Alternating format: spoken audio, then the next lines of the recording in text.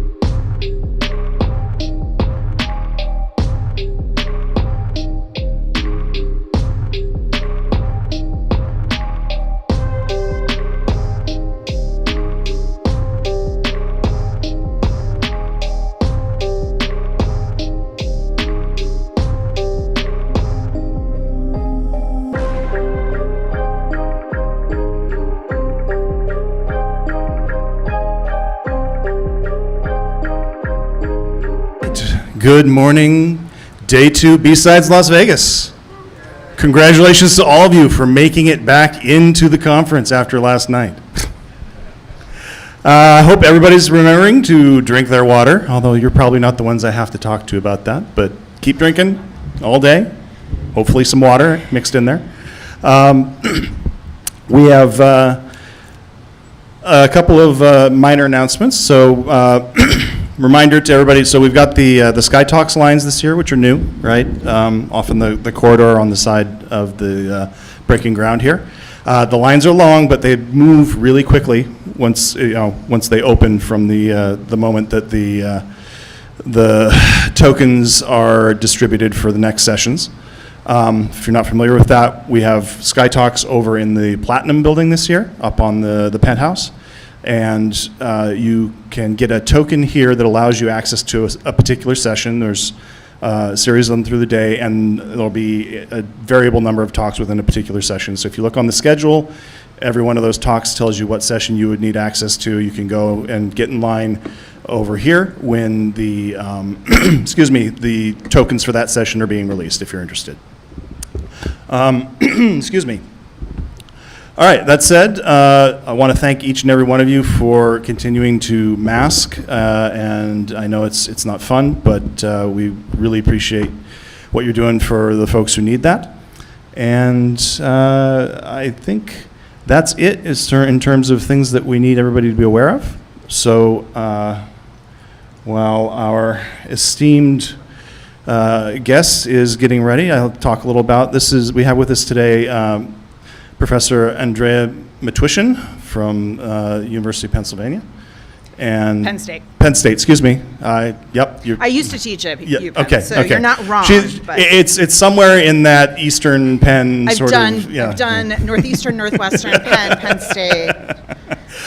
She has a very illustrious set of credentials, but she's also a professor both of engineering and of law, and has spent a lot of her career looking at the intersection between the two and the policy between the two, and how we can be more effective in how we think about regulating and governing our use of technology. This is all, as you might imagine, very relevant in light of some of the things that we've seen in the last course of this year around safety and serious human and financial impacts resulting from our use of technology. So she's going to be talking a bit about how we can take a look through a safety lens, sort of the traditional policy frameworks that we've used in areas where life and critical safety are important, and what that might look like so that we can have a more effective next couple of decades than what we've seen in the last 20 years of technology and some of the outcomes that we've seen there for safety and security. So I'm going to stop talking about it. We'll give her a couple of minutes while they're working on the... Because, of course, in Yeah. the live version, Yes. it's not going to work the way it did. But, I think something very relevant for the moment, and something that could have some significant impact, and start a very good conversation about how we should be thinking about these incidents and how we get out of the game that we have now around underinvestment in security and safety and, excuse me, sort of externalization of some of the risks that are involved there. So with that, I'll turn off the mic for a second, and we'll get going as soon as this AV stuff is sorted out.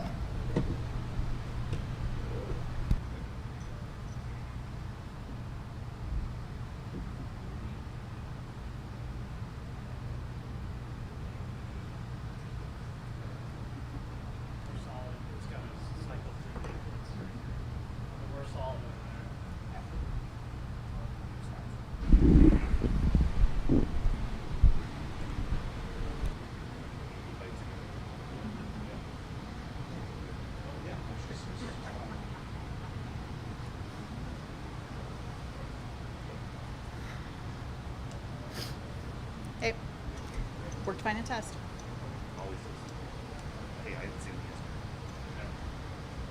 There we go. We're good to go. Yes. Mr. Corman, I'm going to have to ask you to take your seat, please. Thank you.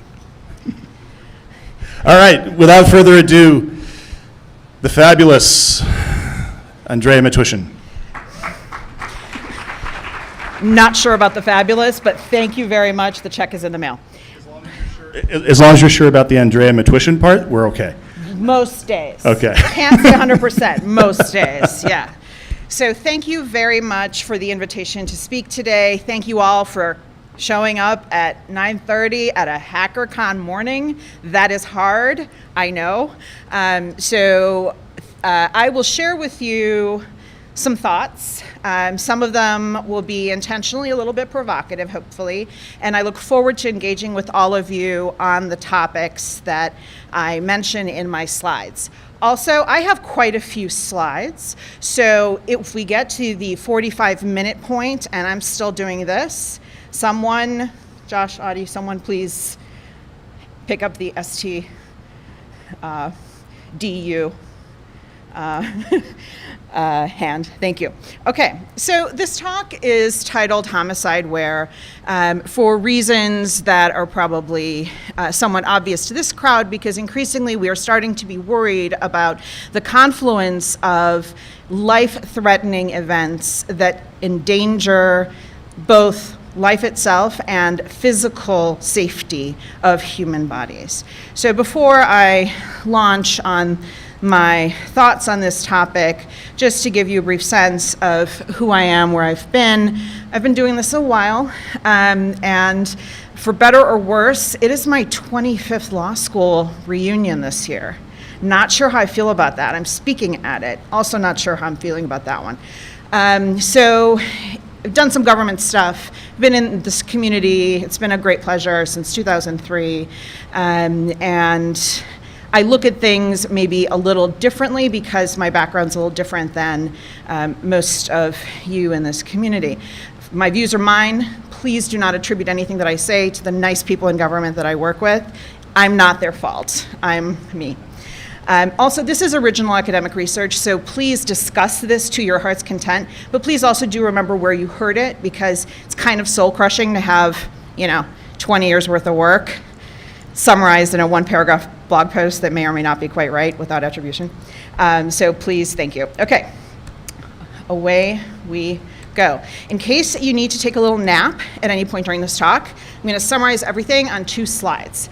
Security is the linchpin of technology safety, but we have generally not been talking about it this way in policy and legal circles. We have instead kind of essentialized, exceptionalized the questions of technology as they relate to issues of physical safety, but also economic safety, emotional safety, financial safety. All of these are bound up in the issues that this room thinks about regularly, but the policy and legal discourse conversation hasn't really mapped well. So confidentiality, integrity, availability issues are regularly now threatening public safety questions, both in terms of infrastructure, but also on an individual level.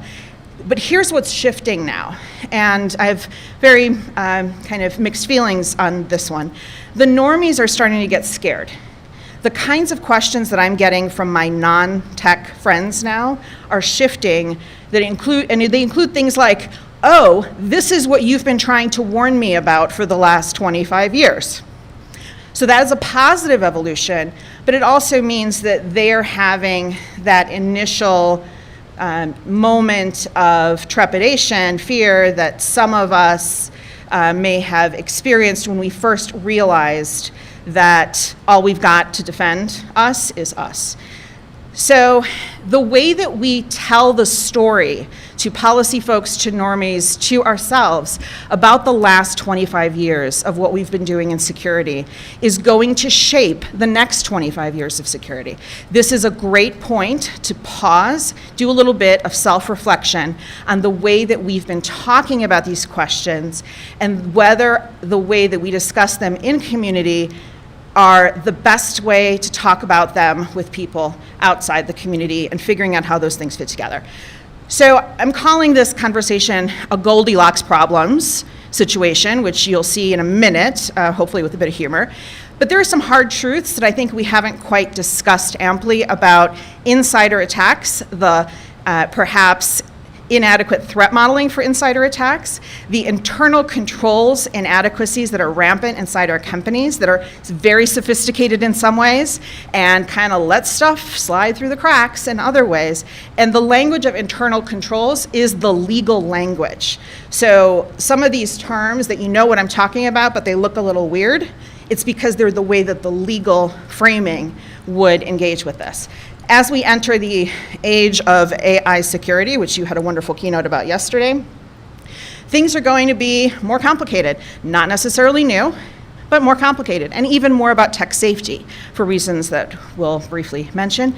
And increasingly the line, as we all know, between civilian safety questions and national security safety questions is functionally gone because of the revenue models of some of the threat actors that we know exist in other parts of the world. So the public relations spin about harming innovation in tech creation, it's just not going to hold water going forward. It's not going to stop liability because the frameworks that will be applied are not those from technology spaces, they're from law spaces. And the way that legal finders of fact, we would say, judges, juries, regulators think about these questions are going to be very harm-focused. They're going to look at the bad thing and work backwards. They're not going to start with the tech question. So, how should we think about this? If you just hang your hat on, be it hopefully a white or gray hat, on the idea of context, harm, and intent knowledge. And I will unpack each of those as we talk. Those are legal terms of art that will help you get a handle on the way that a judge would look at these questions, the way that a regulator would look at these questions. So the context that you're operating in, the kind of harm that's possible, and who knows what and controls what, or who should know what and control what. And we'll walk through the example of homicide. Homicide, you generally think about first-degree murder. You think about the attacker who premeditates something for months and executes it. But that's not how the law thinks about homicide. There are lots of very spur-of-the-moment situations that are very serious felony-level prosecutions. And so homicide with a computer is still homicide. And we'll walk through that example to talk through things. So I'm not going to leave you with all gloom and doom. We'll also talk about what we can actually do. And this is a position that I would not have adopted 25 years ago. This is fresh and new to me because of my work in government, frankly. And seeing the tech economy shift in some ways that I find concerning and that have made me fight to remember the joy that I felt opening my first browser and Telnet, and those bygone days of the green and black. And I think helping to share that history with the youngins would instill a little bit of hope in the way that we're dealing with these questions and remind ourselves that there is still hope. So I think we need a new regulator. I think we need a technology regulator of last resort, not to change things dramatically, just to fill in gaps, to coordinate, to create alignment, as the techies would say, on various matters of policy and law, and to help stand up interesting new gap-filling initiatives in the most critical sectors like healthcare, where the security problems are not easily handled by small hospitals on a local level. They need help, and they need coordinated help. So, tech safety is a different framing, hinging on context, that should be context, sorry, harm and intent, and beware the exceptionalizing of AI.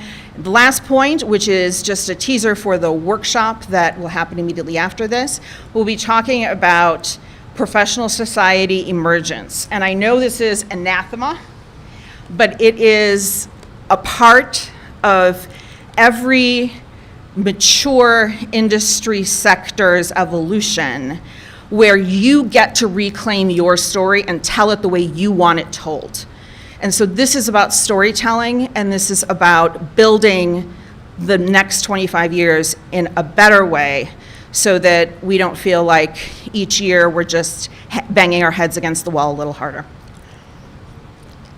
So please come to that workshop immediately after, and there will be stickers, so many stickers. So even if you only stay for a little bit, come for the stickers. Okay, let's start the story. Once upon a time, an attacker compromised a physical perimeter of a physical plant, the confidentiality of the information, the integrity of the internal manufacturing processes, and the availability of critical infrastructure resources. Once upon a time, a potential data science entrepreneur leveraged guerrilla collection tactics to generate assessment metrics for residential infrastructure, supply chain inputs, manufacturing processes, and QA using trial and error and high reliability, low latency sensing technology. Once upon a time, a lost child sought refuge in a structure and survived on foraged food until rescue. Once upon a time, a trespasser entered a bear habitat, ate the day's rations, broke the ursine enrichment materials, damaged the living structures, and potentially germed up the den with human pathogens dangerous to the cub's health. These are all the same story. They're all potentially simultaneously true. So, what does this mean?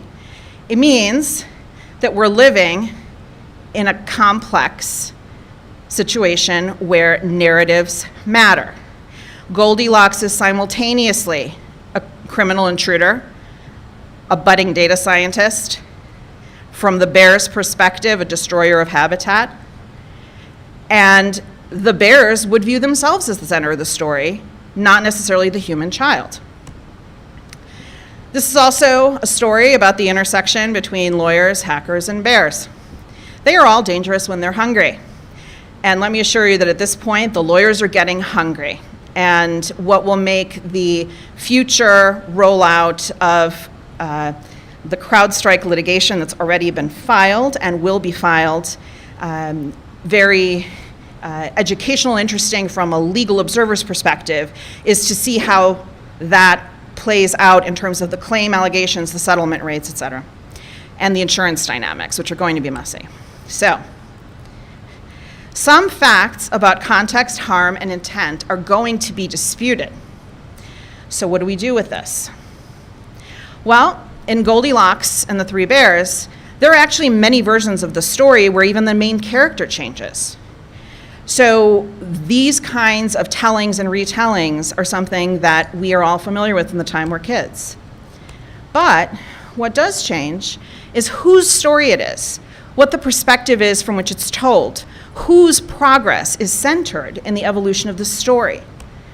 So in the last 25 years of security, there's sort of been a default assumption of a free ride on the part of many companies of a default of no liability. And the conversation in legal and policy circles has been very sort of focused, circling around questions of breach remediation and compliance, which is a word that I am not a fan of, as my meme there demonstrates. In the public sector, we've had a national security focus that has been, I would argue, too narrowly focused on the cyber, what in this community, jokingly, we say pew-pew, right?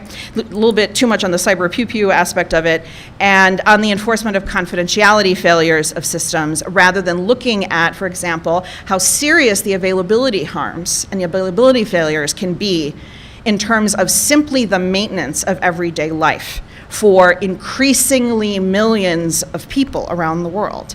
And the rate at which particularly body-embedded devices are being adopted in medical, but sort of medical contexts where there are non-invasive alternatives available, it's something that really gives me pause as to whether we're building more than just additional medical infrastructure.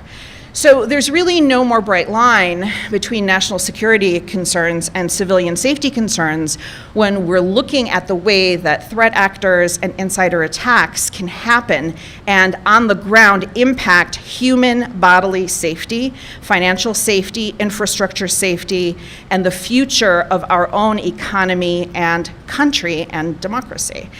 And this is going to get progressively more problematic in AI contexts. So let's start to think about how we can retell this story.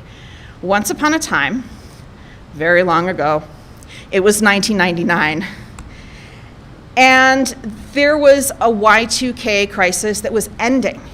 And this story, and if any of you were at my DEF CON policy talk last year, you know that I'm really bullish on retelling the story of Y2K, because I think that the people who were embroiled in it at the time suffered post-Y2K traumatic stress trauma and didn't want to talk about it then as much, but maybe now enough time has passed that they can talk about it.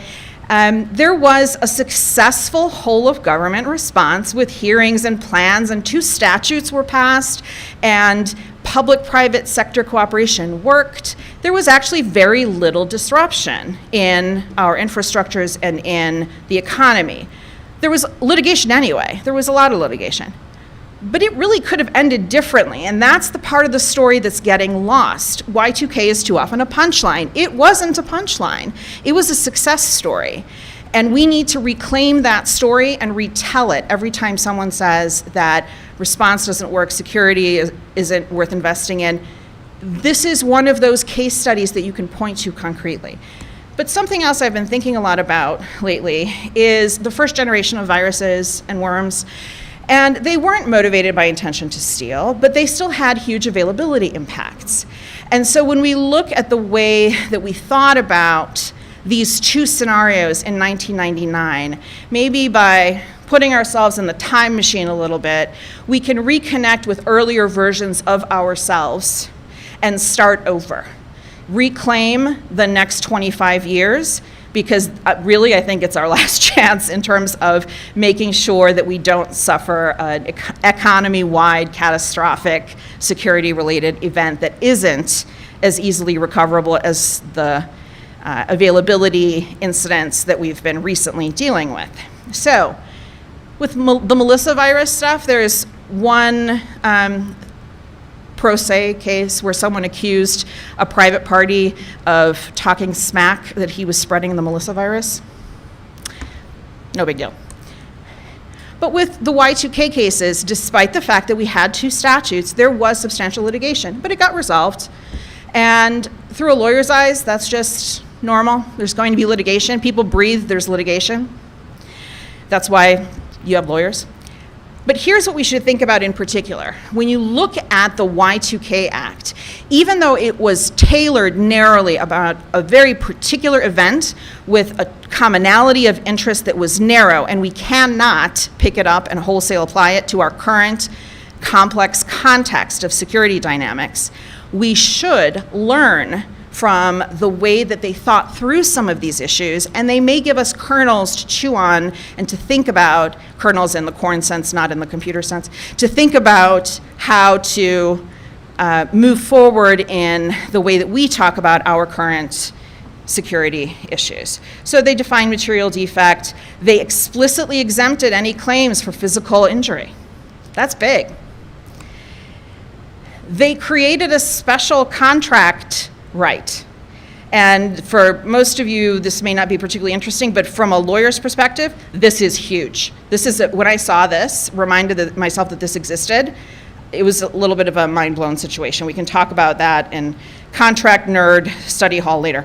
They were conscious of small business concerns. They were conscious of the dynamics of various control entities. They were conscious to take out securities litigation and enforcement by other agencies. And here's the one that I think may resonate most with this community. They developed a process for including true expertise for the most complicated cases. So there was a way for a judge to appoint a special master, to appoint someone to help unpack the toughest questions. So here are the lessons. Context really matters. If you focus on each of the issues that's understood and approachable, you can generate cooperation and you can build a process that includes expert input.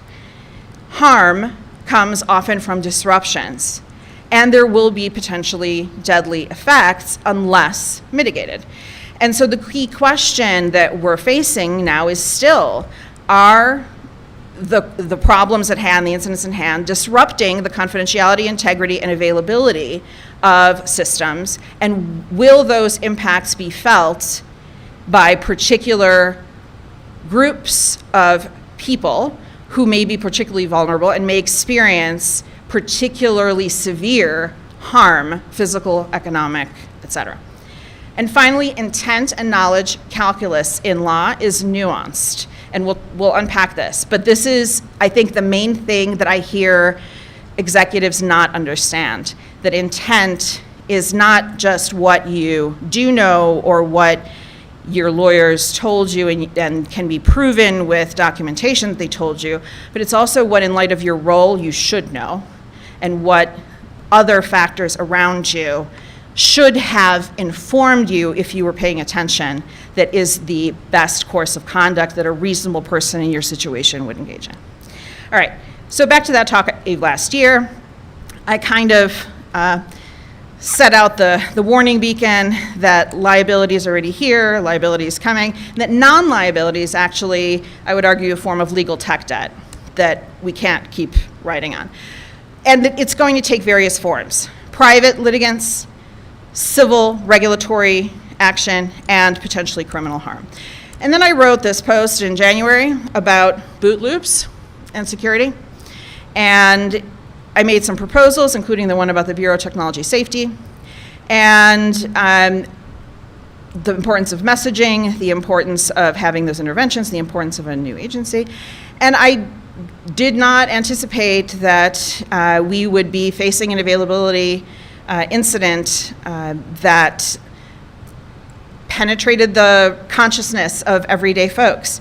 So increasingly, when we talk about security, I would encourage us to think about security as the linchpin of technology safety, and that the whole enterprise is about keeping people and things safe.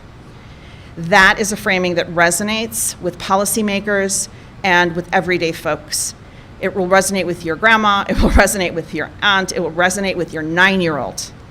And the best test for whether we're messaging well and whether we're talking about our own life choices and careers well is whether we can explain what we're doing to a 9-year-old. They are a very tough audience.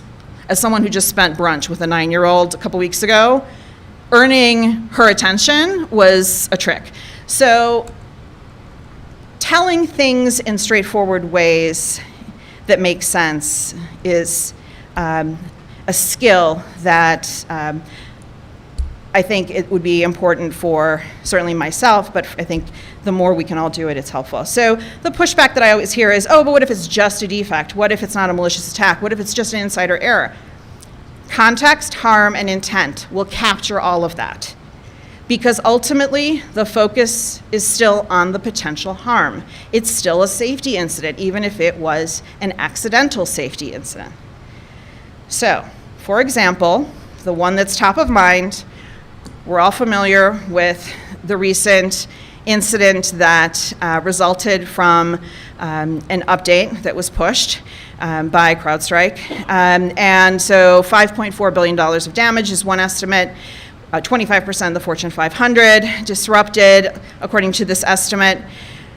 And 100% of transportation sector disrupted, allegedly, according to this estimate. And the banking impact was one that particularly concerned me. But we also had 911 systems disrupted. We had hospitals disrupted, flights disrupted. We had, again, with the banks, disruption. And this lasted for most of the day, at least, in some places. And this was a blood supply problem, for example, in the case of New York Blood Center. So, assuming all this reporting is correct, there were many different kinds of entities that were impacted, and the mayor of Portland announced a citywide state of emergency. That's bad in terms of potential impact when a city feels, and this is not a debatable technical thing, this is how the city feels about its own state of affairs. The city felt that it was in a state of emergency. When normies feel they are in a state of emergency, that's definitely a safety issue, regardless of how we frame the technical discussion that underpins that safety issue. And indeed, CISA, kudos to them, released a set of reports and updates about the incident, including a post-incident review. But we also saw that other kinds of unexpected follow-on activity was visible, including some scammers using this as an opportunity to push out new forms of malware and to exploit this public concern in ways that were advantageous to them as criminals and fraudsters, and again, damaging to safety of the public. So, of course, the social media conversation in this community was aggressive, shall we say. And this meme pointed out the experienced reality of these availability incidents. And this is how normies perceived it too. They didn't necessarily understand what was going on at first. They were worried this was some sort of large-scale attack. And it got to the point where AARP was sending out emergency bulletins to the seniors to tell them it's okay, it's going to be okay, right? So when you have panicked senior citizens, it's a safety issue. Okay. So I found this interesting from a legal standpoint. The characterization of this update incident as not a security incident, but as a defect. So defect is an interesting legal word there. Now, of course, the commenters, you all among them, no doubt, were quick to point out that an availability problem is one of the categories of the CIA triad, right? So there was debate about this characterization, naturally. But there were consequences for the entity that, again, to a lawyer's eyes, immediately trigger the likelihood of certain kinds of litigation. Whenever you have an 11% plunge in value, you start to anticipate the likelihood of suits from shareholders, because that is commonly viewed through lawyer eyes as potentially enough above the threshold of what would constitute a material change for securities laws purposes. So you're dealing with a public company, there's that layer of securities law and likely a corporate law follow-on, but I'm getting too much into the weeds. But here's something that I just want to share as a little signal that I saw this headline and I was like, ooh, David Boies is a very expensive lawyer. So when I saw that Delta was investing in David Boies, that was a signal to me that they were very serious about this litigation. And so we also have other pieces of the legal ecosystem that are starting to flourish around looking for opportunities with potential plaintiffs. So the lawyers have arrived in ways that they hadn't 5 years ago even. So here's just a quick sketch, and I didn't get a chance to run the search again last night to see what was new, but we do in fact have a shareholder suit that's been filed in connection with the CrowdStrike incident. Delta has of course signaled their interest in suing or settling. And we're likely to see tort, meaning civil wrong suits, and lots of contract litigation, potentially some infrastructure disruption issues, potentially some regulatory enforcement, and potentially some physical harm suits. So sadly, I know of one case personally where a friend's teenager who's successfully, happily addressing lymphoma could not reach the hospital and had a time-sensitive medical issue going on. So happily, that case worked out, but it makes me think that maybe there's the potential, particularly in light of the hospital disruption of some cases, that perhaps will be brought in connection with harm. So suits will be filed under various theories of law, and this isn't just about the CrowdStrike litigation at this point. I'm talking generally about this kind of scenario. So this is not me trying to harsh on CrowdStrike. There will be various theories of law that will be filed. That was the point of the last slide. The litigation will go on for years, and there will be appeals, and that will go on for years. This is a multi-year thing that will be very, very, very expensive for everyone and very disruptive to business. Ounce of prevention, pound of cure. Really, that's the thing that just keeps sticking in my head whenever there is an incident that involves something that is preventable, and we will see to what extent that is true here as the cases progress. Now, some claims will be delayed because law world does not move fast. On a typical contract suit, in most cases, under most state law, because contract law is state law, that means lots of different state laws, but generally you get up to 2 years to file. for a contract suit. That means there can be a dribble of various litigation happening for quite a while. And some settlements will be paid out to end threats of litigation in these kinds of situations, and that's a prudent choice in many cases, depending on the particular facts and circumstances.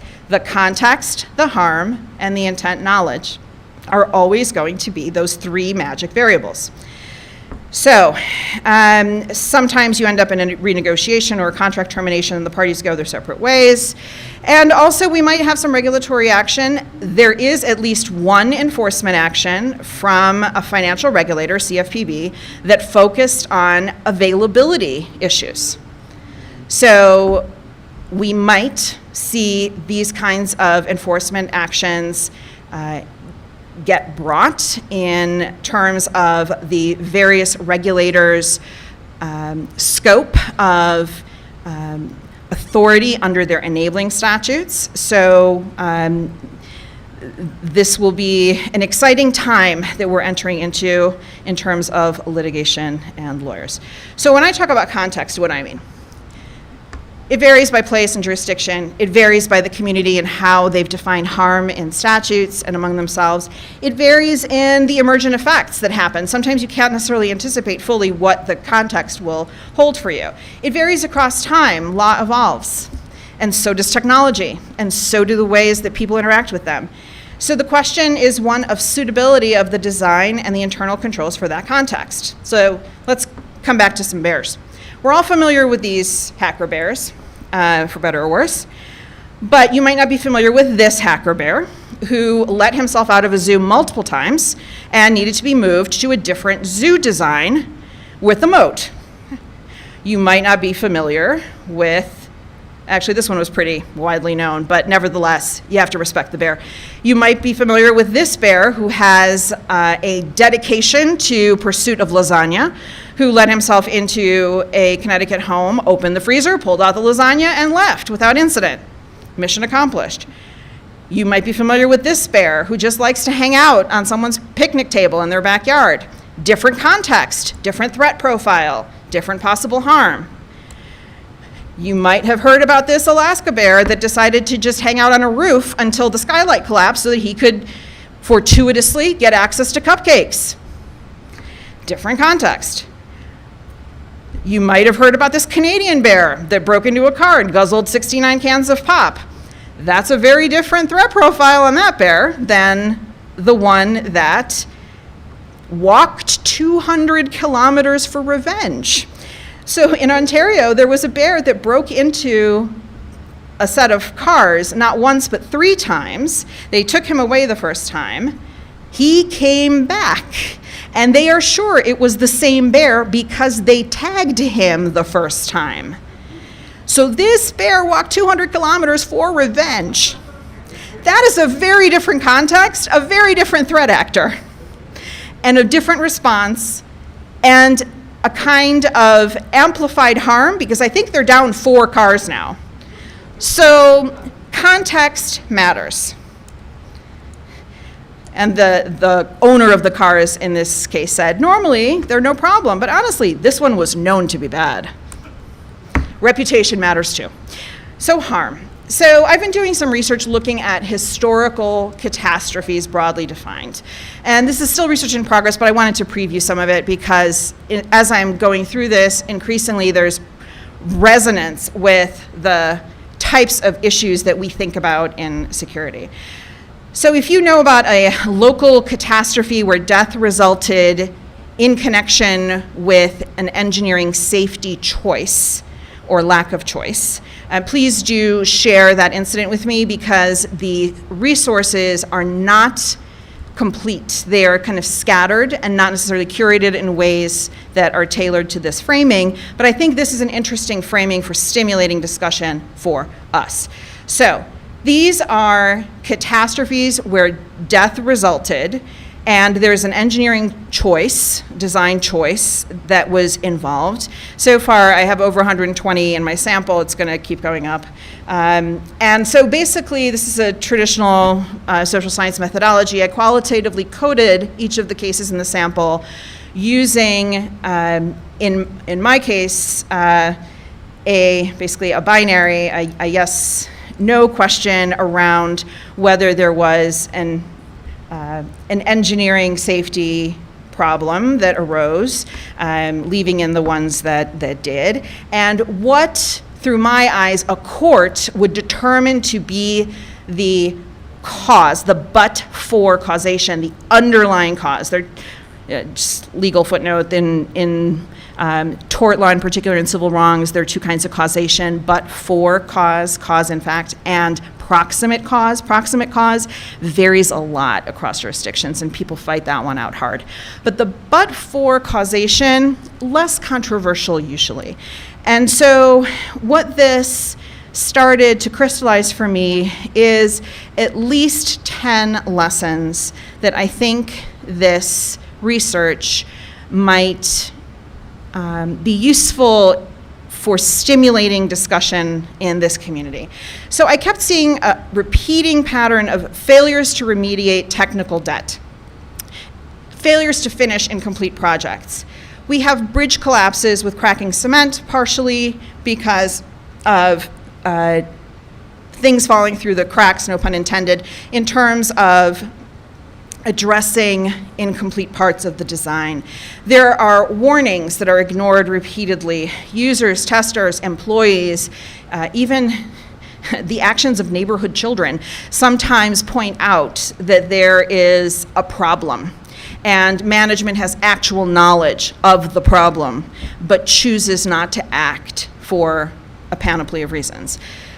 There's also a recurring trend of failures to usability test for human operational error, so the interactions that are going to happen on the ground. And even when there is a human in the loop, they're frequently set up to fail in terms of the way that the controls are set up or the way that they are likely to get distracted by something in their environment. Sometimes you even have fail-safes that are in place, but they get turned off. And so we see train derailments, we see oil platform explosions that fall into these categories. We see a recurring pattern of failing to threat model to anticipate failure scenarios in foreseeable contexts of deployment and in lack of a planned response. So grain silos and molasses making operations frequently, apparently, have exploded.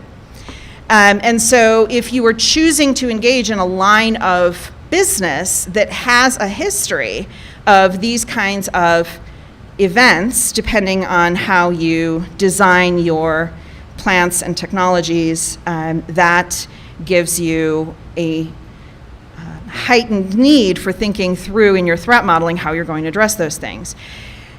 Regularly, I'm seeing things that are built too fast and unsafely for financial and profit reasons. There's a motivator that's an external deadline that has nothing to do with engineering quality, nothing to do with engineering safety, but there is some sort of financial target of opportunity they're trying to hit, and people choose to look the other way on safety to hit the financial target. There's a failure to test appropriate tools and materials, so supply chain issues, and we see this happening with construction crane collapses regularly, which is still a problem, sadly, that we're working through.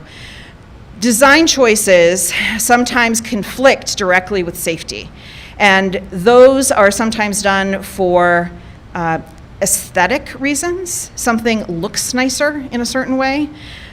Or the person who is making the call is not up to date on what is considered best practice at the time. So they might use, for example, in building contexts, a kind of plan layout or choice in the build, in basically putting up the building that is faster, but is known to have serious safety implications. So that's a design choice.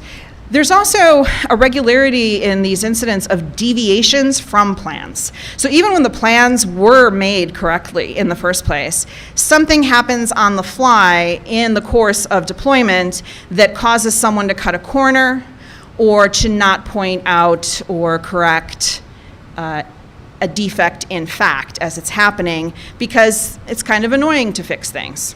And so convenience sometimes leads people to cut corners, leading to catastrophe. Building specs are one type of recurring problem here. Failures to maintain or respond to incidents adequately. Bridge collapses have regularly happened due to neglect, and people just forget about checking out if the bridge is still okay, because that's a maintenance thing, not a splashy headline thing. That's a going to the dentist kind of thing. But, we all need the dentist. And finally, a failure to adjust to emergent changes, environmental changes, or interactions with the technologies themselves. It's how we had the Key Bridge problem. The barges kept getting bigger and the bridges stayed the same across time. And so there was just less and less of a space for forgiveness in the driving. All right, I will give you a quick example of a counterintuitive case that I found particularly interesting. 1919 had 21 people die from a molasses explosion in Boston. The operators of the plant blamed the incident on Italian anarchists. However, locals had observed structural issues with the molasses tank. In fact, we know that there was a wall of molasses that was powerful enough to destroy a fire station, and it was in January, and so 21 people ultimately died, some from the initial 50-foot wave of molasses, which was not slow. And then the rescuers got injured, and some of the rescuers died because of these circumstances. So there was a supply chain issue in that the molasses had been, or at least the inputs to the molasses had been transferred without being allowed to adequately cool. The tank itself was known to be too thin in retrospect, but even at the time it was not to spec, according to the engineering experts who reviewed this.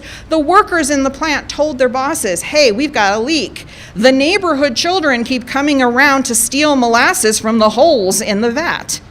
That's a sign. But because this was in connection with a speedy window of production for the war era, they were so focused on meeting those deadlines that they painted the vats instead to hide the problems with the cracks. So there was also a legal angle. This ended up in litigation. The company was ultimately found liable.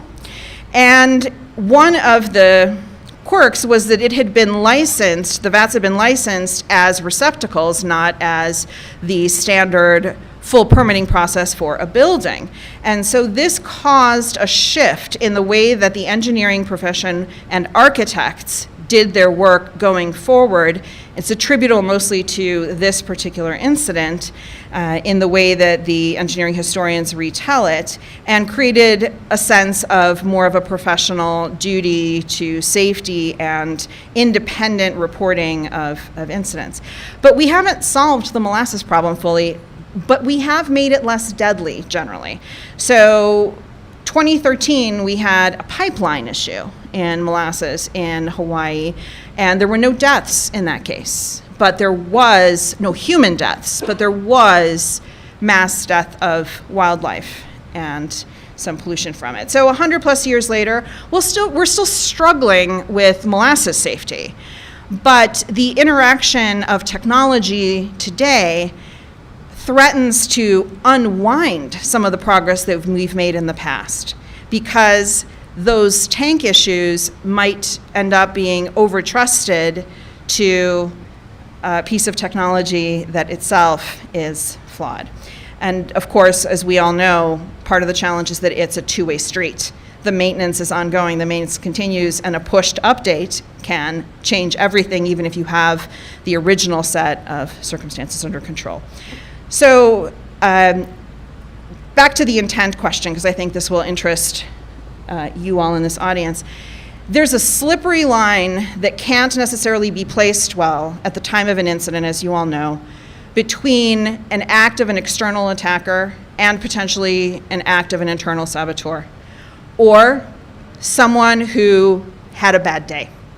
So figuring out where the reality of this particular context, this particular set of harms, and this particular case that is going on at the moment, whatever it may be, that assessment of what the intent drivers were, what people were thinking, what they were doing in their hearts, it's not going to happen on the fly. You're focused on remediating the immediate issue and the incident response. But retrospectively, that's what courts are going to look at. They're going to look at who are you? What is the role of your business in the economy? What is the expected knowledge for someone in that role? You chose that line of work. You chose that business model. You chose those employees. Whom do you control? What do you control? What choices did you control? And for individual liability questions, and there have been some cases recently that I know have been top of mind in this community with personal liability issues, you look at yourself, your own professional history, what knowledge you have been exposed to, what knowledge someone similarly situated would have and should have, and then you deduce a third party finder of fact, objectively looking at the situation from afar, whether that's a jury or a judge or an enforcer, says, based on what I see objectively, do I think this person made a certain kind of choice? And then that determination about the state of mind for that choice guides the determination of what legal consequences follow. So in civil contexts, you don't have to foresee the full extent of your harm, and this is one of the biggest misunderstandings. You just have to intend to engage in some conduct. Whatever harm follows is on you. You made the choice to take that step. What happens after is attributable to that step. So that's why it matters whether you had knowledge, whether you used care, and what you promised people. In criminal contexts, there are specific levels of knowledge that are listed in statutes, and it's one of the things that legislators fight about, and lawyers fight about whether you've met that level of knowledge. And there are also tort, meaning civil, corollaries to most of the criminal causes of action. So here's, as promised, a walk through homicide. We have 50 plus versions of homicide statutes, potentially. This is a general intent crime. What does that mean? It means that the actual intent to do some act, as I was just saying, is the operative question, not necessarily whether you chose the result. So there is murder, which is by degrees, first, second, third. That varies by jurisdiction, what that means exactly and what's entailed and which ones they have. There's felony murder, which means someone dies in connection with your committing a different felony. There is also something called depraved heart indifference, which means that you functionally take control over a situation where you know the person is not going to be able to defend themselves, and then they die. That is a different category that falls into this murder spectrum. There's an intentionality about it, but intention can be expressed or implied. The magic language of intent in criminal context, in this murder context, is malice aforethought. It's just the way we talk about intent. There's some common defenses, but there's also a category of manslaughter, which means that you knew you were doing something, but the full nature of what you were doing was perhaps not as easily anticipated by a reasonable person. So there's voluntary, there's involuntary, there's vehicular, there are other special kinds. And this is all specified by statute. This has come up recently because of Boeing. So as we all know, there was a sensor issue with the Boeing planes, and there was software implicated. And the families of the deceased filed wrongful death claims. There was a lot of litigation. Boeing settled nearly all of it, so we don't have a lot of case law on it. But we have reporting about, just in the one flight, there were 171 people's interests represented in the lawsuits that were filed, and 140 of 150 claims in the Northern District of Illinois were partially or fully settled. So that's just one jurisdiction.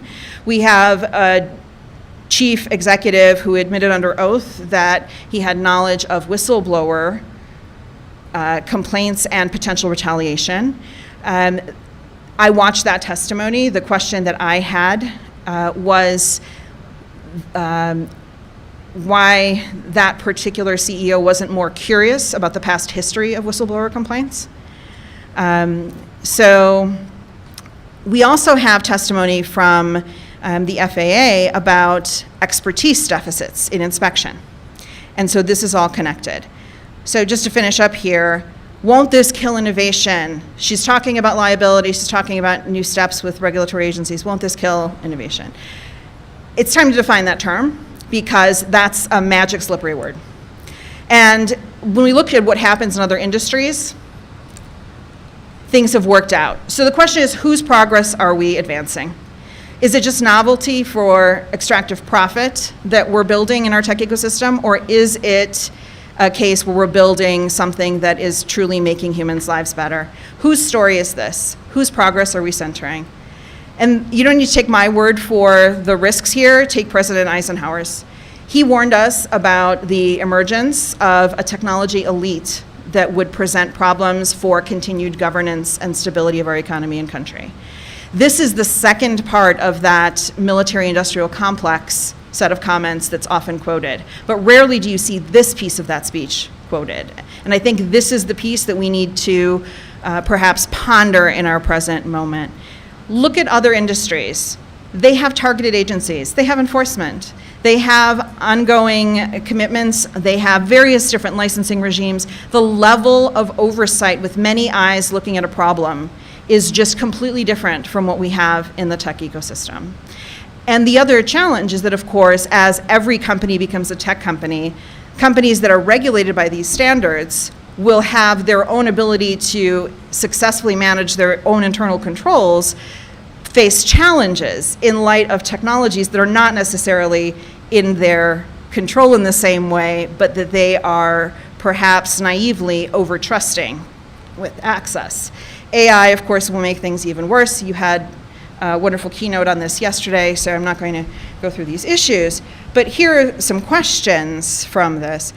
So won't these problems solve themselves? Is the market perfect? Why don't you trust the market, Andrea? Well, I know a lot of humans, and I've been a lawyer for 25 years. The market's not going to fix this. And 25 years of security and watching this community, and the catastrophe research that I'm doing tells me the market is not going to fix this. Also, bears tell me the market's not going to fix this. If you have not read this book, I cannot recommend it highly enough. It is the story of a bunch of folks who shared aggressively libertarian views, who tried to set up a utopia, and things were going relatively fine until bears. Bears showed up and destroyed everything. And so emergent effects and problems matter and arise, and individuals won't be in a position to address them. And always, for better or worse, there's always that one guy who, let's say, finds a dead baby bear cub, drives it to New York, stages a scene where it was allegedly hit by a bicycle, and then runs away, or walks away. Maybe he walked away, drove away, I don't know. Leaves it for someone else to clean up. And so, in fact, that's what happens. And that is why the idea of having coordinating points in government is sometimes necessary. And so with that, I will return to my suggested approaches. The Lawfare post, I would love it if you would read and comment to me about what I get wrong. I always want to hear that. So in particular, what I think we need, apart from those interventions, is an agency focused on the biggest actors in our economy. So I'm using the Hart-Scott-Rodino standard for those of you who are really in the weeds of competition law. So it's the biggest companies, and my ideal situation would be a Bureau of Technology Safety with 3 branches, an enforcement division, a policy coordination, technology futures tracking division, and a pilot projects division. And that is it. Thank you for your attention.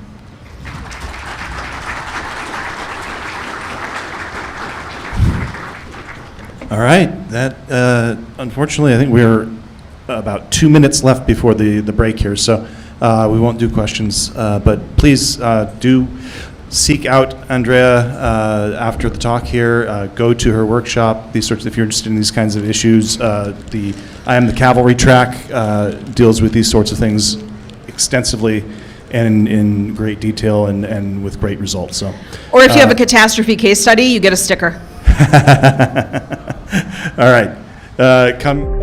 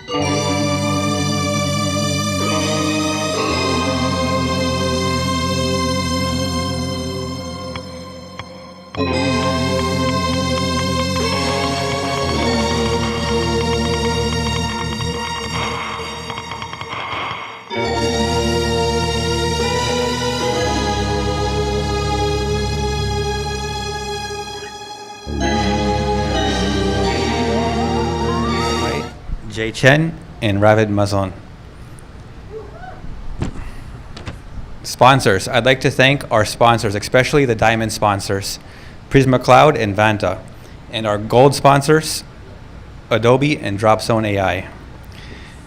It's their support, along with sponsors, donors, and volunteers, that make this event possible. Cell phones. We're recording this live on the camera back there. So please silence your phones.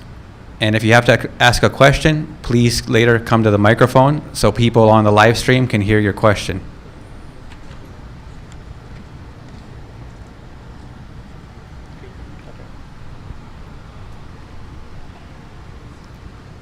And remember, later we expect applause and good questions. I'll pass it. Yeah. Oh, the adapters. Look at the there's adapter. I actually white, have there's a white box. Wait, I have HDMI.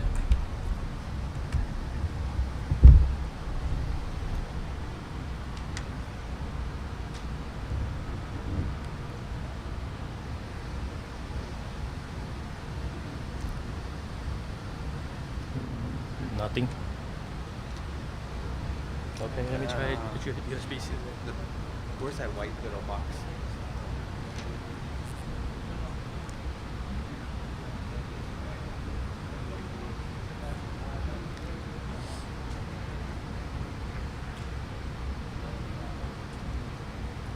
Too many issues. We have too many issues. Yeah.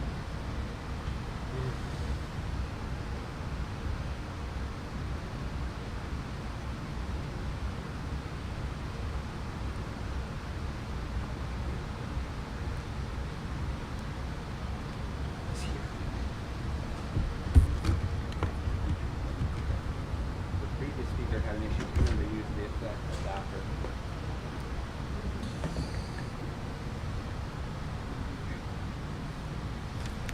This is no, it's not going to work. They have like a wide adapter, like In, a in, USB-C. in the speaker room, there's USB-C, but there's no. Yeah, there was. It was here before.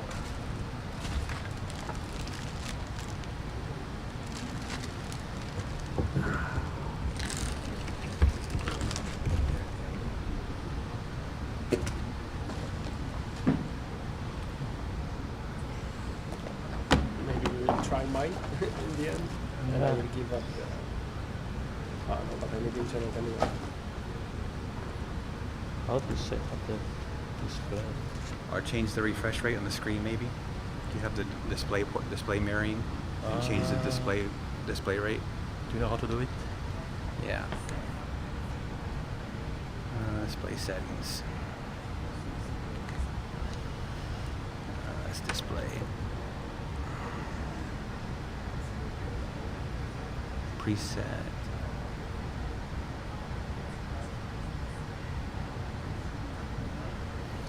Mirror.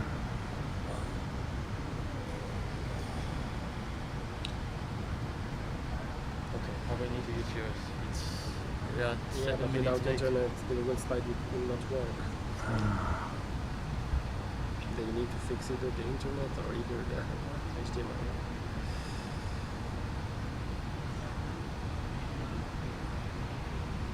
There we go.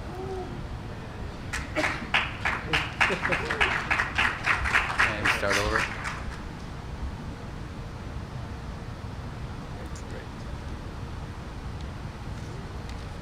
That's on the other screen. Isn't that mirror?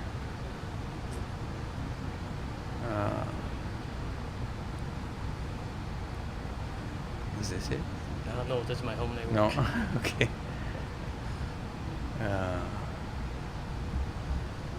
Can we just move it to the other screen? Where's the? Is this one? Is it over here?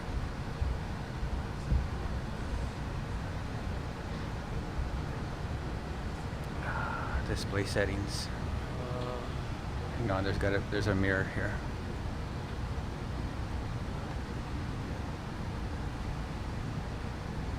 Is this the screen here? Yeah, you should mirror this one.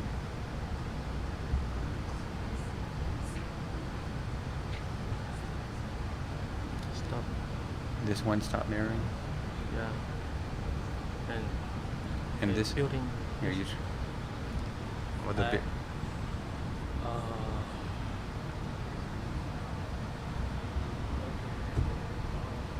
Maybe disconnect it and reconnect it. Let's try. Do you have the adapt? There was a white adapter for the 8. What adapter I have in the room?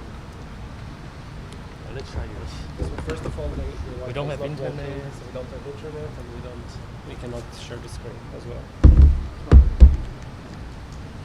There's USB-C connector that we tested in the speaker room. Yeah, that white one. So there's supposed to be one in here, but they can't. Yeah.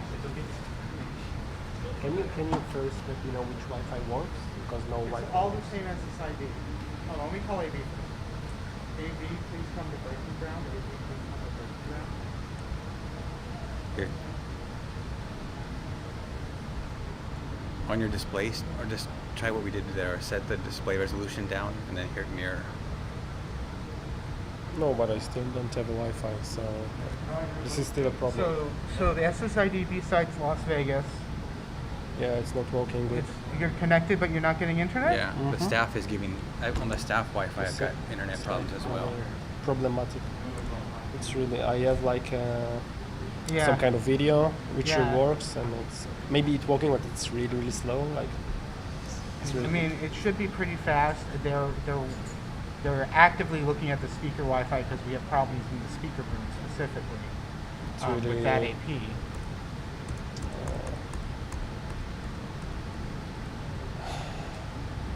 I guess I can give up the demo, but Sorry. let's see if it works. If I'm Here's AV. let me try this.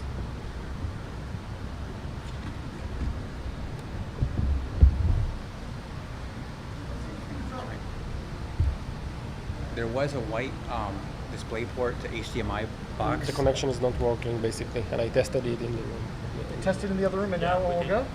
Yeah. Well, but they USB-C test it with is- the white display port adapter, which we don't have. Right. Hang on. There we go. Also, the Wi-Fi is not so good, which is another problem. Well, that's something I cannot help you with. Could you slide this one? Thank you.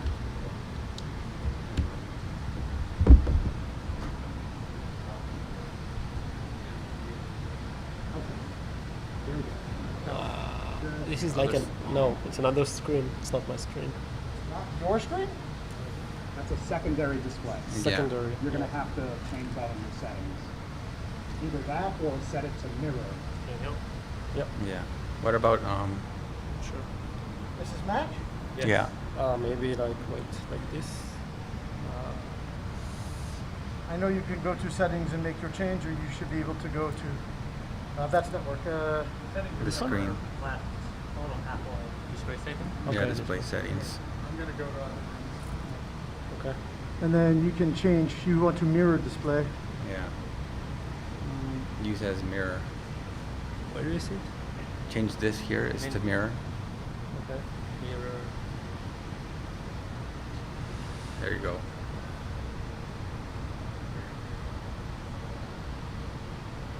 Yeah? No. Wait, what's that? There. There you go. Okay. Yeah. Let's hope everything will be fine. See that it's working. Okay. Okay. This works. 1, 1, 2. Okay. Hey. Okay. In the back, how's this sound? Can you hear me? Good. Is that how you're going to talk when you present, or are you going to stand back? Stand back. Otherwise Stand you- back. Okay, so Can now I take try it? it from this distance. Hey, hey. 1, 2. 1, 2. How's it sound? Yep. Okay, so Okay. I want you to lean in a little bit. Okay. Be aware, Can I yeah? hold the microphone? Can we just hold it? Right. Hold on, if you want to walk around. Hey. We have a wireless as well. Would you rather wireless and not this? I'm good with it. With You're this. okay with this, so we will get you a wireless. Stand by. Check 1, 2.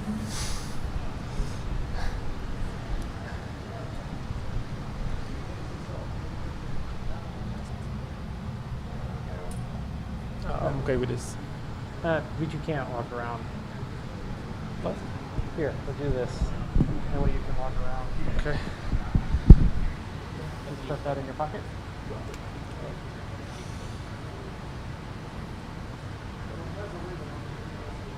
If you don't mind, like this. Sure.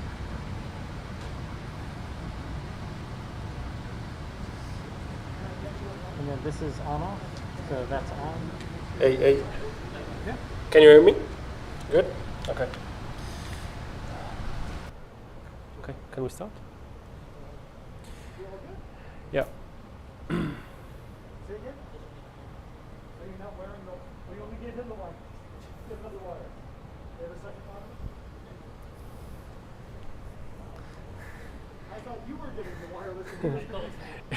It's worth it, I'm telling you, it's worth it.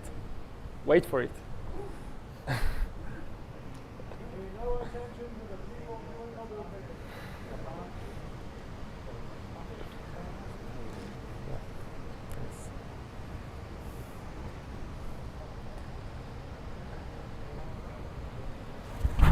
Okay, thank you.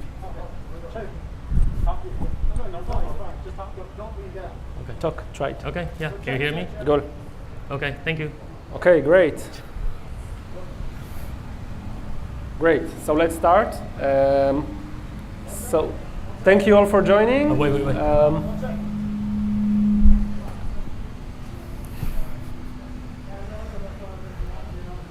What's now? Check. Check. Can you hear? 1, 2, 3. 1, 2, 3, 4. Yeah, 1, 2, 3. Check. Check. Okay. Check. Good. Can you hear me? Okay, 1, 2, 3. Are you ready to switch over live? We are live. Oh, we are live. Okay. Okay. Thank you very much. Thank you. Thank you. Okay. Let's go. So thanks you all for joining. We will introduce today Bola Buster, which is our methodology of automating Bola detection vulnerabilities with using LLMs. But first thing first, let's introduce ourselves. So my name is Ravid. I'm a senior security researcher at Palo Alto Networks. I'm part of the WAS team, which is Web Application Security and API Security. And in my free time, I like watching football games, traveling the world, and take care of my dog, Maple. Sorry for the delay. Apparently, AI doesn't solve everything. We still need human in the loop. A lot of human. Thanks for the technical team. And my name is Jay. I am a security researcher with Palo Alto Networks. My research has been focusing on identifying the risk and threats in cloud environment. Recently, I have switched my research focus toward generative AI, in particular studying the potential malicious use of generative AI. When I'm not working, I spend most of time with my hyperactive twin boys who behave just like minion. And I also have 2 cats. When my kids go to bed, I become cat slave, feeding them, cuddling with them, and cleaning their litter box. Okay, so let's quickly go over the agenda for today. So we will introduce the concept of Bola. We will see our methodology of automating Bola detection with LLMs. We will see an actual test that detects a real Bola. And eventually, we will show you how we hunted down 17 new Bola vulnerabilities in the wild and what lessons did we learn during the process.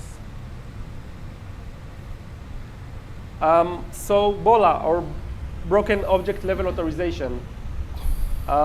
First of all, our motivation for this research. I'm not sure if you are familiar with Bola, but it is the top risk at the OWASP API top 10. It's the #1. And it's also the 4th most reported vulnerability in HackerOne. So it's very popular, it's very severe, and there is no automation tool that actually detects Bola in scale today. For all of these reasons, we decided that we need to develop our own methodology to be able to automate the Bola detection and solve and unsolve question. If you take a look in this screenshot, you can see a patient application, which a patient can query an API call and use his visit ID, and he will get his doctor notes.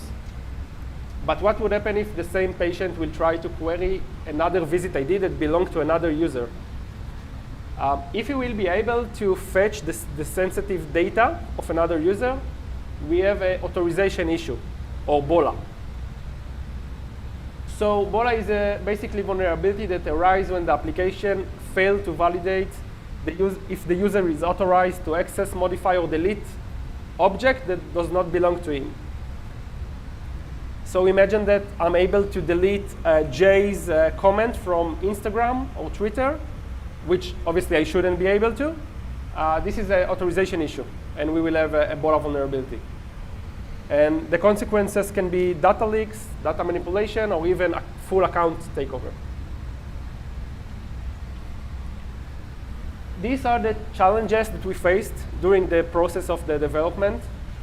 First of all, today's application has multiple users, typically multiple roles and resources. And it's really difficult to understand which user is allowed to do what. Secondly, most applications today are stateful, which means that every action you make, every endpoint you call affects and change the state of the application. So imagine that you try to delete a comment from an article. First, you will need to create a comment, to create an article, then to create a comment, and only then you will be able to delete it.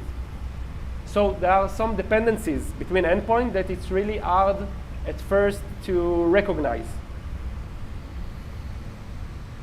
Also, there is a problem of lack of vulnerability indicators. So imagine XSS, SQL injection, they all have a pattern. We all know how to recognize them pretty quickly. BOLA is a logical error. It's really, it doesn't have a clear pattern, so it's really difficult to understand whether it is a BOLA or not. And lastly, the context of the application. It was difficult to understand exactly which endpoint or parameters return sensitive data and what is the actual impact of each action that we make. So all of this, this was a real challenge to automate the detection of BOLA in scale. And yeah. Thanks, Ravi, for covering the background. I hope everyone now understands why automating BOLA detection is not easy. So BOLA is not a new problem. It has been around for so long, ever since we had internet. However, it was only 2 years ago that we realized that AI might give this problem a glimpse of hope. In particular, the rapid advancement of AI provide us with new tools to solve problems that were not possible previously. In particular, it also happened that our challenge of extracting context and logic information from textual data is what large language models are extremely good at. So that's the beginning of our journey in using AI to solve this problem. Here's a high-level overview of our methodology. The only required input is an OpenAPI spec or a Swagger spec. In the first stage, we identify the endpoint that can be vulnerable to BOLA. Not every endpoint can be vulnerable to BOLA. We use AI to help analyze every endpoint and its parameters to select a subset of endpoints. This step helps us focus on a smaller relevant endpoints only and avoid wasting time on the endpoints that are not at risk. So it's important to know that we call our target endpoint as potentially vulnerable endpoint, short for PVE. I will switch between target endpoint or PVE or potentially vulnerable endpoint in this talk. The next stage uncovers the dependency relationship between each endpoint. Modern web applications are complex with one endpoint depending on many others. For example, if I want to test an endpoint that updates an invoice, I first need to call the endpoint that creates the invoice. And before I can call the endpoint that creates the endpoint, I also first need to call the endpoint to create some transactions that can be included in the invoice. So it is crucial to identify the dependent endpoint of a target endpoint before we can accurately test it. With the endpoint dependency relationship identified, we can then calculate the execution path to each target endpoint, to each potentially vulnerable endpoint. We then create a test plan for each target endpoint. The next stage then turn the test plan for each PVE, for each target endpoint into a set of executable bash scripts using large language models. And there may be one or multiple execution paths to each target endpoint. We aim to cover as many paths as possible. In the last stage, we set up an actual API server and run all the executable bash script to send the actual API request to the target endpoint. The process of user registration, user login, and token refresh have all been automated. And we also use AI to help analyze the logs and response during the test to determine if an endpoint is vulnerable to BOLA. Now let's dive into more detail in each stage. The first stage, identify the endpoint with input parameter that reference private, sensitive, or confidential information. These are the endpoint that we primarily focus on. These are the target endpoint, potentially vulnerable endpoint. Let's use the first endpoint as an example. The parameter username here indicate that this endpoint may reference to some data associated with a particular user. As a result, if this endpoint is vulnerable to BOLA, an attacker could reset another user's password. Similarly, the second endpoint here, if it is vulnerable to BOLA, an attacker may be able to change another user's input, email. Traditionally, pen testers manually look through every endpoint and its parameters to identify their target endpoint. This process has been slow and cumbersome, especially for large applications with hundreds of endpoints. We leverage AI's capabilities of reasoning and understanding tasks to automate this step. Here is a snippet of the prompt that we use to communicate with AI. Basically, this prompt instructs AI a set of rules and examples to identify parameters that may reference to sensitive information. The AI then returns us the endpoint and parameter that meet any of the conditions here. The next stage uncovers the dependency relationship between endpoints. As I mentioned, modern web applications are complex and stateful, meaning that the execution of any endpoint can change the state of the entire application and affect the outcomes of other endpoints. That's why it is crucial to identify the dependency relationship before we can accurately, correctly test any target endpoints. In this diagram, the endpoints on the right, we call them consumer endpoints, and the endpoint on the left are producer endpoints. This is one of the most important concepts in our research in order to identify the dependency relationship. Producer endpoints on the left output the values that consumer endpoints need as input. Again, the producer endpoints on the left output the value that the consumer endpoint needs as input. Let's use this as an example.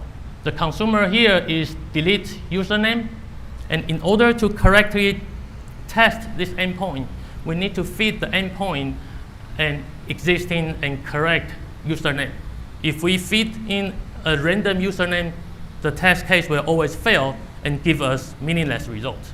In this case, this consumer endpoint has 4 producers, and each of these producers can output the existing valid username that the consumer endpoint can use for testing. Each endpoint can be a producer, a consumer, or both. Let's look at another example here. The consumer endpoint here is delete comment. It has 2 required input, slug and comment ID, and they can all come from its producers, get comment and post comment. In turn, these 2 producers also have the dependent, the required input, slug, and they have come from their producers.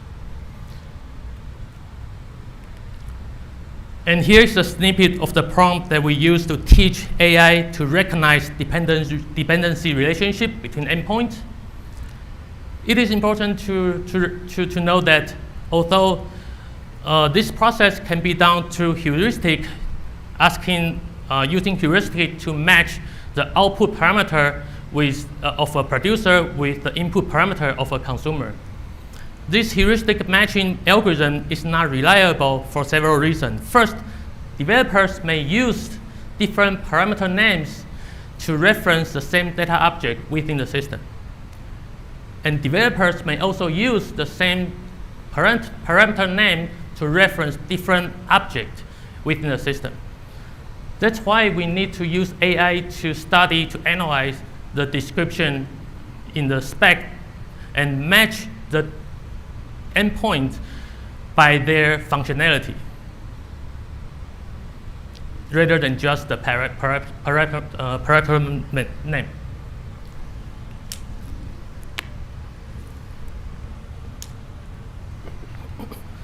The next stage turns the pairwise dependency relationship we identified in the previous stage into a dependency tree for each target endpoint. In this dependency tree, the root node represents our target endpoint, PVE. So we create one dependency tree for each target endpoint. And within this tree, any 2 directly connected endpoints represent a consumer and producer relationship. In this diagram, the PVE is the parent node and it is the consumer, and endpoint 1 is the child node of PVE and it is producer. Again, producer output the value that consumer needs as input. And let's use this one as an example. Endpoint 1 is PVE's producer, and endpoint 3 and 4 are endpoint 1's producers. In the next stage, with all the dependency relationship figured out in the next stage, we calculate the execution path to each target endpoint. In the dependency tree, a path from a leaf node to the root node represents an execution path, and there can be one or multiple execution paths to each target endpoint. Let's plug in some real endpoint to show how we calculate the execution path. In this case, the PVE is delete comment, and it has 2 producers, get comment and post comment. And these 2 producers, in turn, also each has 2 producers. So in this case, our target endpoint, delete comment, has 4 execution paths. Finally, in the last stage, we turn each execution path into an executable bash script and run the bash script to actually send API requests to the target endpoint. The process is more complicated than just generating and running the script, as Ravi will explain in the next few slides. Thank you, Jay. So before we going to see a real BOLA test and a demo, let's see the rest of the stages before we actually can generate a test. So first, we will need to register the users and collect the login data. These steps also is done by AI with a human verification. First, we will generate the user's credentials that meets the criteria. AI will analyze the open API spec and understand what are the complexity of the username and password that a user can have in the application. Next, we will create and execute the user's registration phase. And lastly, we will fetch the login data and save it in a dedicated file for further usage. And before we can actually create the test, we need to isolate the test data. Open API spec can be really, really huge, and we don't want to deliver to feed AI with a huge API spec. We want to cover only the specific data that is relevant for each test. So Jay mentioned we have a consumer and producers for each test. We will isolate only the data for these consumer and producers and create a new trimmed spec file, which we will feed AI. We do it for efficiency. We want to have only accurate data to prevent AI from having mistakes. And for cost, we want to have the least amount of token that we can send AI. So when we try to generate a test script, it is saved as an executable bash script. You can see an example of a really simple Bola test. We have a consumer of put a user password, and the producer will be get users, which will get the username. This test will be saved in a put get directory. Put will be the parent, get will be the child. And the test generation script actually runs asynchronously in order to save time. And right now, we have an average time of 1.5 seconds to generate each execution bash script. Lastly, we perform, when we run the test on the application, we do it in a certain execution order. And the main goal is to avoid any test failure due to technical reasons. We want a test to be failed only if the PVE is not vulnerable to Bola, which should be. So we first run the test that populates data and resources to the application, and only then try to fetch them to eliminate the fact that to fetch a non-existing resources. And we try to push the delete and update operations to the end. We don't want to delete a user and then try to fetch it, because the test will fail due to a technical issue. And after we finished creating our methodology, we actually made an evaluation process. So we evaluated BolaBuster against Wrestler. Wrestler is an open source API fuzzer created by Microsoft. It's one of the best API fuzzers that you can find, at least open source. So we wanted to test our methodology against the best. And its goal is also to automate the testing of services through REST APIs and find security vulnerabilities, basically. And what we did is, you can see this table. We took 3 applications. This is open source application, Vampy, Capital, and Crappy. All of them are deliberately vulnerable to the OWASP API top 10. So they have existing Bolas. You can see the number of Bolas in each one of them. So again, we tested Wrestler against our tool. And this is the results of the Wrestler run. Wrestler couldn't discover any Bola vulnerabilities in either one of the applications. I will just say that we use the default configuration, and they claim that they do find Bola with the default configuration, but they didn't. And the number of API calls you can see was pretty big, thousands and even hundreds of thousands calls, which making a lot of load on the application, obviously. And this is our results, which were amazing. We found all of the Bolas in all of the applications. And we did it with less than 1% of the amount of API calls in comparison to Wrestler. So this is really huge. In terms of the load, we didn't even make any load on the application, and we were able to find all of the bolas. Also, we focused on the true positive rate. So our goal was to, if an application have a bola, we will want to find it. We didn't really care at this stage about false positive because it's really basically impossible to avoid them. But again, we had a 100% true positive rate, so we found all the bolas in the application.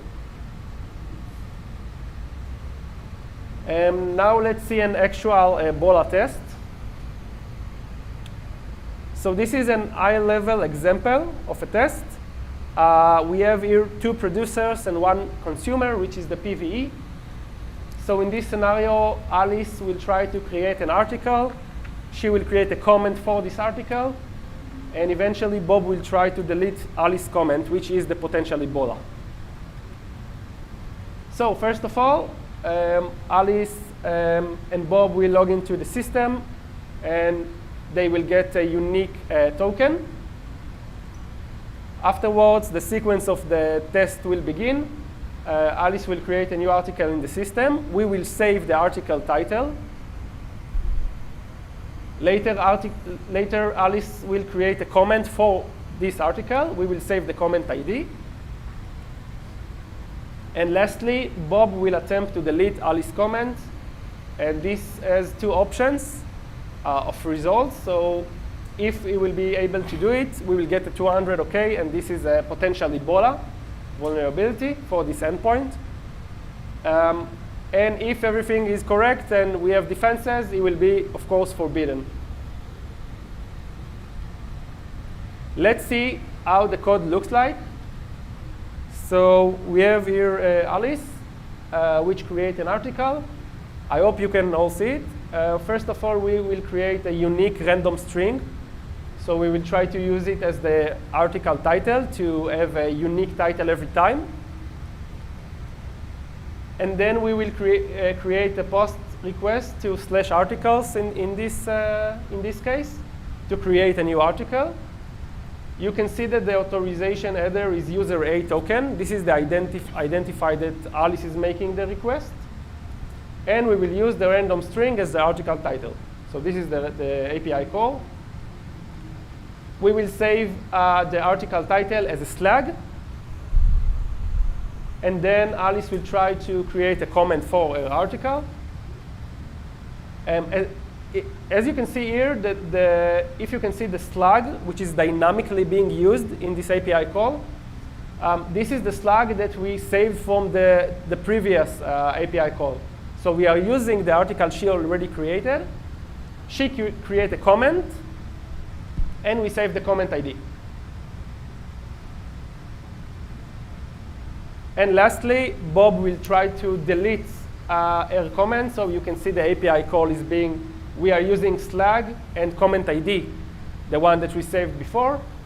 Now you can see that the authorization header is user B. So this is the identifier of Bob instead of Alice. And basically, in the end, we will check if the test passed. So just one sentence about the check. In this case, in our case, it's enough to mark a test as Ebola, a potential Ebola at least, if the PV returns 200 OK. If you think about it, every test we make is malicious by definition. The last request is a user trying to perform an action that it shouldn't be allowed to. So we expect not to get 200 OK. If we do, we can mark it as a high potential for Ebola. And later on, we perform human analytics and checks to verify if it is Ebola. OK, so for the fun part, let's see the CVEs that we found. And before that, OK, I'm not sure the demo will work. No, it's not working. I'm sorry, we have technical issues. But let's see the Ebola that we actually found in the open source application. So first, we have Harbor, which is a cloud-native container registry. It's basically equivalent to Docker Hub. I'm sure that all of you know Docker Hub. And it's a CNCF graduated project. So it's very popular. It's being downloaded by 2 million times. And we found, in 2024, we found Ebola there. We have also Grafana, that I'm sure that most of you are familiar with. It's a very, very popular data visualization and monitoring tool. It has about 20 million users around the world. And we were also able to find Ebola there. And lastly, we have Easy Appointments, which is an appointment scheduling application. It is less popular, but it has almost 200,000 downloads. And we were managed to find 15 new Ebolas there. 7 of these vulnerabilities are tagged as critical.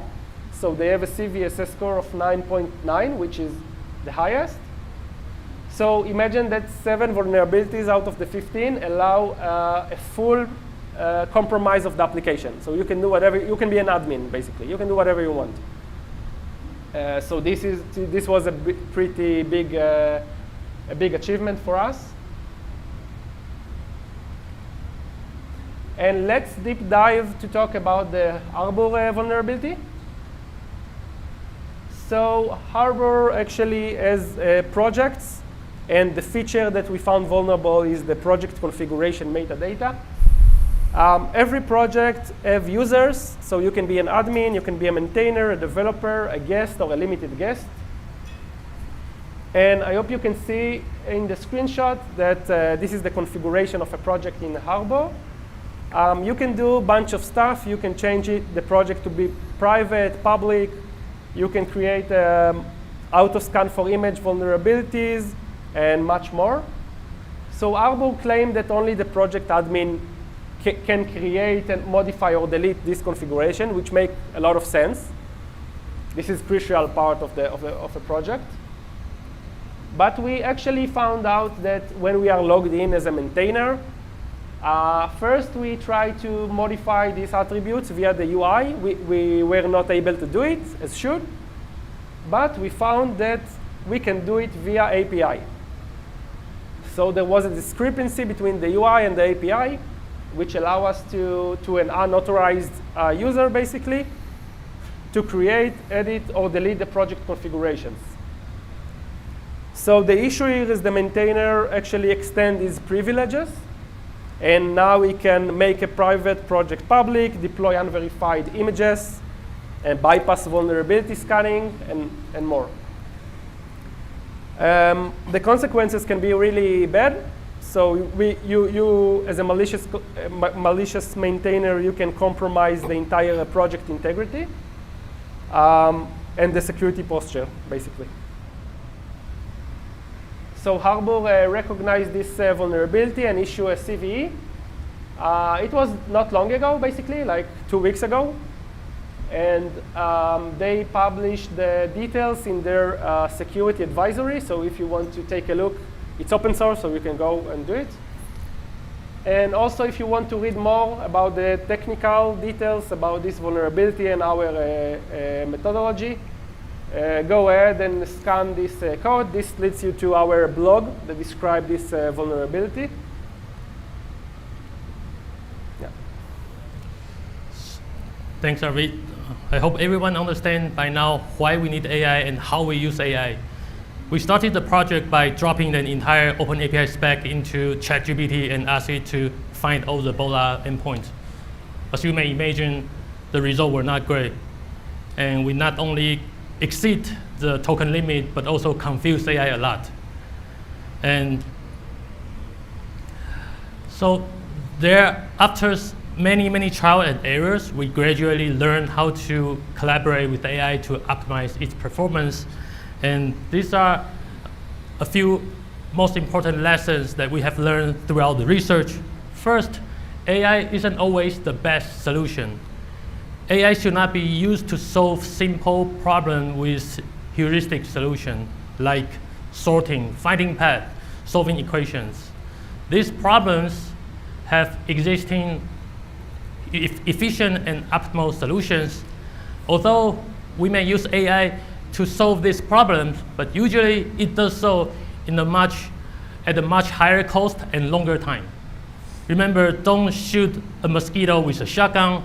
If a problem with existing heuristic solution, always choose heuristic over AI. Second, don't trust, always validate. Blindly trusting the output of AI can be very, very dangerous, especially in critical application where mistakes can cost millions or even human life. In our research, generative AI often give us non-existent parameters, endpoints, or shell commands. In our case, these mistakes are not life-threatening, but they result in failed test case, false positive, and false negative. As a result, it is so crucial to always validate the output of AI before using them or passing them to the next stage. Lastly, makes AI's job easier. Treat AI like a very capable junior colleague who can do simple tasks extremely well. But it can start making mistakes if the tasks get more complex. It is thus the human supervisor's responsibility to simplify AI's task. In our case, it was a bad idea to just give the entire API spec of thousands of lines into AI. It confused AI a lot. As a result, we break each API spec into many, many smaller pieces and only feed AI the relevant pieces of the current task. When working with AI, divide and conquer is always a good strategy. Although we have seen some promising and successful result of this research, we still have some remaining challenge and room for improvement. First, our methodology is very sensitive to the quality of the input API spec. Currently, we treat the API spec like the absolute truth and build our entire test plan based on the API spec.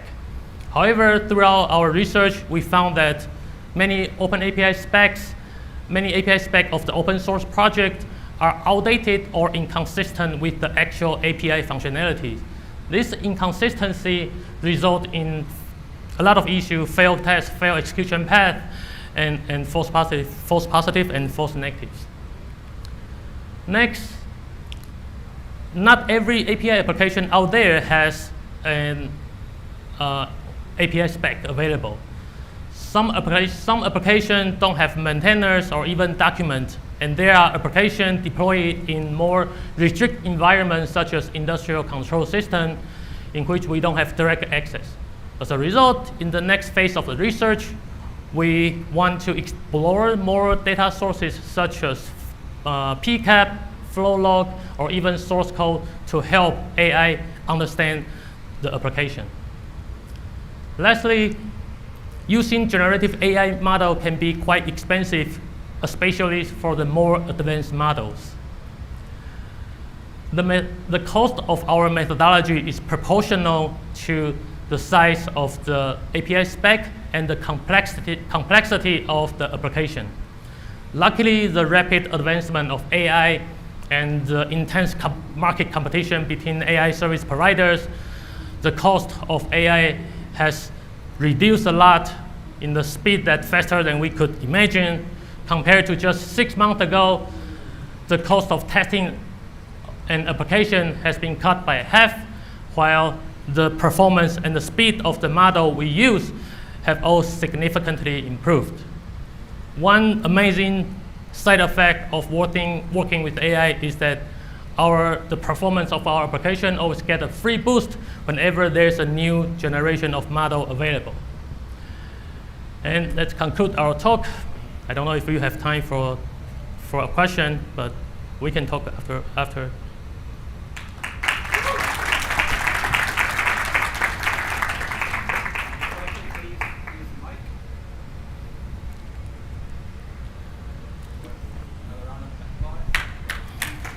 Thank you very much. Thank you. Thank you.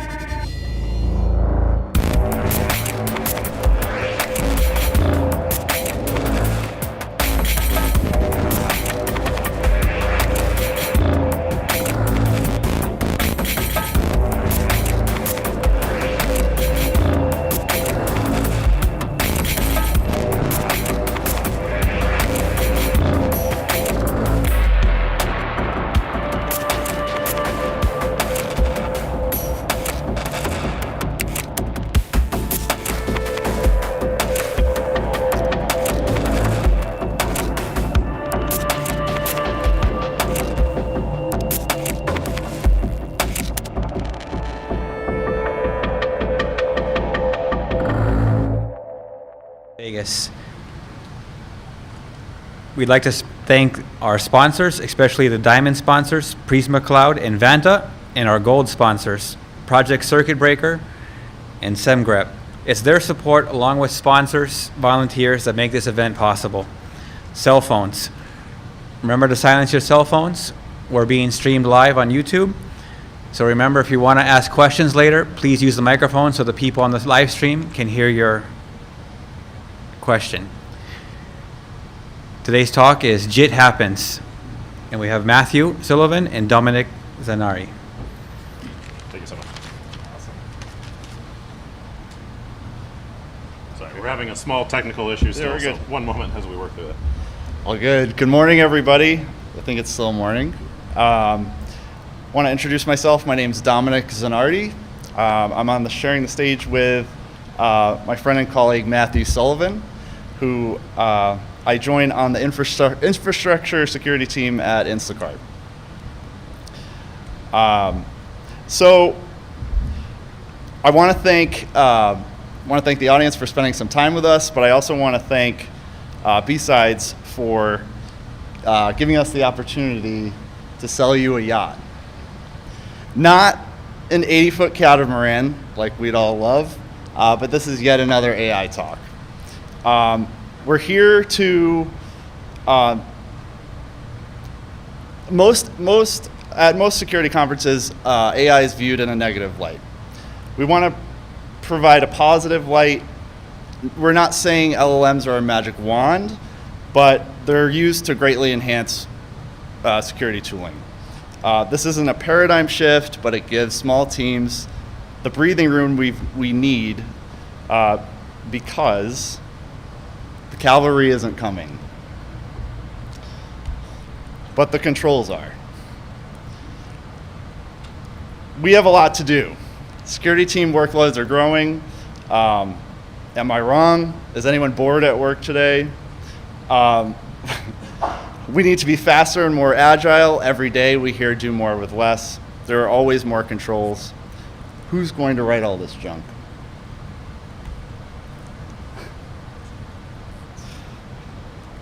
Ron. He knows what's up. So we have a couple options. With all of these incoming requirements, we can level up, be the best team we can be the best in the world. Or we can turn to our robot overlords and reach out to Skynet because we also believe in work-life balance. So, automating the gray area. When I think about security automations, I think about binary decisions. Most of the time when we're setting up automations, we deal with true-false. We deal with static data sets. LLMs can help us in the gray area where context is everything, where humans might have to spend hours poring over logs, poring over giant data sets just to make decisions. Let's say your audit team asks you, we need users to only request appropriate access every single time. Before AI, this might be a look you give your auditor, I don't know. But with AI, let's vacuum up the previous audit logs, let's vacuum up the history that's been provided, and recommend the appropriate role to a user based on what they've actually used. Another one, we need you to review and update your role description when there's a change in privilege. Audit will ask us to regularly update our role descriptions whenever something changes. Before AI, go through every IAM role, look at the policy statements, update the descriptions for them, put them in a spreadsheet, provide that as evidence. With AI, let's instead take those steps, pull the policy statements to a role, send those to an LLM, and have the LLM write the description for you. It's not difficult, it's just tedious. Why not have AI do it? So, before we demo this, just quick crash course in prompting an LLM. They have two query components. The template or system prompt is the first one. We want to make sure we provide accurate instructions to the LLM so that it knows how to operate. The user prompt following it typically provides the content that it needs to follow those instructions. Quick reminder, it's a good thing to note that when you're commingling instructions and data, you want to make sure that you lock it down if the data you feed to the LLM is provided by the user. So, role descriptions from AWS APIs. Let's look at how we'd use a tool, an AI-driven script, to generate role descriptions from AWS APIs. You're going to see a side-by-side display of data. On the left are the prompts that we send to the LLM. On the right is the response from the LLM. So So let's generate a role description. We'll switch that. Perfect. So we're going to kick off this Python script. As I mentioned, we're using a library that splits data down. On the left is what we're sending the LLM. I am an internal auditor. Provide your persona right away. This helps build the output you get back. If you want to appease auditors, say you were an auditor. We give more information. We're basically saying, please provide a 3-sentence summary of what can be done with this role so we can use it. Stand by for a list of actions. In this case, this is a live pull from a demo AWS environment. We're literally pulling the IAM policy statements from the role that we've sent. And with the system prompt and the user prompt together, we're going to get a response from the LLM based on those policy statements saying, this role allows users to manage and interact with the S3, SQS. You want it to be descriptive enough to be approved for auditors on the outside from an evidence perspective. You want requesters to understand what they're asking for without showing them a policy statement. And you want the approvers to know what they're authorizing. So this is highly visible in 3 spaces. At Instacart, we use a platform for access requests known as Conductor 1. That platform is completely based, or at least in our configuration, we base all of our config in Terraform and identity as code. So this piece can easily plug into our Terraform files. So the next step here, that one, is to take this information and literally pass it into a pull request. So not only are we generating it, we're now sending it to GitHub. Some of my windows disappeared. You're good. Perfect. So as we open this up, as I mentioned, all of our configuration for Conductor 1, the access request platform, is based on Terraform files. This role description used to be an example role that does a little this, a little that. We now have up-to-date information on exactly what this is. You can change the configuration to be as short or as long as you want. But right here, we can review the changes, approve it, and move on. All audiences are happy. Auditors, requesters, and the authorizers. So, Sully's here to walk us through how Instacart's using these concepts in production to solve more real-world challenges, solving the pains. Thank you, thank you. Thank you. I'll have you hold my speaker notes. We'll trade. So that's a really simple example, right? We're pulling in data, we're throwing it to an LLM, it gives us a description. You can probably start thinking about some really interesting use cases you might have, though. Are there times in your business when there is some complicated alert? I know the cloud tooling that we utilize, the alerting is typically very hard to understand. And if that triggers some sort of event that comes to your phone, what's helpful? The JSON blob? Or, hey, it looks like a new IAM user is doing some weird things in your AWS account, right? Even using these simple concepts, it can actually really help be a quality of life change. And so these are the types of things that we're working on at Instacart, is even taking our alerting, running it in through, for us, we use Tines, a Tines workflow that just makes it easier to digest. The other thing, too, is then my on-call rotation just doesn't have to be so scary to a new hire.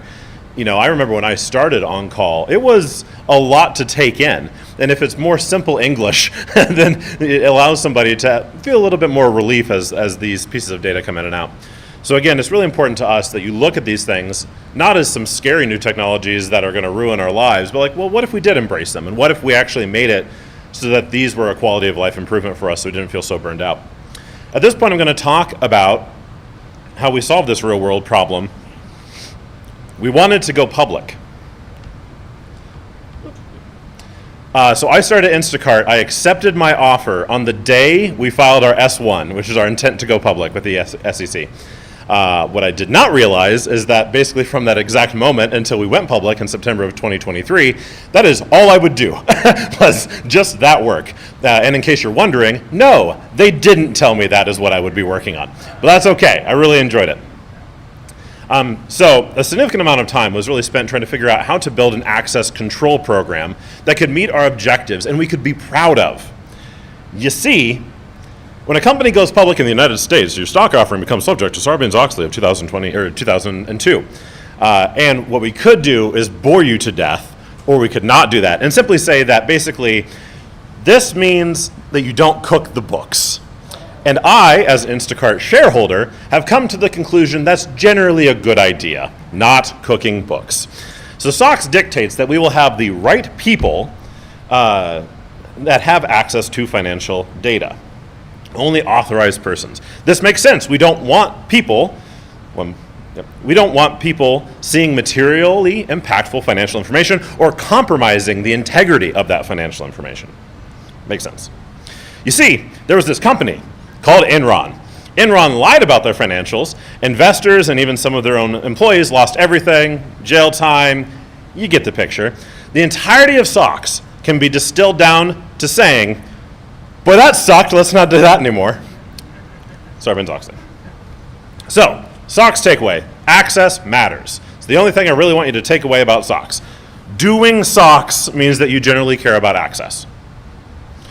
All right, so we've got my mandate and my deadline. IPO is coming. What can I do to make this access program great? Because I have this thing, I don't know if you guys are like this, where I don't like working and I would rather do literally anything else all the time. But because I have to work in order to survive, then I do it too hard, right? And so if I'm gonna go in and make an access program, it's gonna be awesome, right? So one of the things that we settled on early is, okay, we'll use just-in-time access, JIT. And basically in JIT, you grant temporary permissions. As Dom mentioned a second ago, we did a evaluation, ended up purchasing a commercial solution in this space, who we felt was aligned with our values of kind of like disrupting the status quo a little bit. So we fast forward, and now we've got our rollout of that done. We've got one role onto this just-in-time flow. It's kind of like an administrative role that our infrastructure team uses. But we hit a snag, though, as we quickly realized that manager approval sucks. That's really hard. You see, the problem is your manager is busy. They lack context. They lack expertise. Sorry, managers, you do. Some managers just turned 50 and are out of the office trying to find themselves by backpacking across Europe, and most people would just buy a sports car and get a dog, but what do I know? So, we need to do some real talk about how we're going to fix this. SPICE level 100, here we go. Let's talk about doing everything everywhere all at once with access requests. Only instead of that, it's everywhere all at once is on fire. Everything is on fire and everything is terrible in the status quo in our industry. And I think it's time we acknowledge it. Security and audit continue to double down on the existing way of doing access requests, whether that's meeting SOX or if you're a FedRAMP shop, whatever it is. You're doing the same thing we've been doing for the last 15 years, possibly. Maybe you've improved, and that's great. The problem is the model is fundamentally broken. We're made to do it anyway, though. We have to do the same. We submit the ticket, and we wait a week for a manager approval, and we wait a week for the owner to actually action on the request. And then you defend your access until they pry it from your cold, dead hands. Because it took so darn long to get it in the first place, you will never let it lapse. Somebody walks up, do you still use this? Oh, every day. Yeah, I keep prod alive. Being able to hit that S3 bucket is keeping prod alive. I gotcha, right? The fact of the matter is, your access requests look like this graph when it comes to manager approval. Denied, 0.1%, approved, 99.9%, and it's because they clicked the wrong button. Tell me I'm wrong. Our industry has a bad case of the not my problems when it comes to access approval. With Ask Your Manager for approval and Ask System Owner for approval, we've solved access requirements as a checkbox compliance exercise and nothing more. We haven't added security. So I thought to myself, since I'm spicy, let's not do that. How are we going to fix it? And then I figured it out. We simply had to kill all the humans. We could do that, though, by pre-approving access. Our identity governance tool allows us to provision temporary access, right? So what we did is we set a maximum time of 90 days, or less for really important things, and we allow users to renew that immediately as long as their user is part of a pre-approved set of attributes that we keep in the Terraform that we were just talking about. So Dom actually spearheaded building a Terraform provider, and we want to share that with the world. It is specific to Conductor One, the tool that we use at Instacart, but this actually is a Terraform provider that kind of puts Conductor One into the Instacart way. And so we've built a kind of an abstraction layer. It's opinionated, but we think it works well. And most importantly, maybe it can help somebody else. And if so, fantastic. So have a look at that if you happen to be a Conductor One shop, or you just want to see how we're thinking about this problem for whatever tool you might be using. So we've done it, everybody. We solved access. Hooray. Okay, it's not actually that easy. We solved a good portion of it, but the problem is that some things aren't cut and dry. This is not cut and dry. We have developer power user. Developer power user can basically write to high impact S3 resources. And it's not clear how we would build rules for that. So we had to set it up for manager approval. You see, the condition for needing this role, as far as we could tell in our role engineering, was, have you worked here a long time? Are you important? Do you get involved when things break? That's a hard set of criteria to add to your Workday profile. How are we going to solve that? We need another robot. So we need to build a robot. We wanted to develop a process where we could trust the automation of just-in-time approvals instantly in risk-appropriate situations. We wanted to leverage an LLM to do what it does best, to take in a huge amount of data and help us sift through it. I must be clear, I know you're already thinking it. No, we do not ask an LLM, should we approve this? Don't do that. That will go poorly for you. What we can ask the LLM is, look at these people who already have access to this entitlement. Look at the person who's requesting access. Are there similarities between those two things? An LLM is really good at that, taking a huge amount of data and sifting through that. I can do that as a human, but for an entitlement that might have 100, 200 people in it, that's going to take me a long time. With an LLM, it takes seconds. We also are optimizing the end user experience. We can get rid of a bunch of significant complexity. From their side of things, it just looks like they put in a request and it gets approved and they get access. They don't realize that this entire crazy thing has happened behind the scenes to make that occur.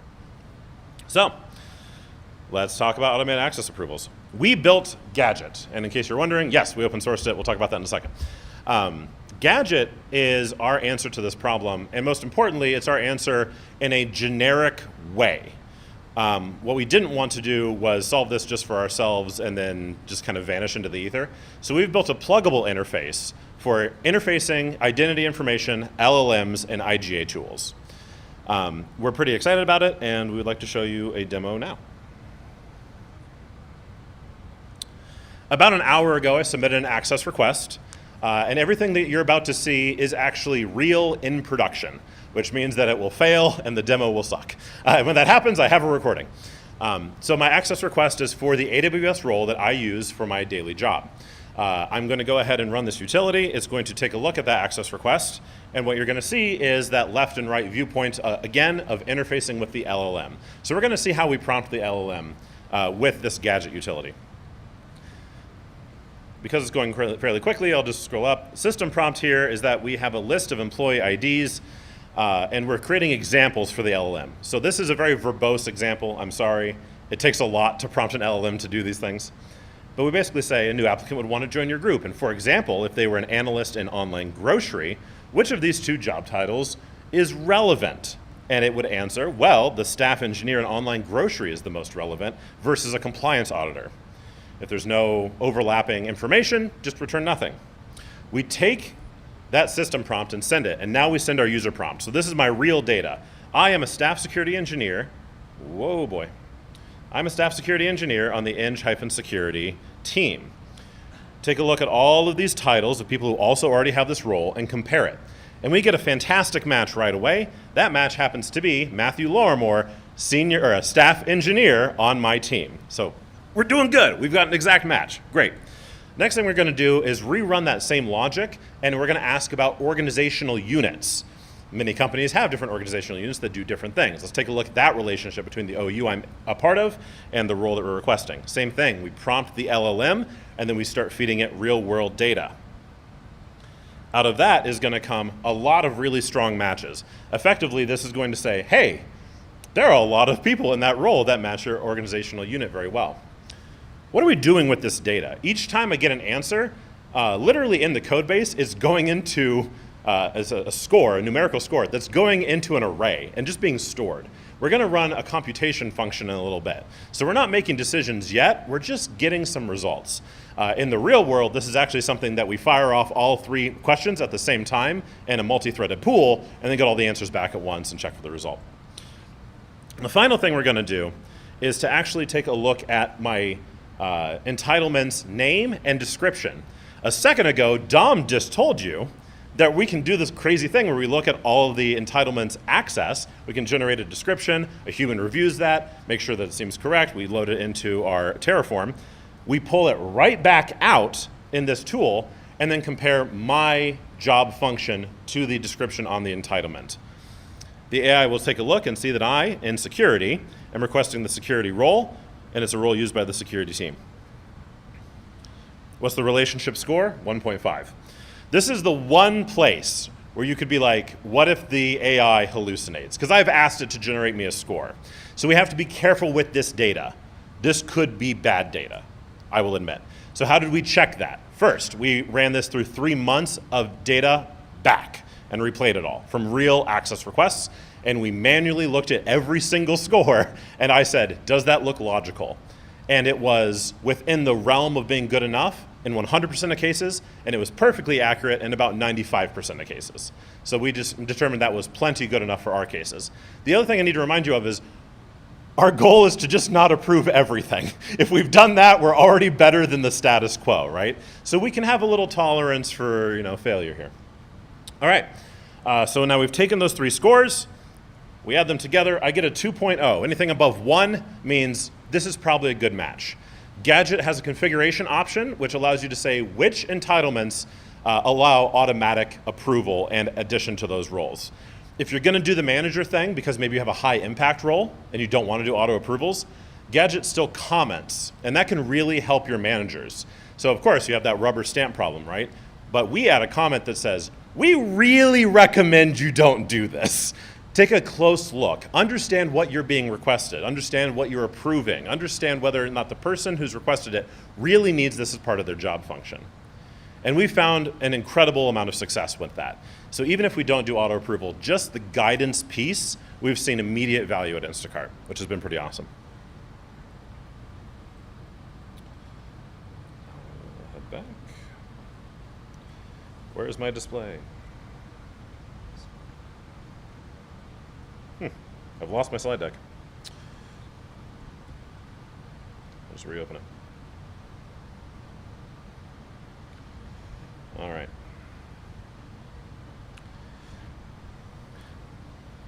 Again, one of the things that was really important to us as we started this journey is I hate when companies take more than they give from the community, and this was something that I thought we could really try to change the way we do things in our industry.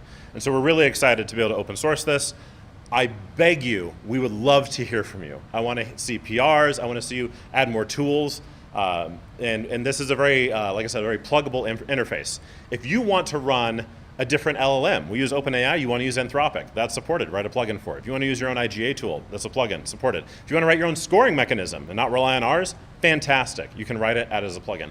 This is also able to support running as a daemon or as a Lambda or as a web server. So if you have a web hooking capability in your existing IGA tool, it supports that out of the box as well.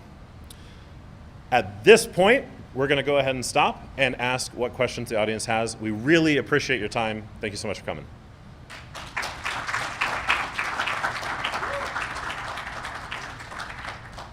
And I'm expecting good questions because this is kind of a spicy topic. Yep. Microphone's in the middle.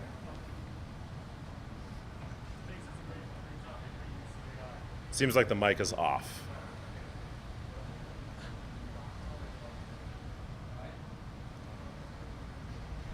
mic is on. Perfect. That's good. That's a great use for LLM. Thanks for the talk and the tool, especially the open source tool. I'm imagining you didn't start with zero access. You started with a company that has a bunch of stuff that you can use to go tell whether the current request matches past requests. Have you thought about how to do this in a bootstrap situation, right? Like we're going into a new cloud, or first time we've interfaced to this tool, or those sort of situations? You know, I'll be honest, I did not think about how you would start from 0 to 1 just because I was starting at like 99 and going to 100.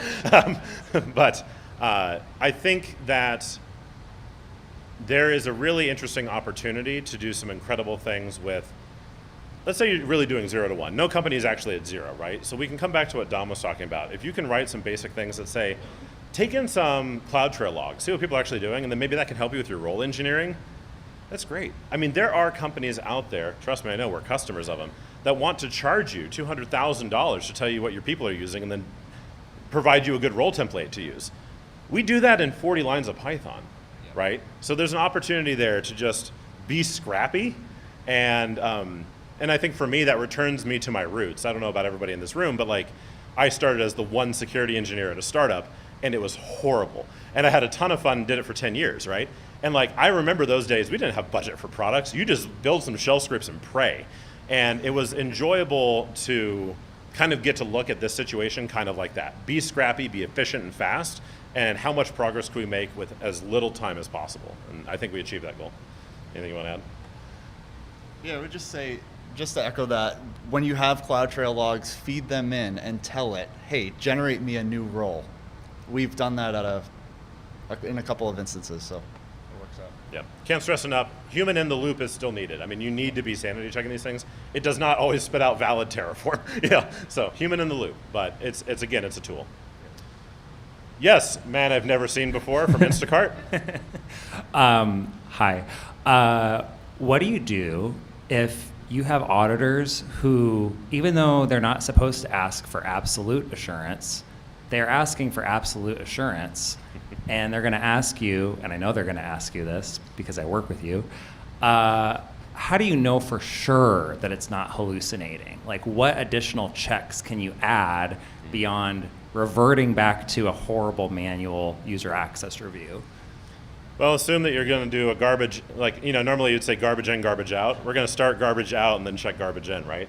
So take everything, all those IDs that you just saw, spit out back to us.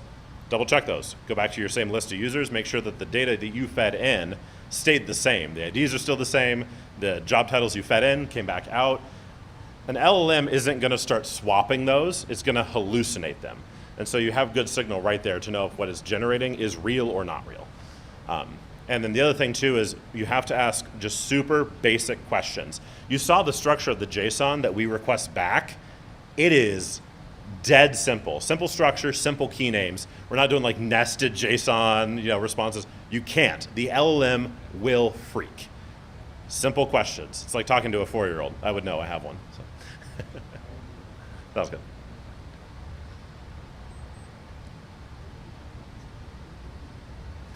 Thanks again. Appreciate your time today.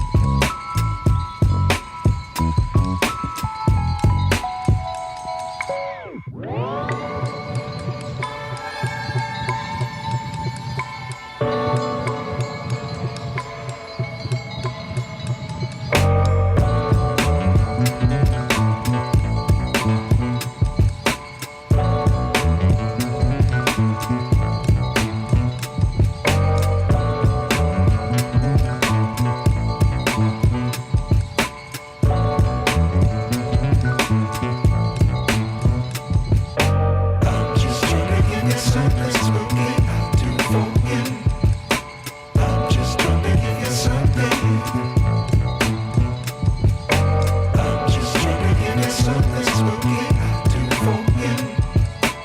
I'm just trying to give you something.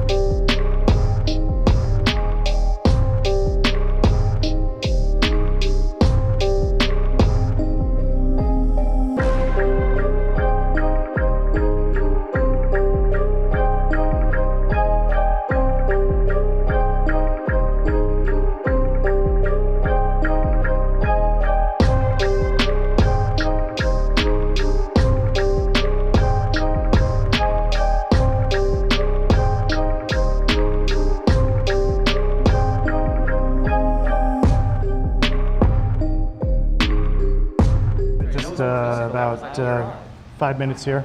Hopefully some more folks will trickle in. Yeah, mine's on too. One of the recent ones was, oh yeah. So anyway, the password to the has staff just Wi-Fi works is- mode for just connecting stuff, like a keyboard. Okay, well, someone who developed Android left that as a capability. So I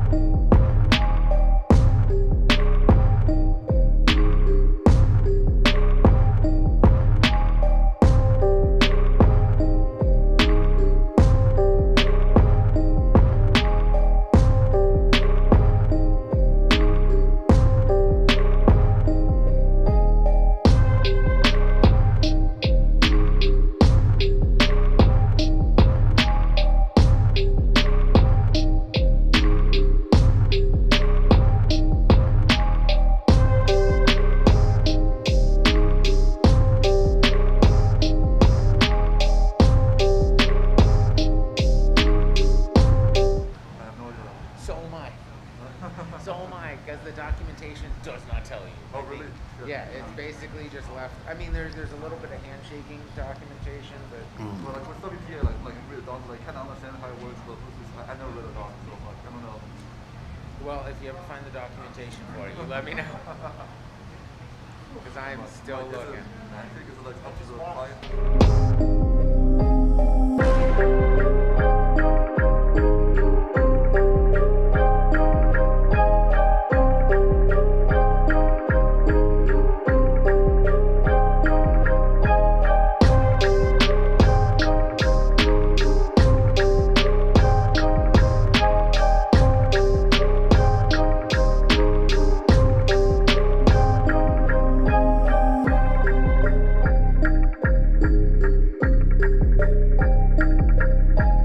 All right, let's get going. Just give me a thumbs up when we're ready. Yeah. Yeah. Okay, folks, let me take care of that. Welcome, everybody. This is a panel on our Proving Ground program here at BsidesLV, something we started, as far as I'm aware, pretty much one of the first in the industry. This is a mentored track for first-time speakers at an international, security conference. So, a lot of the folks that come through are actually, accomplished security professionals already. They just haven't actually gotten up in front of an audience and, stared them all in their naked eye holes. So we are, joined today by our current and future track chairs for the Proving Ground track, and a number of our current mentees and speakers in the program. Excuse me. Guy, why don't you go ahead and tell folks a little bit about yourself and My name is Guy McDoodfellow. I've been one of the track chairs for Proving Ground since 2014. And when I'm not here, I am a senior software engineer at Tenable, and I have a recurring makerspace habit. All right, Phil? Hi.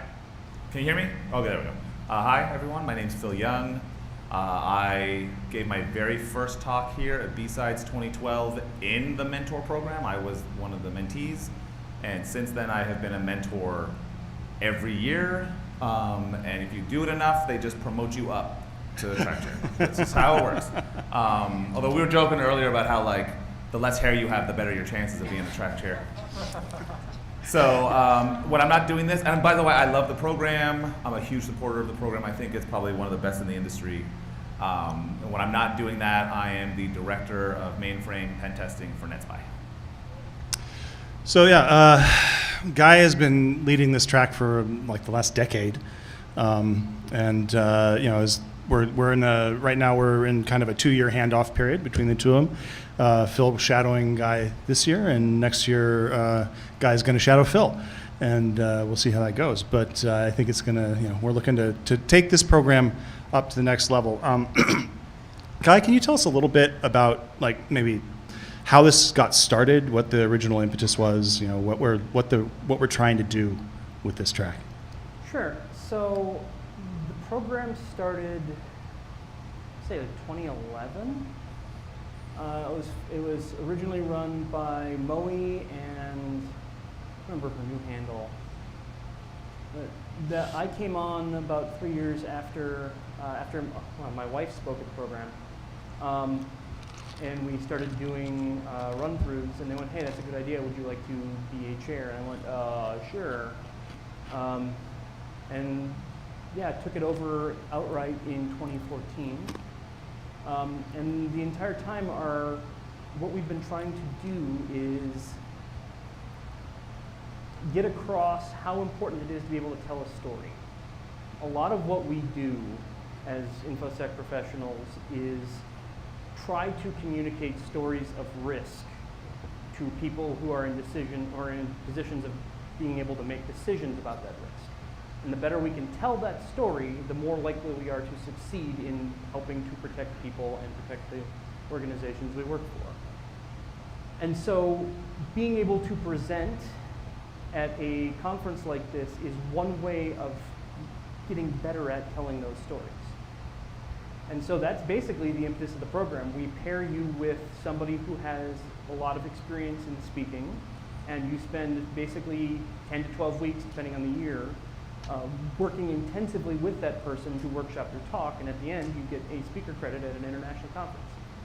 So yeah, What kind of impact do you think this program's been having? Have you seen, changes in the industry, changes in, people have gone through the program, coming back? What's made this worth it?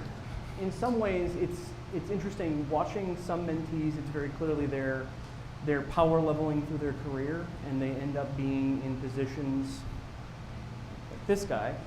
Started as a speaker and now is running pen testing on mainframes. I've seen folks get their work covered in the BBC. I've seen people on NHK, Japanese National Broadcasting. It basically it's like a shot in the arm for your career. How about you, Phil? What have you seen? I know you're involved in other conferences. Yes, very much. For those who don't know, this program has been, it's not just impactful here, it influences other conferences. And I know that for a fact because I helped someone put a proposal together where they created the Black Hat coaching program. That's not a thing that existed like in 2019 or earlier. And that is a direct, it's a direct cause of this program here. I was talking about how wonderful the program is here and how Black Hat would benefit from having speaking coaches or anything like that. And then now they have a very robust coaching program. It's run completely different than the program is here, but it's the same effect. The people are confident in giving their talks because they've had someone who's had that experience coach them through it.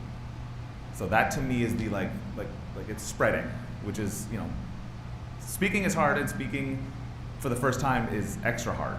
And so it's nice to have someone in your corner helping you do that. So what would you say this is open to either of you, and then after you answer, I think maybe we'll introduce some of our panelists here and kind of get their take on this as well. What are some of the most memorable talks or moments within this program for you? One of my favorite talks of all time was actually one of my first mentees who talked about the ethical implications of social engineering with robots. And one of the things that she did was basically recreate the, not the Stanford Prison Experiment, it's the other major psychology test, but with robots. And basically getting people to do things that they wouldn't otherwise do just because a robot told them to do it. And I was just like, that is terrifying and also amazing. Another one of my favorite talks was somebody who had gotten a summer internship at NATO, talking about how they pen tested satellites. And this was 2 years before DEF CON started their satellite hacking competition. And so that was just fascinating. Like, here's how we take this thing that's in orbit that could fall on people and make sure it doesn't fall on people. So yeah, that every year we've done Proving Ground pregame has been extremely rewarding because we get to see people who are, we get to help them get over the butterflies. Mm-hmm. We get to help them, just sort of put that last little bit of polish in the talk and before they send it out the door, and that's always very rewarding. But those are the ones I can think of at the moment. What about you? Well, you definitely stole mine, so thanks for that. One of my mentees, she was doing research, maybe a different talk, but also about satellites and adversarial threats to satellites. And it was a very cool talk about, and that's nothing, look, I work in mainframes. That is not something that I would get exposed to if it weren't for me being a mentor, right? Because there's so much happening at the con, and so I get exposure to all these things that I would never, ever get exposed to. A couple of other memorable ones. I know Cheryl, she gave a talk on shadow IT.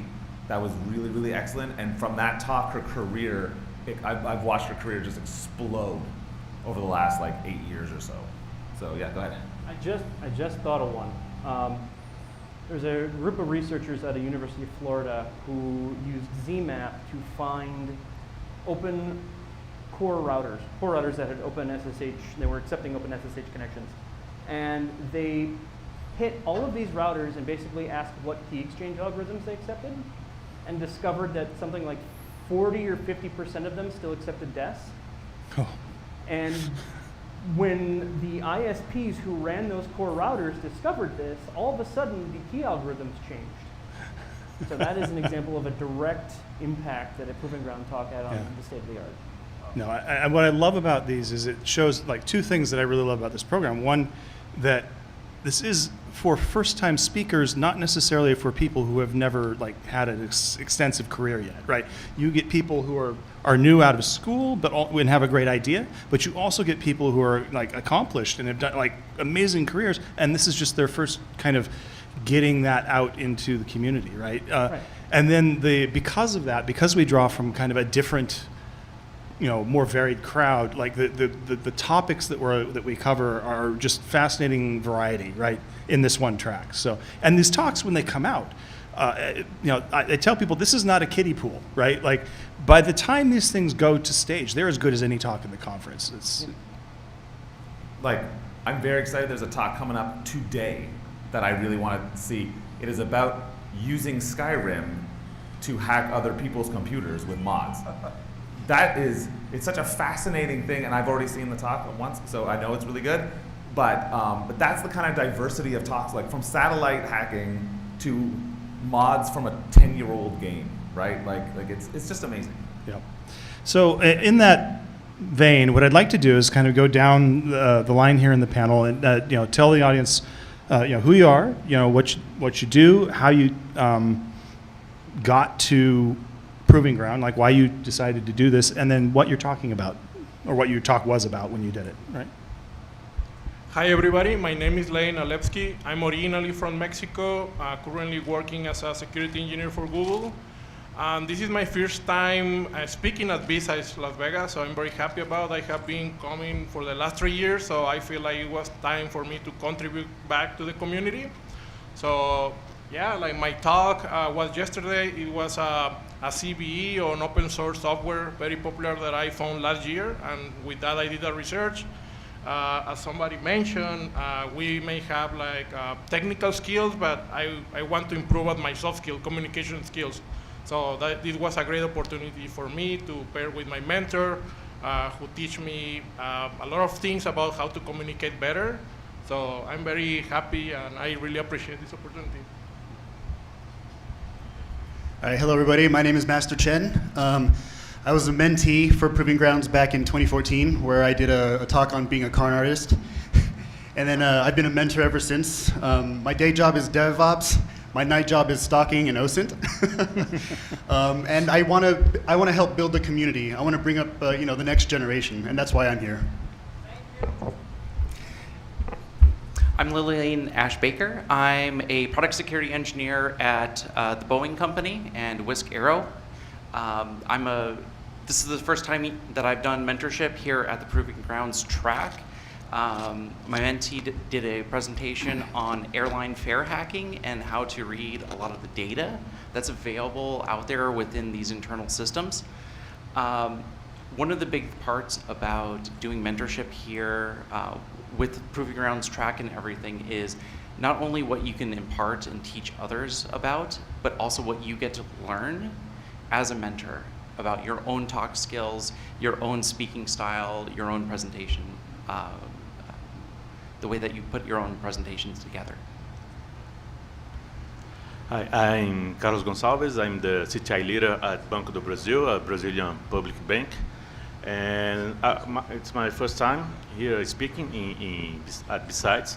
My talk will be about how we are bringing threat intel data to drive the red, blue team, purple team exercises and bring changes to the organization much faster, much more focused.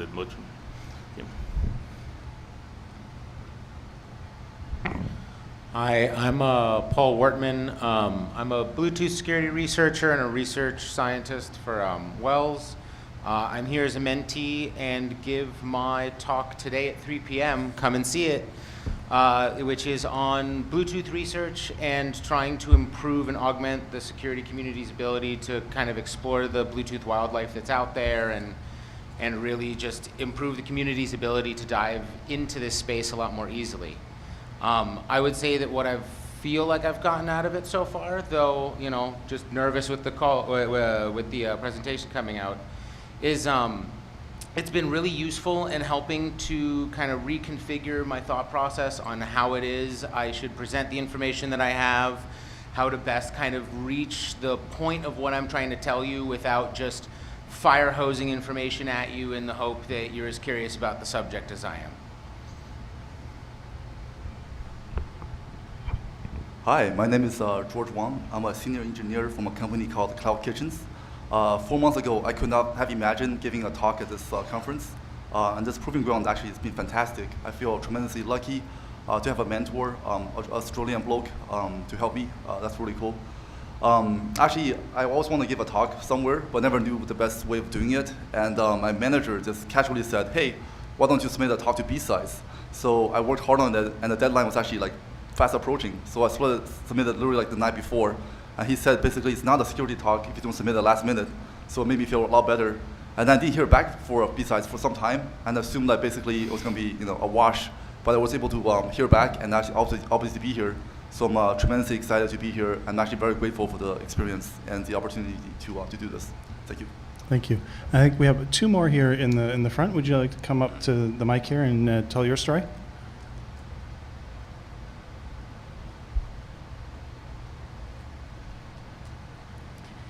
Hi, I'm Jen Haverman. I'm a technical director with the government. I work for the National Security Agency. This is my first time being a mentor, and it was fantastic. I'm OG, I guess what they would consider OG, right? You've been around long enough, you're OG.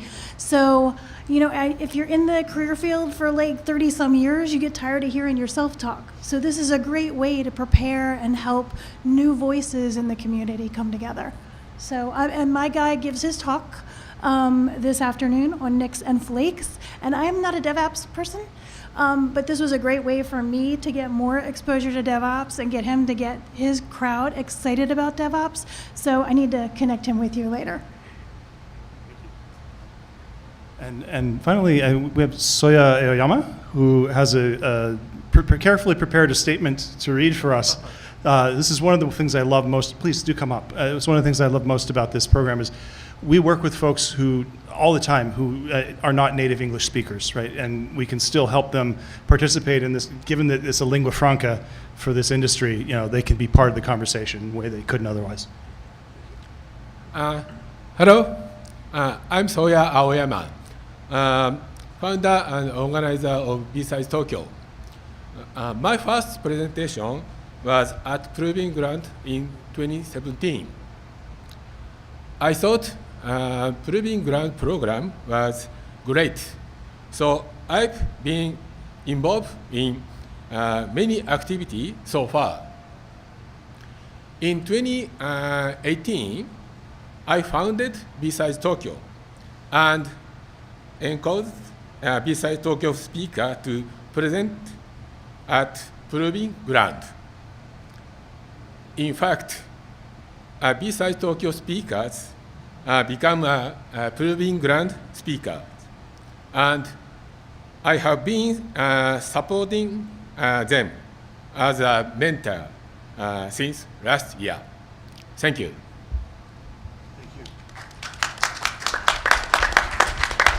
Arigatou gozaimasu.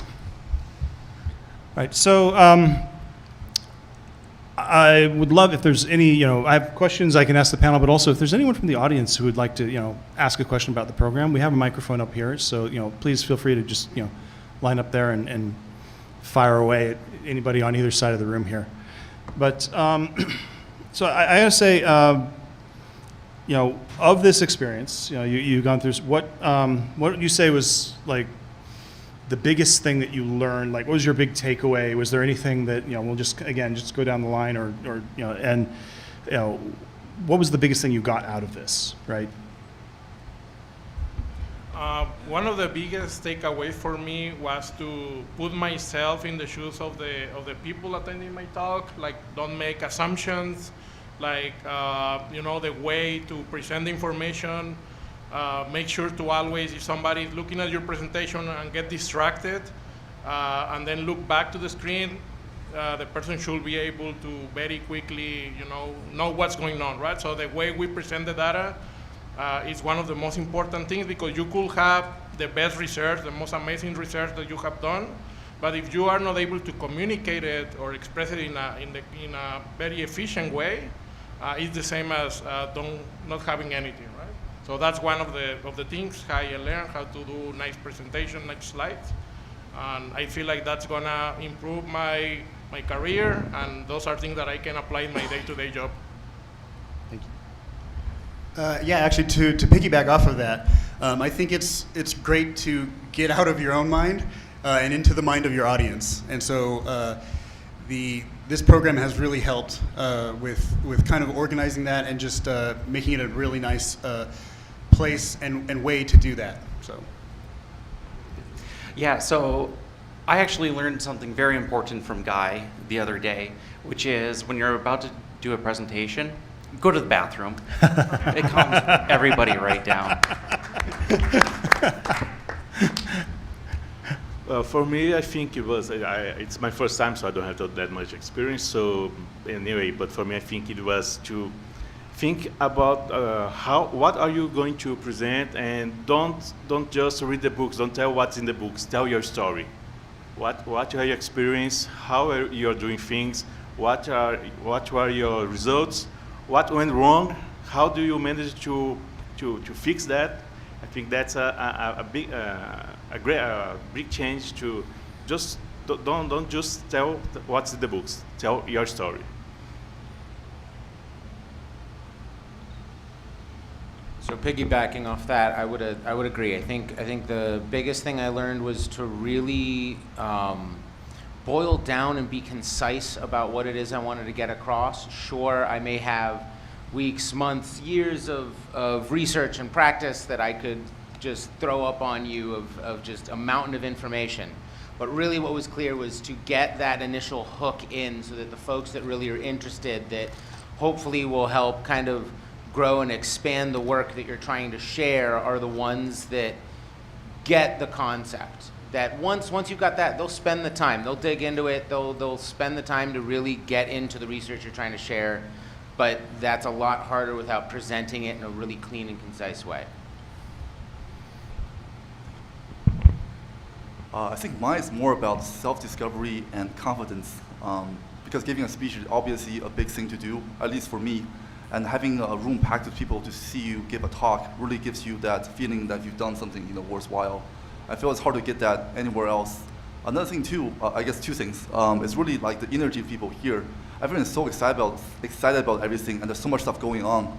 I feel like that's a great gateway to learn more about everything in general, and having that energy propel you forward into the future, no matter what you do. All right, now I'm going to flip this so we stop picking on you first every time. But now we'll start at the other end here, so you get to go without any time to think about it. But what did you expect coming into this program, and what surprised you the most about the experience?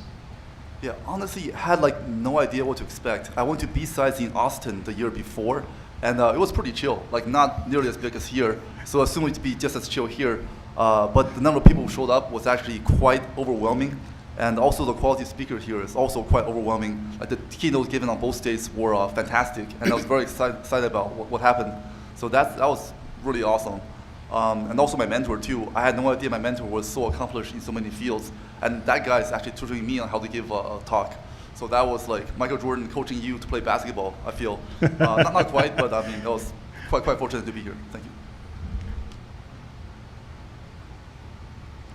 Yeah, so I would say I think what I expected to get out of this was to just kind of get better maybe at being able to speak on the subject or trying to present my information in a more meaningful way, which I think I got, but not in the way that I necessarily expected. I think my mentor did a really great job of kind of opening my mind to how I can improve what it is I'm saying, how it is I can get better at it.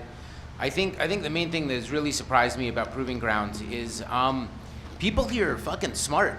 I mean, they are really, really smart, and it is a little nerve-wracking to have my presentation be this late in the game that I've already seen some really brilliant talks from everyone else in Proving Ground. So yeah, I'm a little more nerve-wracked than I thought I would be. Yeah, I agree. I agree with you, and my talk will be the last one, and so. But I wasn't just as you. I didn't have much expectation because I didn't know what to expect. So it was great. It has been great. My mentor helped me extract much more information from what I was planning at first, and it has been a great experience. Yeah, so I'll say that as a mentor, I didn't really have as much expectations as a lot of the speakers here. But one thing that I did get out of it was the satisfaction of seeing somebody that you've talked with, you've emailed with, communicated, worked through hard to massage a presentation out of a pile of information, and see them just absolutely take off and excel at providing that presentation to everybody, and seeing how satisfied they are with themselves. Yeah. Well, as a mentee, I mean, I expected, because of the way that Proving Grounds was advertised, I was expecting to work on my presentation skills and the public speaking aspect of it. What I did not expect was how addicting it would be, because I've been speaking every year since that first year in 2014, and I love it so much. Wonderful. And then on the mentor side, just meeting people who have great ideas and their need to share those great ideas. It's a drug, a good one. It's good crack. Yeah, I have the same opinion, but I have a quick story for that. So when I get the email that I have been accepted to the Proving Grounds, my immediate feeling reaction was kind of like anxiety, right? Because now I need to deliver, right? And this is going to be an international conference. I'm pretty sure there's going to be really cool talks way above my level. And then I start feeling it's a great commitment, right? You have to meet with your mentor like every week, and you have to practice over and over. But it's a good feeling because you see your progress, you iterate over that, you get feedback, you address it next week. And as he said, it's like very addictive, right? Like seeing how your work gets improving over and over, like a little bit every time, until you see the final result and people ask you good questions and everybody looks happy. So it was a great experience. Thanks. Phil, Guy, same question for both of you, actually. Thank you. So one of the things that surprised me the most when I first started being a mentor in the program was the friendships I would make with my mentees. Like, I just came in thinking, oh, I'll mentor them, I've given some talks, I'll give them some tips. I am still friends with a lot of my mentees. I still talk to them. We're friends on LinkedIn. We see each other here at BSides. That's not what I expected to come out of this program. And it really is, you really get to build a network being a mentor of like very smart people. So for me, it's two things. One, first of all, just watching the mentees stand and deliver. Anybody can anybody can info dump. It takes a lot of focused time and effort to put together a cogent 25-minute talk and not run out of time. So watching mentees do that year after year has been one of the most rewarding things, I think, in this program. The other one is just watching people grow. I mean, like watching Master Chen go from giving his first talk to like being a regular repeat mentor and speaker and like becoming an expert in the field has been extremely rewarding. Watching Wendy Knox Everett go from giving a talk on very early hacker legal stuff to now she's a CISO at a startup. And that within the last decade. Like that career progression just took off like a rocket. So watching that stuff has been extremely rewarding for me. So back to the other end again here, but just a very kind of classic exercise. 3 things about the program. What would you keep? What would you start? Or what would you stop?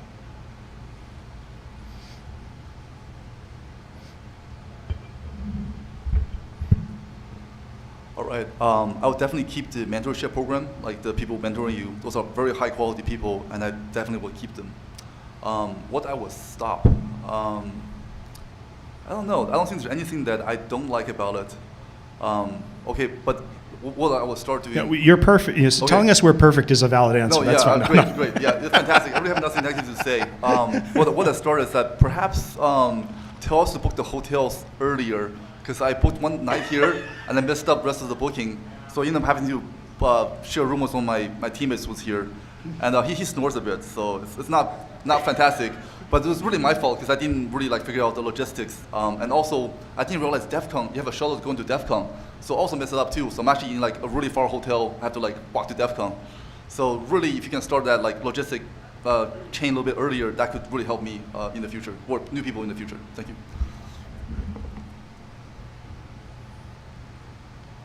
What I would keep, yeah, I think I'd have to voice my agreement that the mentorship program seems absolutely amazing. I wouldn't change that for a thing. What I would start is maybe I don't know if necessarily forcing communication, but getting the mentor-mentee communication maybe started earlier, because while I feel like I was pretty ready from the get-go, I definitely could have used maybe a few more practice runs, just a little more time to refine it. But I mean, at the same time, really, how much can you polish a turd before you put it up on stage? At some point, you're just doing busy work. In terms of stuff I would stop, nothing yet. But if something comes to mind, I will definitely let you know. All right. All right, what to keep? I think that like I said, the mentorship program is great. I really love the schedule, the checkpoints, because it helped me get a sense if I'm progressing, where I should be now. Am I good? Am I ahead? Am I behind? That was great. What I would start? I don't know. Maybe, as I said, having a mentor has been so good. Maybe add a second one, work in pairs to get a second view. I don't know, and I don't know what to remove, what to stop. I don't know. Nothing. All good. Yeah, I think you're going to get a lot of people saying not to stop anything within the program, because everything works out very well. Definitely keep the check-ins, because even as a mentor, it's really a nice little checkpoint to say, have you done this, this, and this? Checklists are great. The other thing that I would add is on the mentor side is introductions between all of us, because many of us just showed up in this room together and found out that we're all mentors. Yes, that's an excellent point right there. Is as part of the mentorship program, we are, I don't want to say siloed, but exactly, we kind of only learned today that we were all mentors together. And so I think it would have been a great thing to have these conversations a little bit beforehand and just introductions, and I think that would be a great thing. There was not a lot about the actual program, though, that I would necessarily change. It really is excellent the way it is, or else I wouldn't be here doing it for almost as long as Phil. And then just the last thing is, I know sometimes we're asked what our expertise is so that we can be matched up with the proper presentation, and I know that they do their best to kind of match you up with your expertise. I don't know if there's a better way to scale that or score that. But sometimes I'm looking at these presentations and I'm like, I really, really, really want to work with this one, and I know I don't always get what I want. So, but I don't know if that's so start giving you whatever you want. Is what exactly. Okay. It's Christmas. Christmas is early. Cool. I think things to keep. I think the Proving Ground program as it is amazing. There was a great speaker reception party, so you have the chance to get together and meet people. I think in terms of something to add or something to start will be really cool to have, and I don't know if it exists already, but kind of like a program of how to transition between being a mentee into a mentor or some follow-up past the conference. And I think that will be pretty cool. And in terms of things to stop, I cannot think of anything to complain right now. So. Sorry, I apologize. So same question, just feed it on over, and then I've got another question for the audience in general after that. Damon and I have a joke that we've never found a CFP program we didn't hate. The one we have is it's the least bad we've ever had. It's like democracy. Yeah, it's the worst form of program management except all the other ones. But it's better. It is the least bad one we've ever had. Yes, exactly. I would love to do a little bit more coaching on how to submit to a CFP, because every year there are a handful of talks where you look at the title and you go, this could be good, and then you look at the abstract and there's nothing. And that always breaks my heart a little bit, because like, there was an attempt, and if we had provided you with just a little bit more information, we could have made something beautiful. That's definitely something, I think, even for the broader program that we're looking at I'd like leveling to get more up. submissions. Yeah. I would love just to have too many to pick from. Mm-hmm. Yeah, for me, obviously I love the program. I'm here because of the program. This is so amazing hearing all the people having very similar experiences to me. It's very heartwarming. Mm-hmm. So I wouldn't change much. I think what I would change is adding more speaking slots, Mm-hmm. right? And right, like putting something together for because like obviously if you're a first-time speaker, it's probably your first time writing a CFP, and so we might want to put something on the website or something that says like, this is how you fill out a CFP. Here's a talk. Go watch it. For Proving Ground, if you have questions, email us about the CFP if you don't understand something, so we can make ourselves more available within reason to people, first-time submitters. Mm-hmm. Yeah, I mean there are examples online and so forth, but obviously like it's not. Yeah, but it's an art. It's definitely an art. Like I know John's in the audience here. I helped him write a bunch of CFPs. It's an art. Yeah. All right, so I'm just out of curiosity, show of hands in the audience, how many of you have either as had anything to do with the Proving Ground program yourselves? Like, okay. We got like about a dozen easy here. Yeah, okay, that's awesome. And then of the other folks, how many are here because you're thinking about having something to do with the Proving Ground? And yep, okay, a couple in the back there.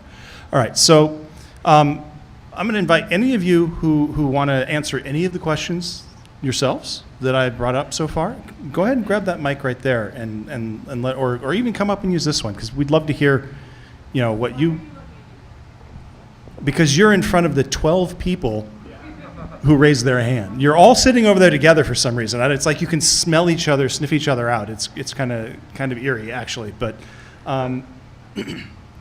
anyone at all?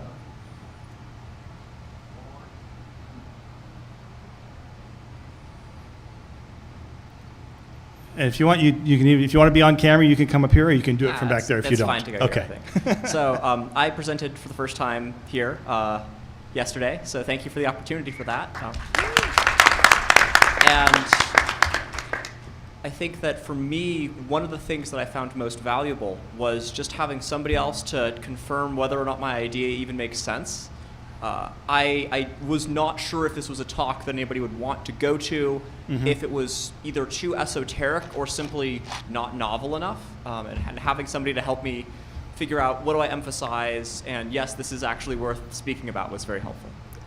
Validation, how do I reach my audience, that kind of thing. Yeah, that's awesome. Thank you. All right. Hi, Max. Is he your mentee? Awesome. Oh, okay. Oh, awesome. I love it. This is great. Okay, so. One more. Oh, great. Yeah, please, yes.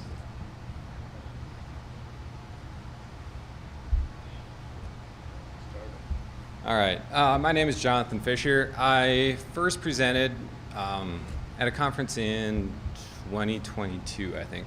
Now, I didn't directly go through the program, but Phil mentored me. So in spirit, I came through here. And like you said, it launched for me. And I was able to speak more confidently. I was able to write CFPs more confidently, and then build a community. And so it's been very rewarding for me. But even more so from the mentor side of things, this is my first year being a mentor, and being able to get back to other people who want to realize their dream of speaking and coming here specifically to get that start is very rewarding, and it helps me learn more about what I'm doing, what I could do better, and I learned just as much from my mentee as I think she did for me. So, but I do have one question for you guys as well.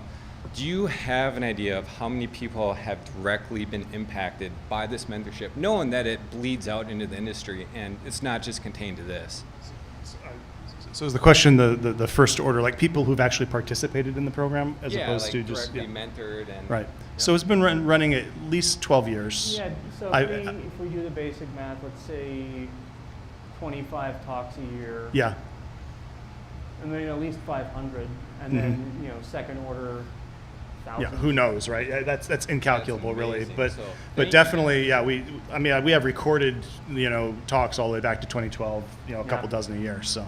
Yeah. So thank you so much for all of your help in making this possible. Okay, so the reason we're here today is because I love this program. This program is deeply personally important to me as a part of what I see. This is one of our core missions at BSides, is being able to open up this conversation in this community to people who otherwise wouldn't be able to participate, right? I mean, and maybe not even as a speaker. There are people probably, show of hands, how many of you would have been able to come to this conference if you hadn't been part of this program? One out of all of you, two maybe. Your employer might have sent you or whatever, but like that, and that's pretty typical. Like we in a cohort, usually 3/4 of them would not ever be able to attend the conference, let alone speak at it, if they weren't participating. I just think it's phenomenal. So I'm on a mission, and I want you all to help me with this mission. If you're here today, you must care at least a little bit about this. And I want all of you, when you're done with your B-sides, or even maybe not even when you're done, maybe during your B-sides, go out and find 2 people that you can get to submit to this program next year, okay? Our process begins in January, and I want to get, as we're saying, I want to fill the rooms. I want to have so many people that we need a bigger room. I want you to kick out, Breaking Ground, and but yeah. Anyway, so why don't you guys talk a little bit about what the process looks like, like detail it. We've mentioned it in bits, but I'd love people to know what to expect when they apply. So we start planning in January, and we open the call for papers and call for mentors usually February, usually around Valentine's Day. And then we leave that open for a month and a half. Once we close that, we start looking at all the talks, and we actually do sort of a 2-round vetting, or 2 rounds of CFP approval. So the first one, we make sure that you actually are a brand new speaker. You've never spoken at DEF CON, you've never spoken at Black Hat, you've never spoken at Hack in the Box, any global information conference at all. And we always disqualify about 1/4 of the people who apply. Once we have that sort of first round of review, then we start looking at the papers in earnest. Okay, just real quick though, don't disqualify yourselves, Right. right? We'll tell you if you're too big for this program. Real quick. But Sure, go. Notice he said major international conferences.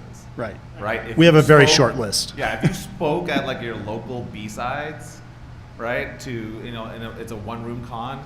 That's not a disqualifying factor. Or even if it's 400, 500 people, like it's That's true. yeah. That's true too, right? So like don't think, oh, I spoke at this conference, I guess I can't ever submit to Proving Ground and get the benefits. No, that's not. Like, let us be the judge.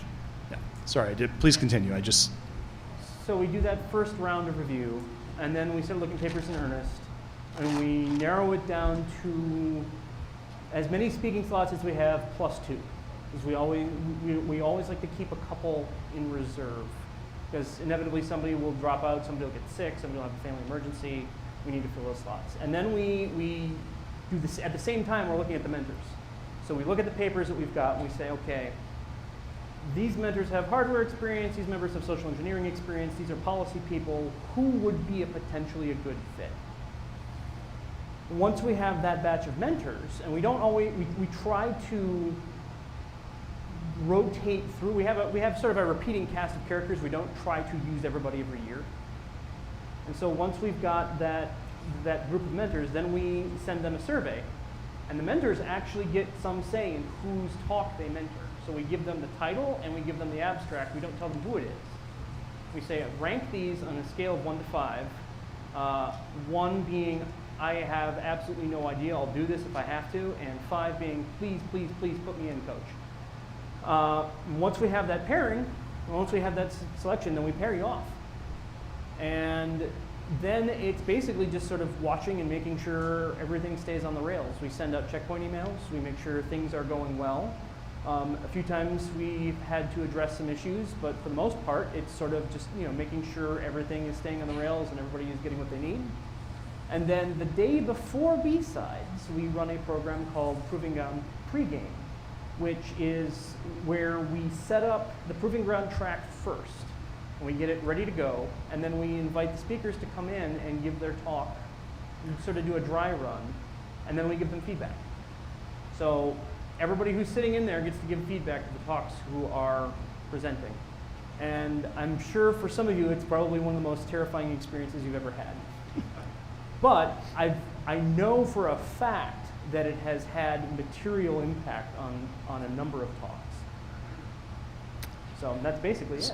So there's only one thing I think I feel like we maybe left out a little bit here, which is the stipends. Oh yes, right.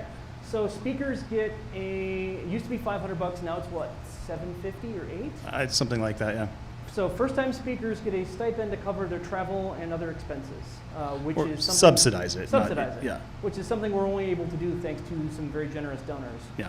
And And we don't do this for anyone. Like, we don't do this for keynotes. We don't do this for, like, this is a nonprofit conference. Everybody's here, out of the generosity of their hearts and their desire to, grow and impact the community. Right. But for these particular folks, we do provide essentially a scholarship. Exactly. And so yeah, that often will make or break whether or not somebody can come as well. Yeah. All right, so we're coming up on time here. Last chance. Is there anything else any of you would like to add? To any message you want to get out? Remember, this is going out on the tubes. Yeah. So it's not just to the room. I want to say thanks to Guy for running the program. I was invited to be the co-chair this year, and I was a little overwhelmed by what that meant because, again, I was a huge fan of the program.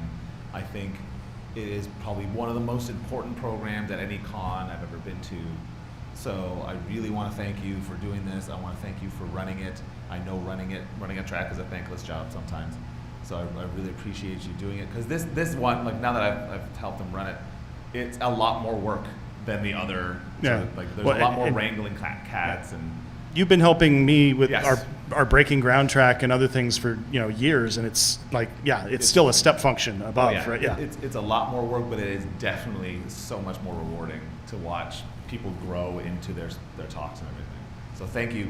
So thank you so much for running the Can we program. round of Really applause for appreciate Guy? it. This is,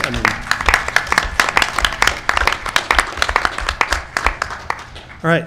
With that, unless anyone else has something to add, on the end, please. Yeah, I want to say the difference between the participant and speaker is huge, and anyone who's thinking about doing the program should definitely do it. It feels like a slide. Like once you start the journey, it basically like guides you all the way down to become a speaker. I feel like that's what this program is really good at doing, and it's actually very easy once you actually make the first step. So please do so. Thank you. Yep. If you're on the fence going, well, I don't know if I have, if you've ever looked at a technical problem and gone, that's weird, you've got a CFP submission. You've got a talking. True, yeah. Just apply. Then you just need to learn to tell the story. Exactly. Yeah. All right. So there you have it, Proving Ground. Again, this is one of the most core, most B-sides things, like right up there with pros versus Joes and the way we teach people for CFP. CTF. Like, I love that about this conference, that we're always about bringing in and bringing up, and it's not just going out and being a hotshot. So, all right, thank you, folks. Enjoy the rest of your con. Good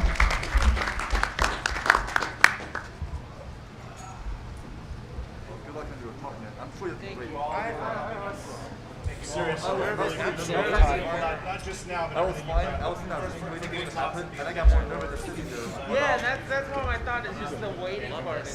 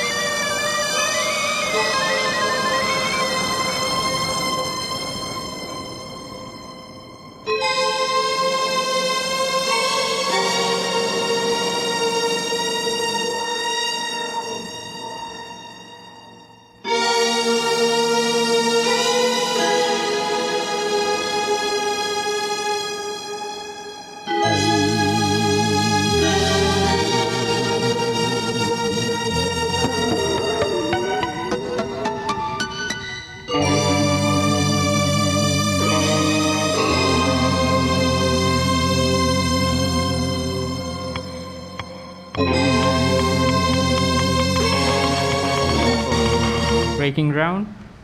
This talk is about IoT security given by Amelia Wheating and Dave Bailey. A few announcements before we begin. If you guys have any questions after the talk, please use the audience microphone situated in front to ask your questions. And please keep your cell phones in silent mode so you don't disturb the speakers, and have fun. Thank you. Welcome, everyone. As he said, thank you for introducing us. I'm Amelia Wheating, and I'm joined here by my friend Dave Bailey, and we're here to talk about some research that we did because we wanted to learn how to hack IoT better. So welcome to our talk, Hell 0 Degrees World. So quick overview, go through our intro, what's the Internet of Things, what are the attack surfaces we're looking at, what are some hacker tools, and we got some live demos. So who am I? I'm Amelia Wheating. I'm a staff embedded hacker. I work on embedded systems throughout the day. And I'm a SOC goon. I'm a badge maker. I've made badges for a few years at DEF CON, and I do a lot of other stuff. So, Dave? Sure. So as Amelia said, my name is Dave Bailey. By day job, I'm a senior staff embedded hacker. I volunteer at various events around the Des Moines area, and I've also worked on a couple badges as well. If you're familiar with the Pico project, that's my project. So Amelia, what's the Internet of Things? Well, NIST has a explanation, but I'm not going to read it. But you've got consumer IoT with televisions, mesh networks, lights, speakers, security systems, home appliances, ovens. Ovens? I mean, I got to preheat my oven on my drive home, right? That makes sense. Locks, garage doors, pet feeders, water bottles, my coffee cup, Dave's neighbor's washing machine. So everything's connected, right, Dave? Yep. So if you think about things, we'll go through an example here. IoT cameras, you would connect them up to the internet, which then you have the firmware and hardware. You see them on your home computer. Again, a whole bunch of firmware, software, stuff running on them. You might be able to see them on your handset. So, and of course there's a cloud server. I'm sure that's fine. And then the ad servers that come along with it because, everybody likes to have those on them, I'm sure. So one of the things that Dave and I like to do is we like to look at the attack surfaces. And this one I will read. The attack surface describes all the different points where an attacker could get into a system and where they could get data out. I added that data out part because a lot of times with advanced persistent threats, it's about sitting there and waiting and exfiltrating data when you have the opportunity. And with the built-in capabilities of these IoT devices today, we find that they have Wi-Fi, Bluetooth, GPS, GLONASS sometimes, NFC. They have new technologies that you've never heard of. They have old technologies that you wonder why they're using them. Has anyone ever used a flipper on a Tesla? For some reason, they control relays, valves, sensors, cameras. Jack Resider's got a pretty good Darknet Diaries episode where he has a guest that talks about industrial hacking of like Internet of Things industrially. There's also remote configuration, data storage, push alerts, mobile apps, and even more. Different ways that you can interact with your hardware. I mean, you might not know how that device pairs with your phone, but it just hooks up to that weird, shady Chinese app. Yep, so we're going to talk now about a couple of real-world examples and then talk about the research that we did. So probably most of you are familiar with this. We like to bring this one up because it happened here in Las Vegas, where there was actually someone connected their internet connected their fish tank to the internet, and then because it was on, rather than a segmented network, it was on their network, they were able to pivot and use that device to get in onto the casino network, which is kind of crazy. Yep, and it's still a problem today. So that brings us to the meat of our talk. So we kind of rushed through the opening because we have a lot of research that we've done together and some demos we want to share with you. So why is this called Hell 0 World?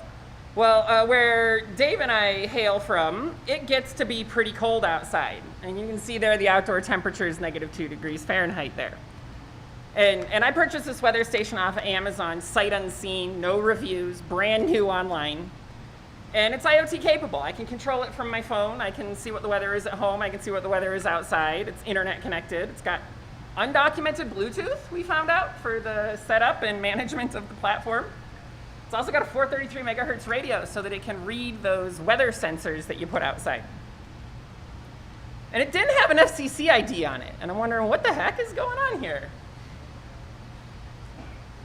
So who saw it? Yeah, anybody notice the temperatures on the previous slide? That's makes like Las Vegas look cool. Yeah, it makes it look like it's a what is it, a blizzard outside here. So it's incorrectly displaying the weather forecast. It can't display low temperatures for some reason. We don't know why. We dumped the firmware. We're still trying to figure out exactly why it does that. But if you'll notice, the high of 32 and the low of 177. That's kind of funny. So when does this happen?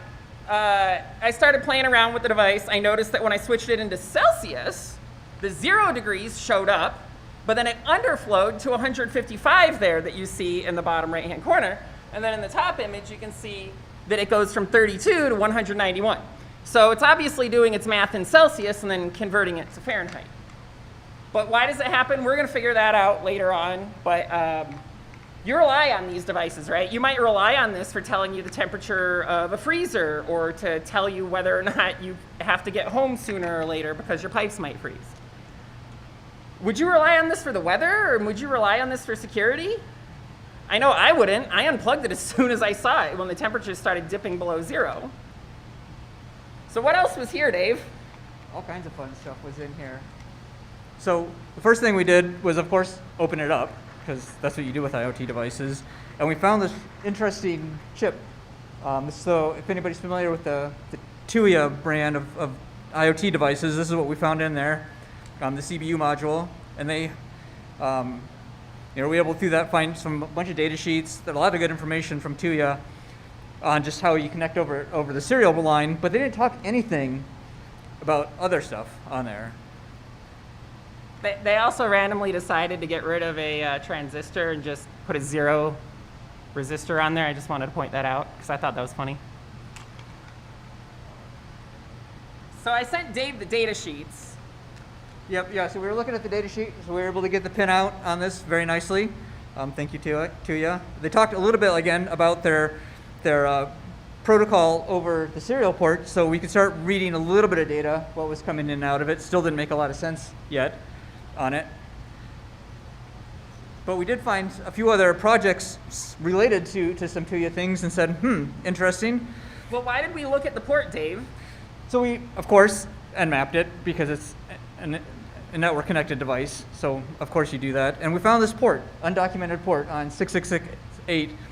No idea what's going on that port. Like I said, they're looking through online stuff. There's a handful of people looking at potentially what's in that port. But nothing about weather stations on any of that research, so it's kind of interesting. Yep. And that is a typo. It does say 6888 because when I took the screenshot, I was trying other ports on other Tuya devices to try and figure it out, and that's just the screenshot that made it in here. So at this point, we had enough data for me to break out the tools on my workbench. We used that pinout that we identified to see that there was a UART0 and a UART1. And on UART1, it was just spitting out all sorts of text. Just plain text, debugging messages while it's booting up. I mean, to the point where we even found some what we later found out were secrets in there. We soldered the jumpers of the UART serial pins because I didn't have my PC byte kit yet. And honestly, it's nice to have the wires on it because even to this day, we can still control it over the UART. We utilized the flipper FTDI. I found that the grounding on the flipper was a lot more stable than it was on the TiGuard, but they did both work. And I did use an open source tool called BK7231 Tools to dump the firmware, and it successfully pulled the firmware really easily. And so turns out you can get x-rays. We were trying to figure out what was going on with the LCD controller on it, and unfortunately our X-ray tech missed that one chip that we wanted. But we thought we would share some of the pictures we got, because my soldering job is actually the one on the top that looks nice. The one that came out of the factories are the ones on the bottom there. So, and there's actually some of those wires are just traces under the board that they just said, hey, screw doing an air wire, let's just auto-connect it. And then over in the bottom right, that's the 433 megahertz transceiver that can send and receive data. And up here you can see kind of how the wires were connected when we opened the board, because these were our wires. They pulled a couple of the wires off when they were doing the x-rays. But yeah, you can see where our wires are and where their wires are and how much nicer ours are. And then even the traces under the board, that was pretty cool to see. So then we dumped the firmware. And Dave goes, hey, Amelia, can I have a copy of that firmware? And so I say, sure, Dave, you can have a copy of that firmware. And Dave says, hey, Amelia, I know your Wi-Fi password now, because they managed, in this, so this is from the firmware dump, they actually dump a JSON file that has a bunch of information about the firmware on there, but it also persistently stores things like the Wi-Fi SSID and password. Now, you know, they're not plain text, but that's just base64 encoding. So, which is pretty obvious if you look at it on the password field. The double equals is like, that's immediately how I told Amelia how I found it, is because it's like double equals kind of gives it away as padding in base64. So it's very much like, oh, hey, I know your password, and she's like, really? Uh-huh. And now my IoT network is called fake news.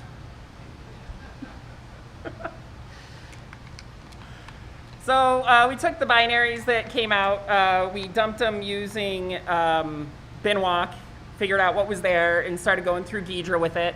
One of the fun adventures I had here was a block of IP addresses that I found. I'm not sharing them right now because I don't want to dox any of the providers, but we found several major providers' IP address blocks that allowed us to have direct access to the web servers of over 1,000 different customers of that cloud provider, to the point where I even found like a CMDB in there by just scanning 0/24 on an Nmap.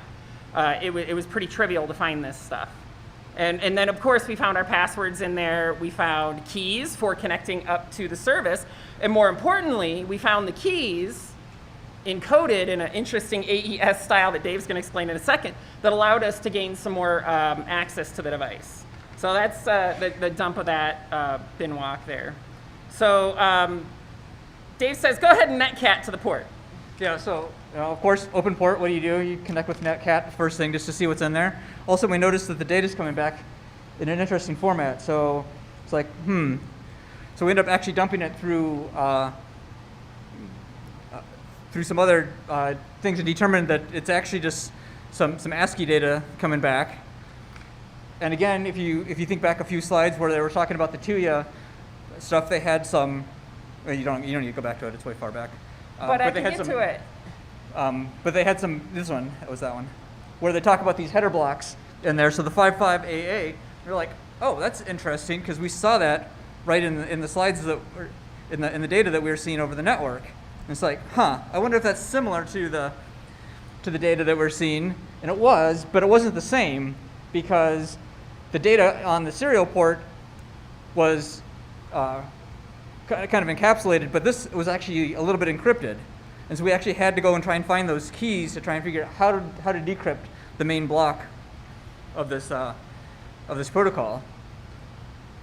But as you can see in there, we managed to find the keys and decrypt it. And as Amelia said, what was really interesting when they dumped the keys, in that JSON file that we showed you, one of the things in there that we didn't dump out in our slides here is the local key that they used to encrypt this data.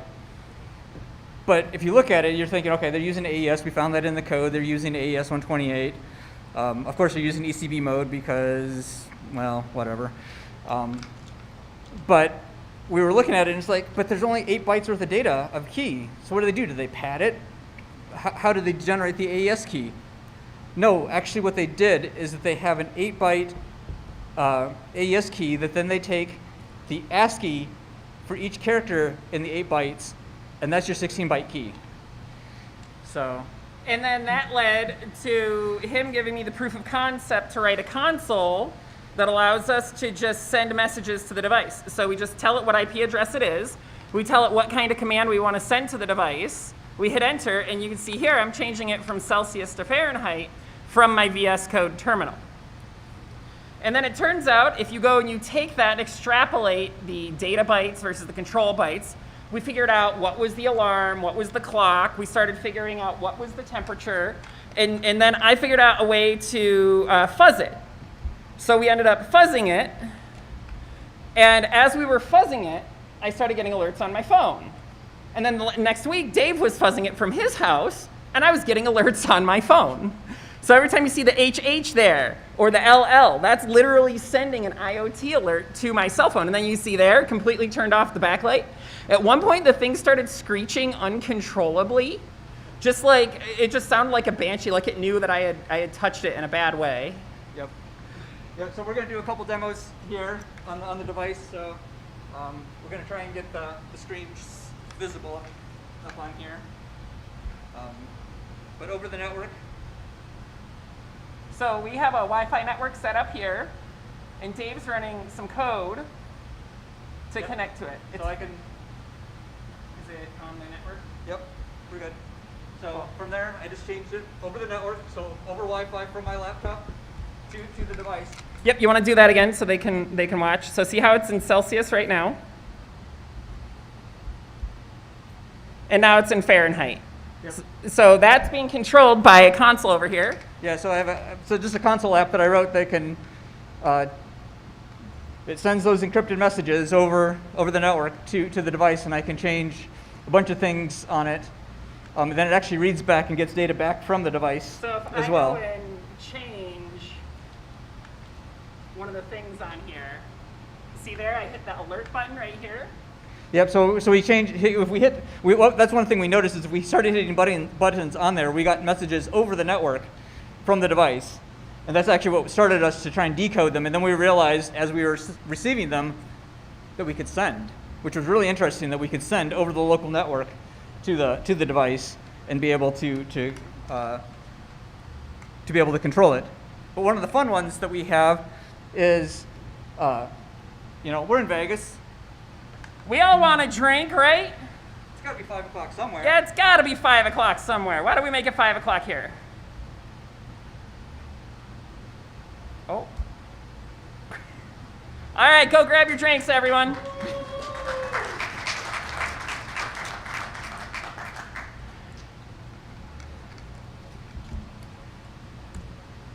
And so now that you're scared of the IoT, we got some recommendations for you. Segregate your IoT networks. Follow the FBI's recommendations there. Physically segregate them. Do not make it a VLAN. Make it a physical, separate network. Use strong passwords and securely dispose of your IoT devices. This is something that we didn't see in the OWASP recommendations or the CISA recommendations. But if someone went through your garbage and grabbed one of these and went and sold it at a pawn shop or something, there goes your IoT network password. If you're a business, track your assets. Have a documented incident response plan.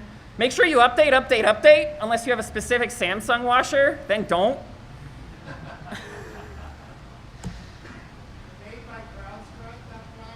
No. So what's next? Yeah, so we're going to continue to try and reverse engineer on this. We're still trying to figure out if we can dump the keys without actually having to solder into it. But this GitHub link is our code that we have so far on being able to talk to this TUIA device. We think it should work on other ones as well, but definitely on these weather stations. That's what we've tested it on so far.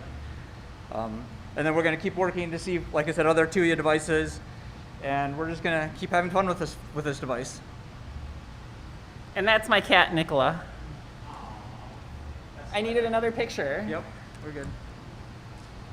Thank you, everyone. Any questions?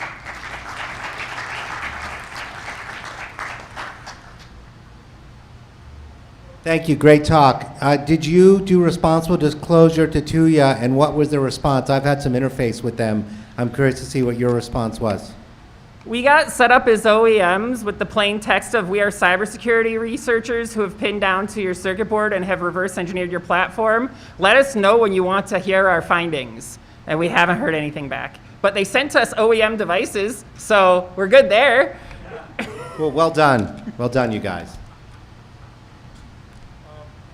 So my question is, did you reverse the firmware to figure out why it wouldn't display negative temperatures? That was on our list to do too. We kind of got distracted with some of this other stuff, but we do want to get back to the firmware. Okay, I was just curious. It is patched in the latest version. So once we got registered as an OEM, we were able to order a sample of this exact weather station. But it turned out that the circuit board is version 1.3, not 1.2, and that one has it patched. So we can actually do a diff between the two firmwares now and figure it out. We just have day jobs and other things going on in our lives. Yep. But if you want to help us figure it out, we'll happily post the firmware. Yeah. The other thing with the firmware is that they've stripped all the symbols, so it's really a pain in the butt to try and debug some of this stuff on it. Well, maybe we should strip our keys out and post a copy of the firmware. Okay. All right. Thank you, everyone. Thank you, everyone.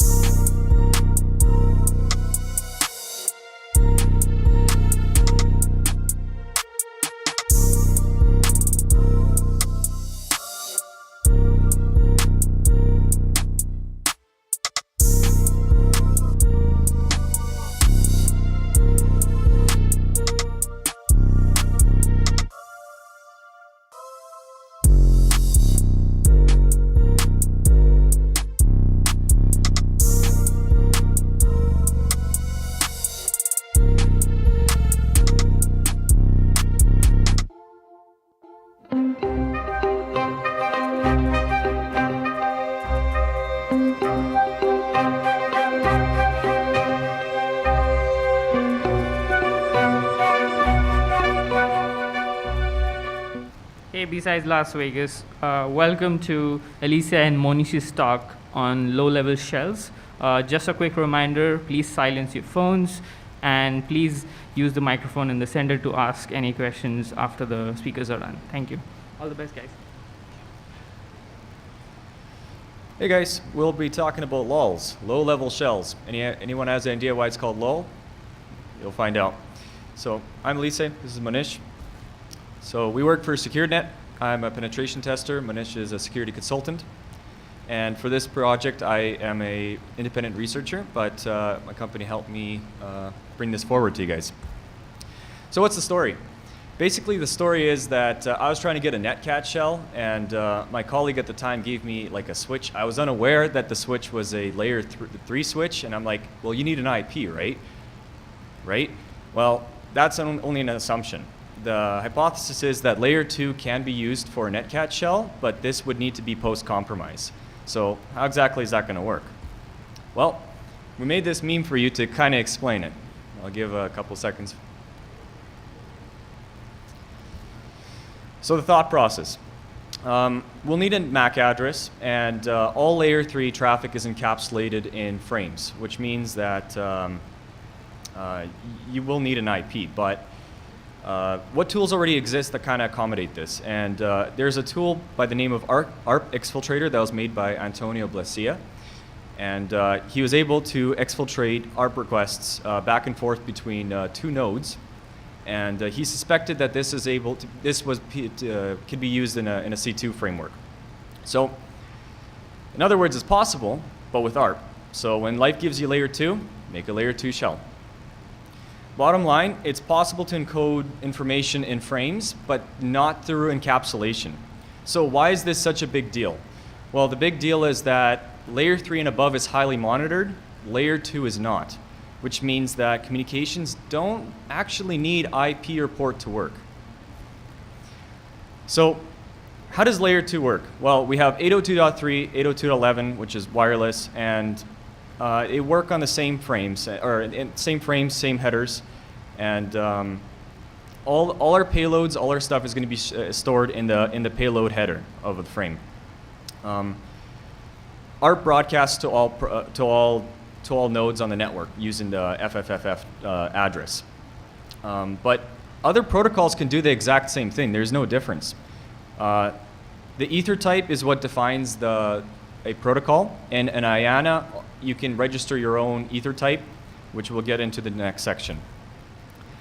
Ether types, why are they so important? During DEF CON 31, Richard Lachey, he did a talk about this in his talk, Fantastic World of Ether Types and Where to Find Them. His talk was more about how to use ether types and how to structure them to communicate with devices. In our prototype, we will not be using ether types specifically. We'll be using them to blend them in, to make it more covert. So here's the payload. We have 1,500 bytes that we can work with. So broadcast domain communication. So as we all know, whenever we get a broadcast message sent on a layer 2, it gets sent out to all the devices that are connected to that switch. So why is this important? We were trying to see if we could include netcat, PowerShell, SSH commands in these broadcast domain messages, which could be sent out to the other systems that are on the broadcast domain. So let's see what are the requirements and what the data flow looks like for doing this. So the requirement, as Alicia spoke, this is a post-compromise tool, so we are going to need initial compromise. In addition to that, we need Python and C# to be available on the compromised system. Binary, if you're using anything, for example, netcat, if you're using that, we will need that, and a loader of some sort. So this is, in a nutshell, what is happening. The victim is sending commands via Ethernet frames, and the victim is responding with Ethernet frames back with the response. So let's take a look, detailed look at the flow. So yeah, the attacker starts off by sending Ethernet frames containing the command. The victim node then decodes the frames, extracts the command, and executes it. Once the command is executed, the victim node then again uses Ethernet frames to send the information back to the attacker node. So let's take a look at a demo quickly for this. Before I jump into the demo, I want to show the commands that we are running. On the victim node, we are running the script in listen mode and setting the attacker and session ID. And on the attacker system, we are running it in connect mode, again setting the same attacker and session ID. Additionally, we are providing the MAC address of the victim machine. And then we'll be running whoami and dir command. As Elise spoke earlier about ether types, for the second section of it, we'll be using STP as the Ethernet type. The code for that is 8181. So let me pull the video.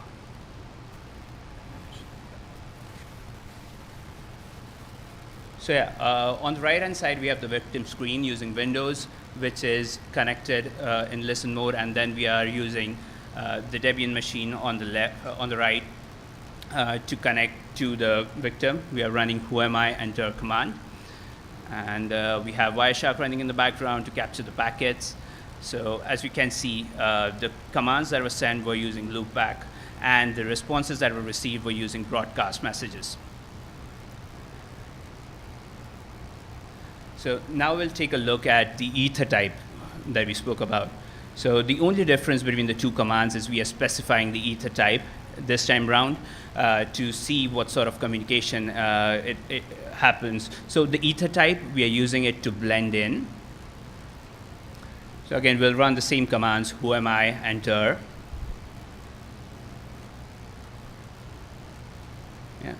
So let's take a look at the Wireshark capture. We'll do the filter for 8181.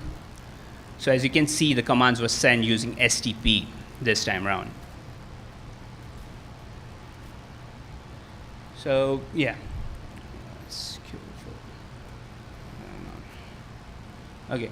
So is broadcast communication required? Absolutely not. We could use point-to-point communication as well. The reason why we chose broadcast for this particular example, because broadcast communication is usually noisier and it gets some time lost. And like sometimes the security tools ignore those.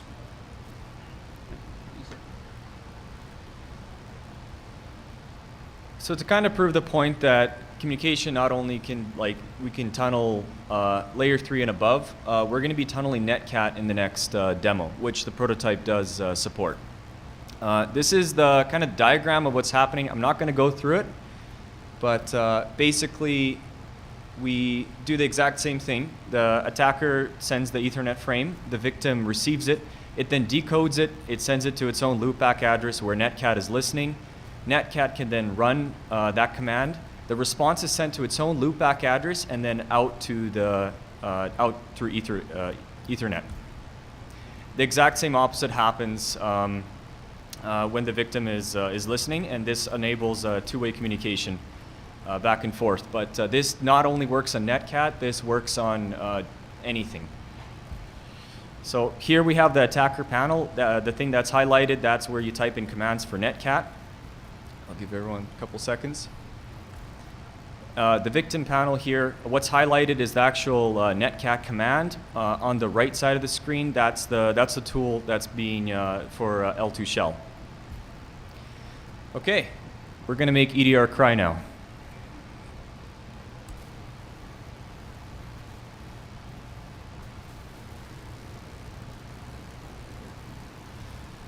Okay, so on the right side, or sorry, left side, that's where the L2 shell is. We're opening up a RDP port, or an RDP session to the victim machine. Now, the reason why we're, the reason why we're doing this now is to show that we have the initial compromise. And, okay, sorry about this, we're having some technical issues. Okay, so we have a EDR solution that's on the victim machine, and the threat detected, that's only Netcat, that's not L2 shell. Once an administrator manually locks this up, it will actually cut the RDP session. Basically, nothing will be able to communicate to that device on any known protocol. So that's what happened here. However, we have here the L2 shell that was initialized earlier. We can still communicate to it via Ethernet.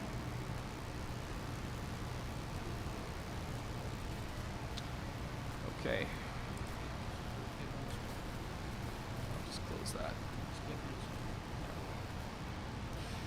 this is essentially what happened. Frames, they do not get detected, and they are EDR, IDS, they allow it to pass through. This is all the loopback traffic that happens on the host and the victim. It never appears out of the network. So what are the limitations of this? Well, obviously we got the broadcast domain, and the frame headers, they're cut off by the routers once they traverse to different networks, but we can bypass this with the NIC. We can do VLAN hopping, directed broadcast from routers, layer 3, 4 application layer protocols, out-of-band bridges. These are all ways we can extend from one LAN to another. MPLS networks, this works on MPLS the same way that it works on any other ether type. MPLS circuits can enable that communication. Internal ICS networks are very flat. It allows, it would be a prime target for this. So we could also do layer 2 forwarding. So if there is a victim machine that is compromised, we could jump from one NIC to the other one, basically hopping the subnet. We could also create temporary layer 3, layer 4 bridges with this, basically accessing restricted subnets that could have like DLP preventions on them. So the use case that we can think of is a red teaming scenario where, or like a C2 extension, basically where we are using this for communication between the compromised host. So out of the 6 hosts that are here, we are using, 3 of them are not using the L2 shell. So they are at risk of getting compromised. However, the ones that are using L2 shell, they would be very hard to detect. So now this is kind of the grim part of the presentation, detections. Unfortunately, we will need layer 2 sensors. We'll need to span tap the traffic. This might work on 802.11. It works on 802.3, so just regular Ethernet. The entropy and size of packets, they're going to have to be looked at. The expected ether types, for example, if you have the configuration test protocol on your network, it probably should not be there in the first place. The only way to really know this is to baseline things. Signatures, good luck, have fun. It might work. However, this is only to detect common commands that they're unencrypted. Zeek might, out of the box, Zeek is not going to detect it, and it's kind of expensive to utilize. Another detection is to inspect the loopback traffic if our technique is used. It's an adjacent issue, but it's good when paired with covert communication. It's not just a network or an endpoint problem anymore. So take a picture of this. This is going to be how you detect anomalous traffic via Ethernet. Now, if the traffic is not anomalous, it's a lot harder to detect. So here's the good, the bad, and the ugly for detections. If it's IPv4, ARP, or IPv6 ether type, it's significantly harder to detect. So the highlighted green, that's all the detections with anomalies. The above is basically IPv6. You can't really tell the difference. So defenses, VLANs, that kind of depends if you're only working on one NIC. Isolated guest networks, I couldn't break through that one, so it might be good. There's certain limitations to it. And cloud environments, it depends how layer 2 traffic is implemented on them. What has been in the wild? There has been an APT group, Platinum, that utilized SOL in their C2 framework. However, when I looked closer into it, it seemed to use IP. IP is not used in this prototype, so it's similar but not quite the same. So closing remarks, this is not a vulnerability. This is basically frames without structure are still frames. Layer 2 detections only work for known attacks. DPI, unless otherwise configured, isn't really looking for this. Wireless devices can communicate on Ethernet to other Ethernet devices. Works in line. So it's system network agnostic as long as 802.3, 802.11 are supported. And has this research been performed? I referenced all the people that have done similar research. I haven't really found anything quite to this extent. However, there is a references page that will show everyone who did similar. TLDR, it's command control focus, Ethernet transport agnostic. There's ether type smuggling. This evades most layer 3 to 7 IDS without disrupting other network hosts. And how does everyone feel about supply chains? Because that could be problematic if this is used as a technique. Million frame question, are adversaries using this? I don't know. But now that the EtherCat's out of the bag, what's next? Should vendors do more, or is this a free-for-all? So here are the references. And big thank you to BSides Las Vegas and the security community. Special thank you to Steve Porter, Doug Leese, and Quinn Kramer for helping me and the team make this happen.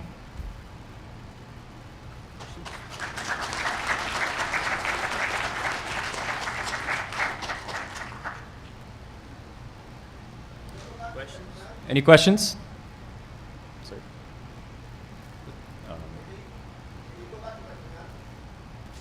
Sorry, which slide? Can you come up to the microphone, please? Sorry. Yeah, the command to detect the traffic, the TCP dump. Oh, I see. Okay. Yeah, this is it. This is only going to detect anomalous traffic. This won't detect frames that are properly structured and basically that are made by not amateurs. I don't know.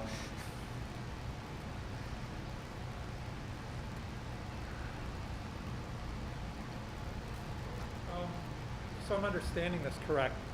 Like you said, this has to be on the broadcast domain. The two device, your victim and your aggressor have to be on the same broadcast domain, right? Not necessarily. It depends. They can be on different networks, but the actual communication, it happens on LAN. But if for example, there's like multi-NIC, so you can jump from one network to the other. Okay. This wouldn't work like if it had to go through a switch because it would, like you said, it would strip the. Well, I guess what I'm getting at is the value in this is it would require your aggressor. You would have to have some sort of, if you wanted to use this as a remote attack, you would have to have some sort of channel to get to it. So this is post-compromise. So the consideration here is you already have compromised the victim machine. You are already on the same network as them. So it could be something that you use for pivoting, for covert communication. So it's basically sort of, you could think of it as a C2 extension, basically. So, okay, but both of them would need to be compromised, the victim and the aggressor. So initially, once you have compromised, you would be on the same network, right? So Okay, from but then there, you could move on to a different target who is in a different network. And then you still have to be able to bypass the EDR to. Yes, if that is the case. But the thing is, layer 2 isn't monitored that No, much. layer so 2 isn't, but in order to get the initial compromise. Yes. Okay. Yes. So that's the only consideration here, initial compromise. So yeah, this is after this is post-compromise, and it's mostly for covert communication. So actually, now that I'm thinking about this a little bit, where this might be of value is like if you're doing a pen test engagement where you actually get physical access to the facility and you somehow put a malicious device that connects directly to the network, but then you have remote access via some other. Yes. Okay. Yeah. Okay, yeah. cool. No, not that discount what you guys done. This is really cool. Thank you. Hello, just checking my understanding.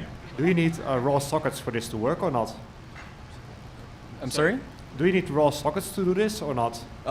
You need admin privileges, so this requires sudo, but it does, like raw sockets, it would work on IP, right? But this would be pure frames. So in a way, yes. Okay. Have you considered doing this same type of payload but using setting the protocol to be IP, but just have invalid payload inside the IP packet? I didn't quite understand that. Sorry. If you're making raw frames, have you considered having something that is labeled as being an IP packet, but just with random content? So we are not really using IP. So it's either broadcast or Mac to Mac. Okay. Yeah. Hey, are you going to be open sourcing any of the code you showed off today? We're considering releasing this. We don't really know the impact of this right now, but we're considering it. Raise a hands. Who would like this release so they can look at this? We need a lot more hands than that. All right, thank you. All right, thank you. Come on, Robert.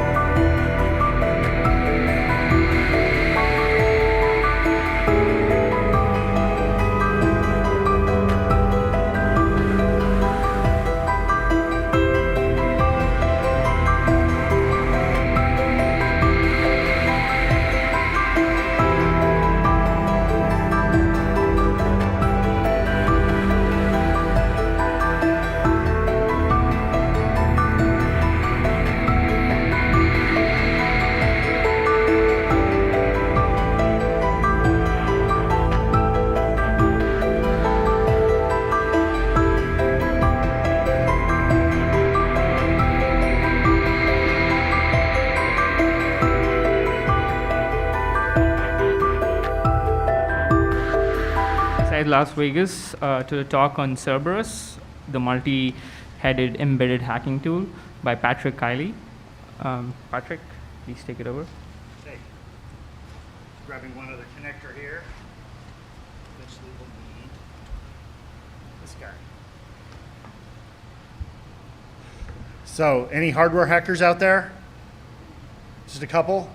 Well, this tool is intended to make it easier to get into that. So hopefully we'll end up at the end of this talk with a few more. If you have any questions, raise your hand. Feel free to interrupt. I'd be happy to do it. This is a pretty informal talk. It's geared around more about demonstrating the tool than talking about it, but I'm going to talk about the process of building it just so you can see that maybe it'll inspire you to try and build something on your own. Before I did this, I only had a moderate knowledge of how to use EDA tools like KiCad specifically, and by the end of it, I felt like I really knew what I was doing, so it's a great way to get into that. So, who am I? I'm a principal consultant at Mandiant, a pen tester. I do a lot of embedded systems testing, but also a lot of other generic, network, external, web app, that sort of testing, mobile application, things like that. But my specialty, my passion is embedded systems. And I'm professionally known for actually breaking those systems that I'm working on. That's what I did. And probably the first one I did was about 10 years ago. I had a BMW, don't judge, I liked the way it drove. And I wanted to have an iPod interface in it. And I thought it'd be easy. I thought it's just a little USB connector that'll run to the back of the head unit. It turns out it was a lot more complicated than I thought, but I decided to tackle it anyway.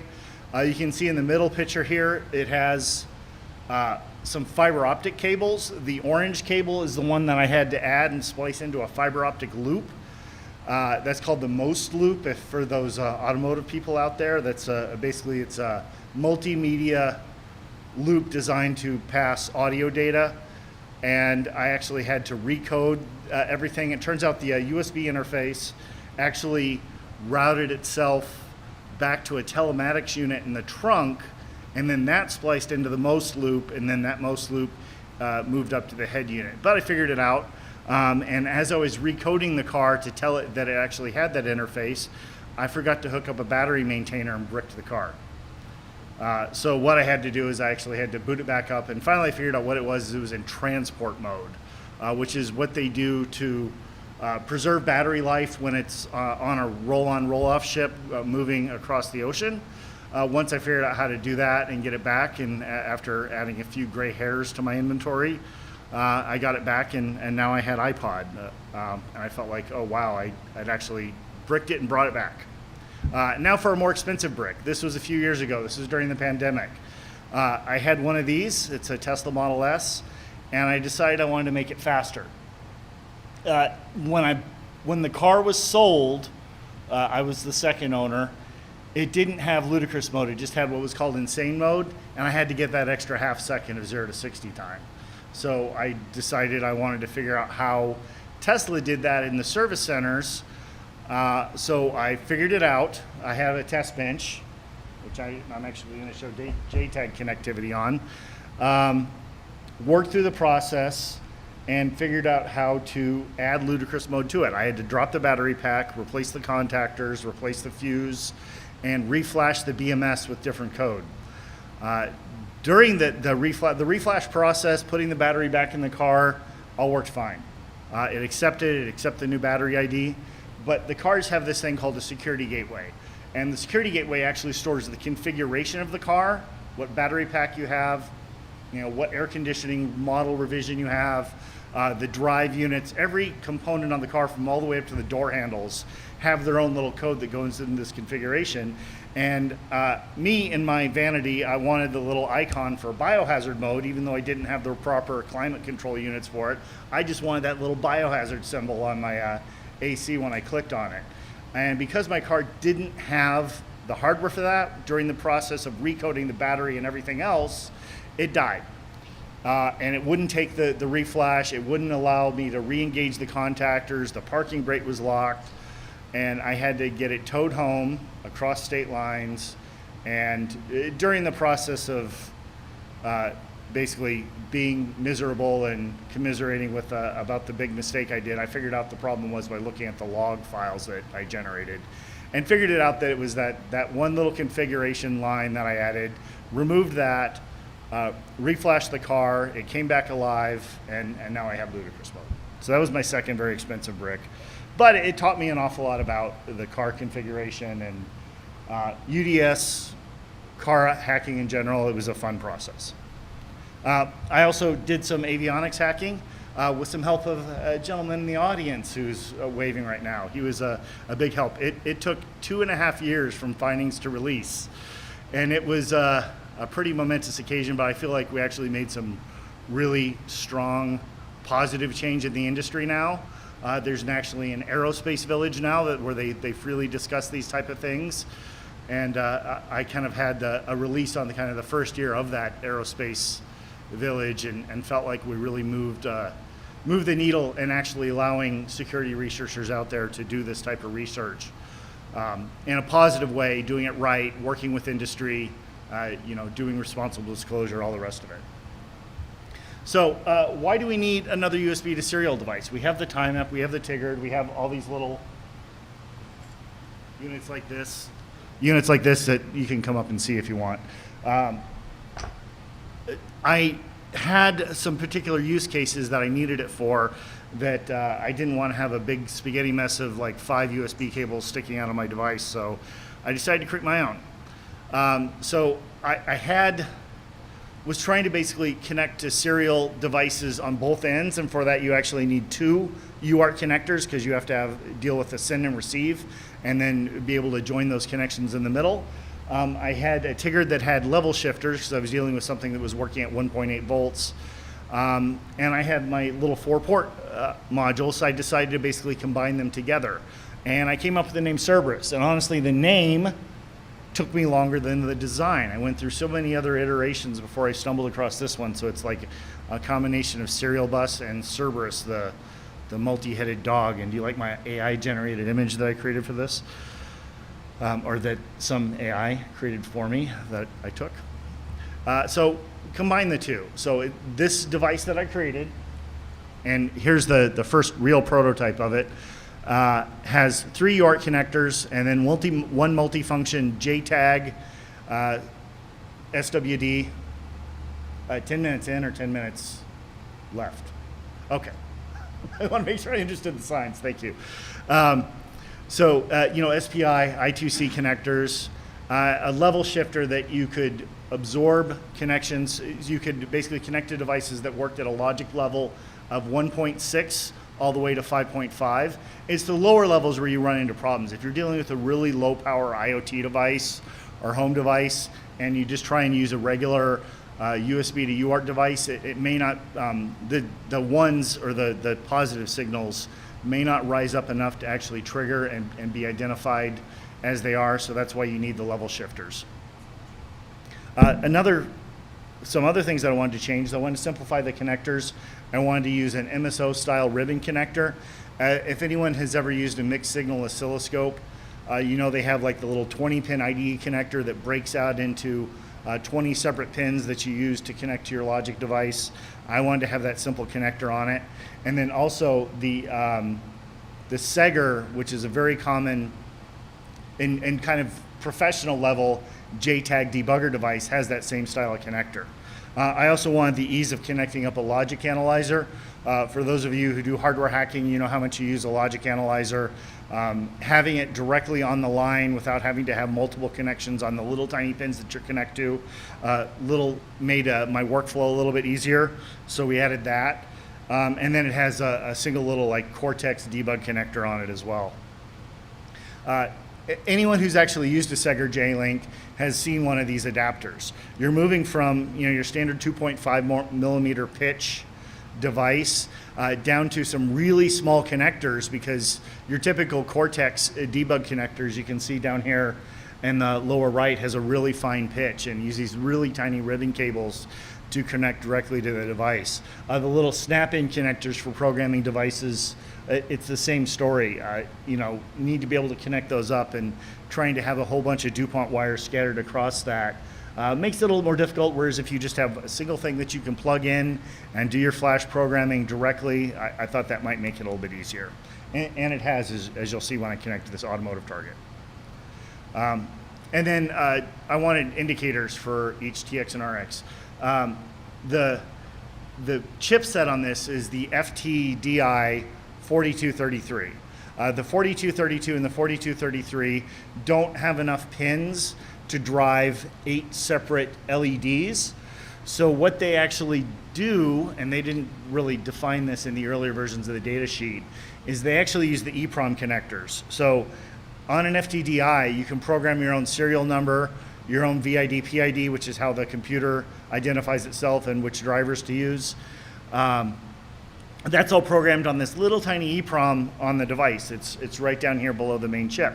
But it only uses it during the initial startup of the device. So they repurpose the EEPROM connectors up to the shift register and use it to drive the LED indicators. I included that feature on this. So now I'm going to show the UART demo.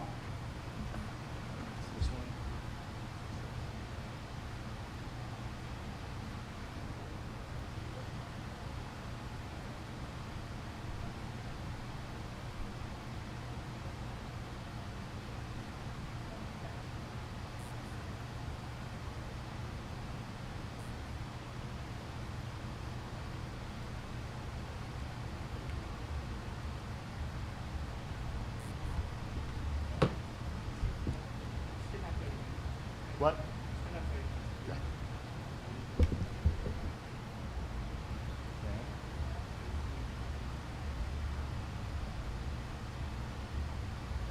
We gotta make an offering to the demo gods here that this will work.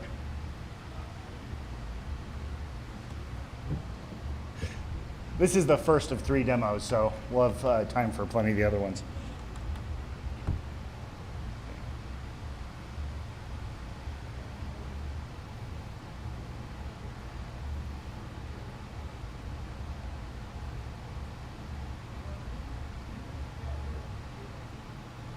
So I don't like to use putty. Okay, let me make sure I have this correctly selected. COM3. So when you connect it up, it'll actually, let me bring that back up because it's a good thing to show. It'll show up as 4 separate serial USB to serial ports in your machine. On a Linux machine, it'll be dev TTY. I like this particular application for what you'll see in a little bit when I do the avionics demo, but you can see it showing up as COM3, 4, and 5, and 6. The first COM. Don't mind me, but we want to make sure we catch all your words because you're going to be back and forth a bit, it seems. Sorry for the interruption. So here, flip this here. Put this in a pocket for you, like on the edge. And then we're going to go ahead and mute that. Okay. Give it 1 second. Was it a lot cutting out? How's that? How's the audio? Guys, can We're you good? get back there? You good? Okay. Thank you very much. Sorry. Okay, yeah, no problem.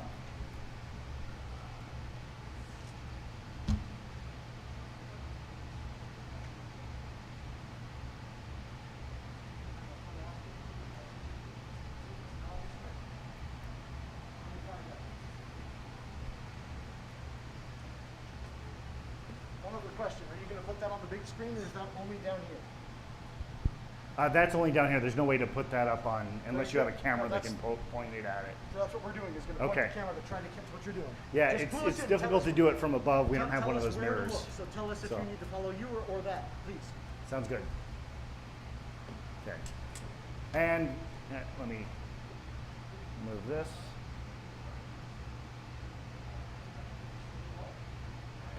And you can actually see the device booting here. So this is just a simple demonstration of the basic UART connectivity. This is a Wi-Fi router that's no longer in use at my house. And it's a great way to get into embedded hardware hacking. That's why I wanted to show this one. If you want to start learning about testing embedded systems, if you have an old Wi-Fi router, rip it open. 99% chance you're going to have some type of pin header that looks like this on there. And all you have to do is either solder on the pin header or just connect to it if you don't have it. You can use a little $20 Amazon Logic Analyzer to verify which one's the transmit pin, and you'll be able to see the device boot. Okay, yeah, that shows well enough up on the screen. And that's just to show, very simple connectivity. I have it connected to the first UART. You can actually send and receive on this, but this particular device takes a really long time to boot. So I'm going to skip this and move back to the rest of the presentation. And if you look closer, you can actually see it flash. That's one of the indicator lights. That's a really good way to check and actually see if you have connectivity, is to verify the status of those indicator lights. So moving on from that, now while that one boots and I can show the two-way, I'm going to talk about the design process. So first I just built a proof of concept using a breadboard. It was a really ugly, unclean signal, but it verified that I could get all 4 channels working simultaneously off of just a dev board, demo board of the FT4233 that I ordered. I should also mention I'm not an electrical engineer. I don't even pretend to be one. I took a couple years in college and then got distracted by college. Ended up getting my degree in economics, but it still kept an interest in it. But if you asked me to recite Kirchhoff's equations, I couldn't do that. But what I can do is look at a data sheet and copy what's on it pretty realistically, so I can hack at it, which is where I'm kind of going with that is, don't think you have to be an electrical engineer to build something like this. I looked at the signals on this on a scope.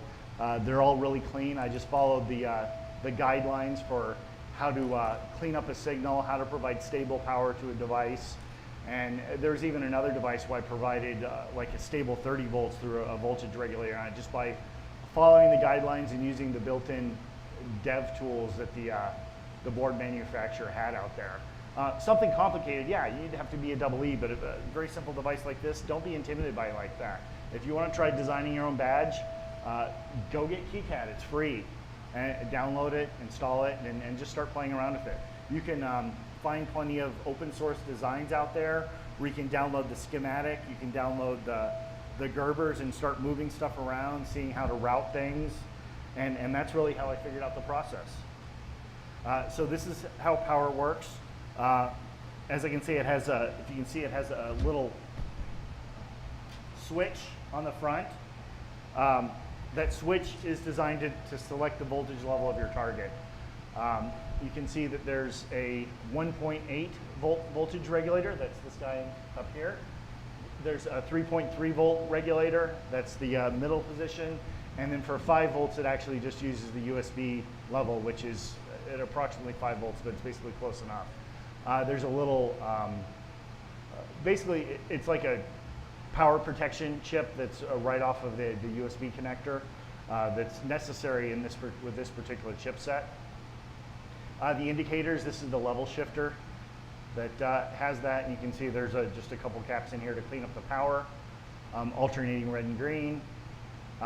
Here's a little bit more on the level shifter. So I had to add, the other designs out there had 2 level shifters. I had to add a third as an additional output buffer.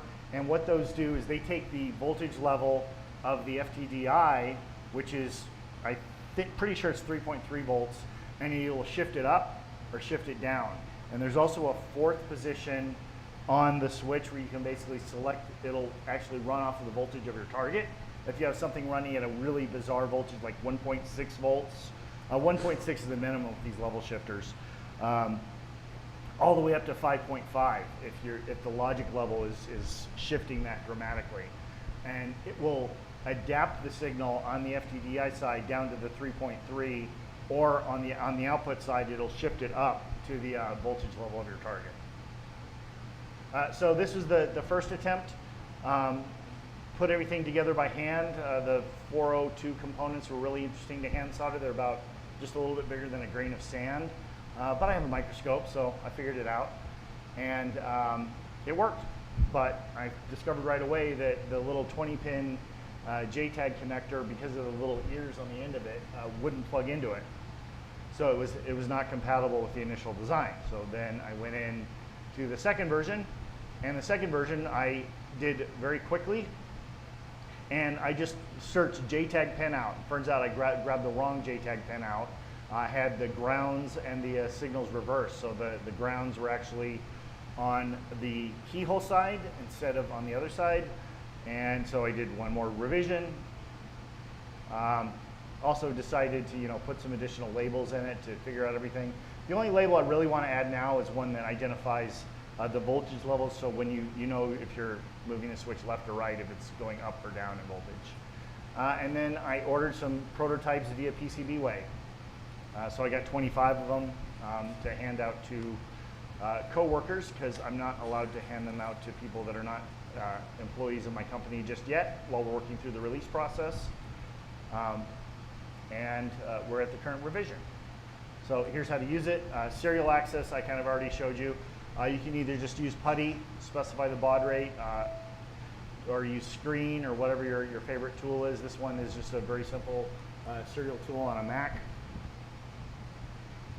For JTAG, now it's getting a little bit more complicated, and I'm going to show the demo of that one in just a minute. If you try and use OpenOCD out of the box, just do apt install OpenOCD, it probably will not work. The package maintainer's version of OpenOCD doesn't have all of the FTDI chipsets supported out of the box. Fortunately, it's very easy to build. There are very few dependencies. You can just pull it off of GitHub and do a build. And then when you're doing the configure, you just have to enable FTDI or any other additional chipsets that you want to use.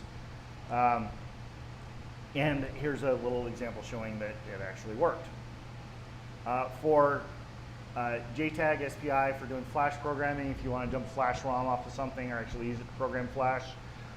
Flash ROM itself is a little buggy, a lot for the same reasons that it's using a fairly recent FTDI chip, but FTDI Python you can use to dump flash, and that works really well.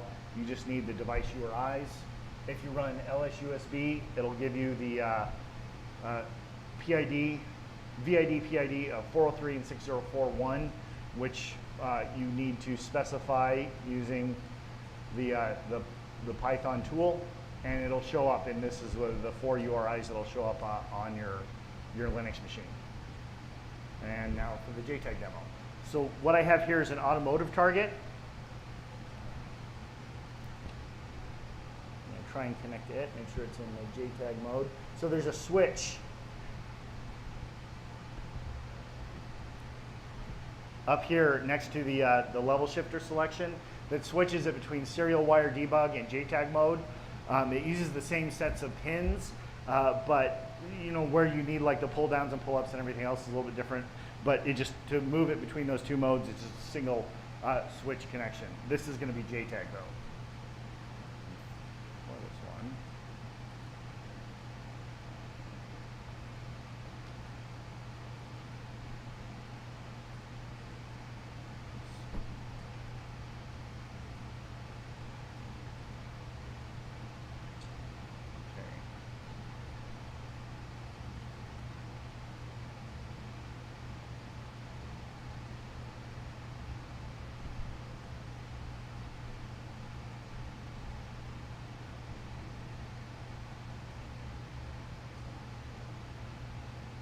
Okay, it's showing up. You can see 4036041. And yes, I know I'm running OpenOCD as sudo, and that is a bad habit. Don't do that.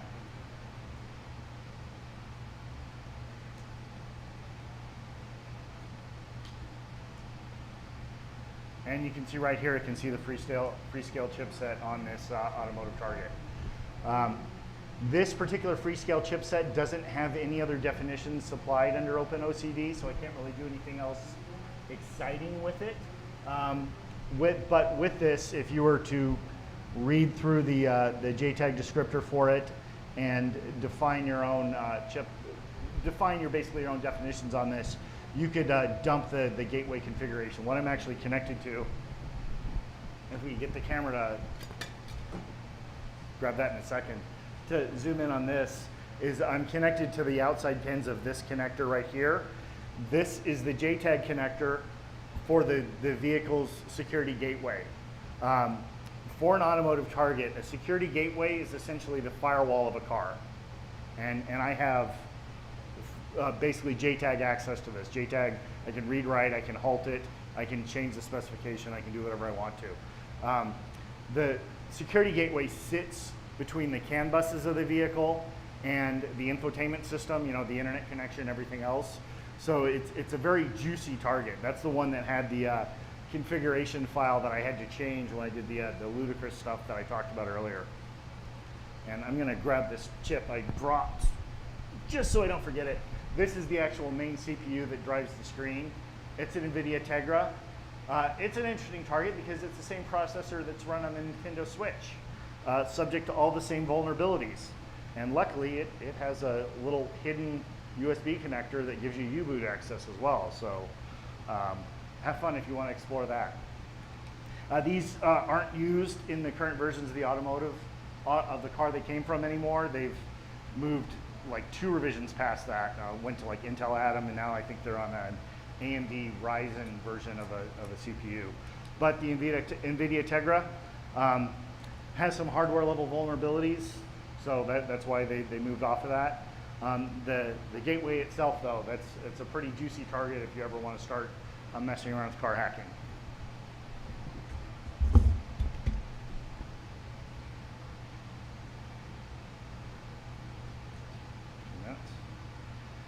All right, so now we get into the other use case for this particular device, and that's multiple serial.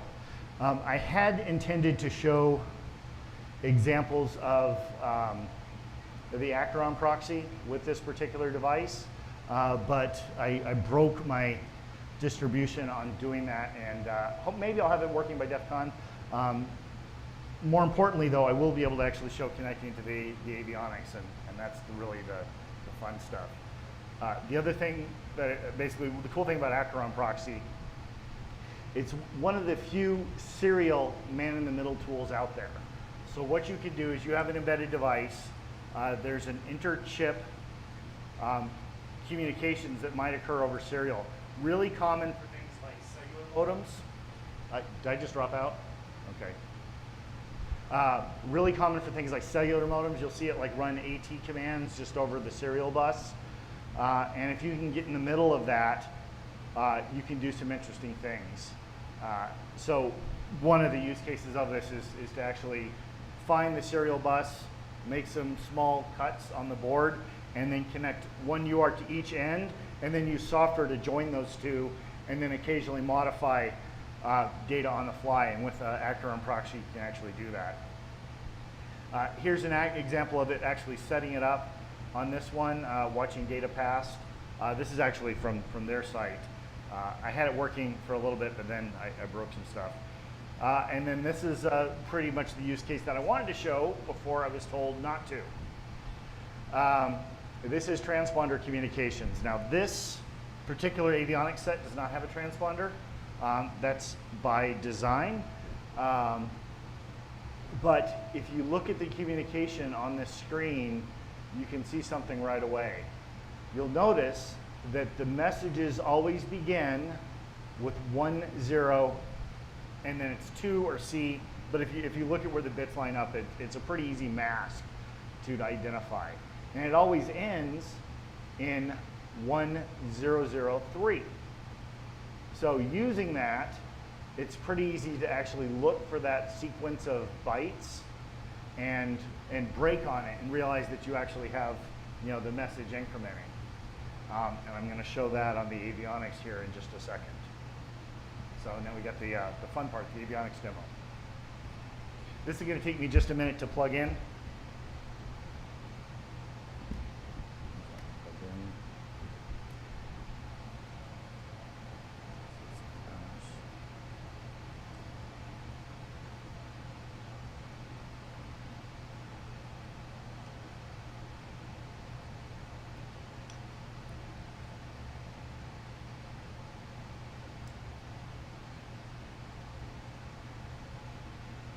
Thankfully, there's really good lighting in here and I can see what I'm doing.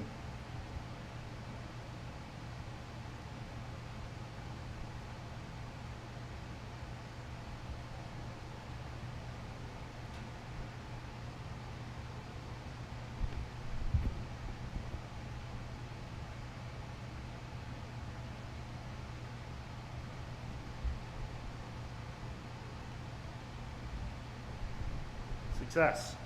Okay.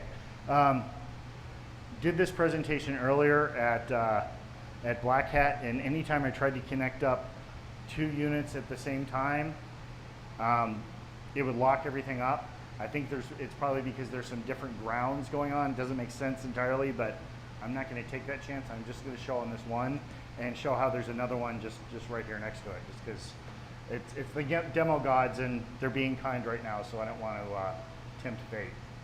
So you can see I'm using this tool hterm.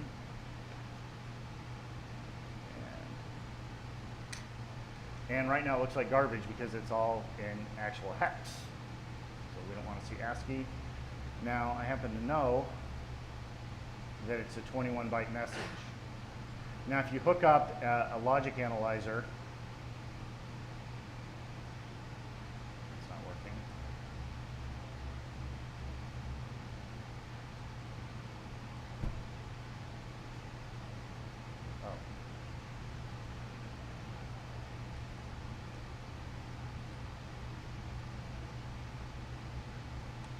Oh. Okay, I'm actually hooked up to the other unit on this. Ha!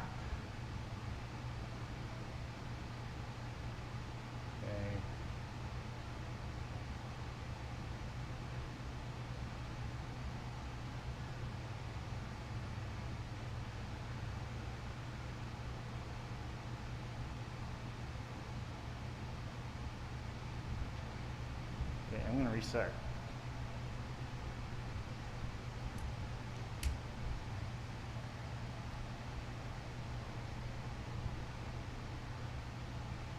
I spoke too soon about the demo gods. Oh, I know the problem is. I have to set the right baud rate.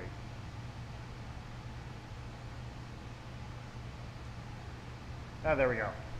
Yay. All right, so you can see that I've got the same beginning and end of the messages here, and they are all in hex. All the messages from this particular device. Now this one has a completely open design. The source material, so basically the software interface specification, if you will, for this particular avionics set is completely open. They tell you how to build devices that interface with it. So they'll basically tell you that the start of message is in 8.2 and the end is in 8.3 in hex. Now you'll notice, are we zoomed in on the Mr. Camera person? Are we zoomed in on the avionics? Okay. You'll notice, can you see the data shifting? I can't really see it from this angle. And then this is the attitude heading reference system. Basically that's the electronic gyro of the avionics. It's basically telling it where its relation to is into the ground and how quickly it's changing. Now it gets its truth also from the compass, which I have a connector to, but maybe right here at the end we'll try and connect to that and see if we can get both at the same time. But the main method of communication on this device is actually CAN bus, but because they want to be interoperable, they also offer serial. So I've connected up to the serial so we can do additional instrumentation work and exploration of it. But it'll connect up to a transponder, connect up to a radio, ADS-B in, so it'll actually see the aircraft around it and just put them up on the display here. But you can see everything shifting as the gyro on this particular device moves. So now that I've shown that, any questions before we try and tempt fate and see if I can get another connection on this? All right, good. Let's try it. Way.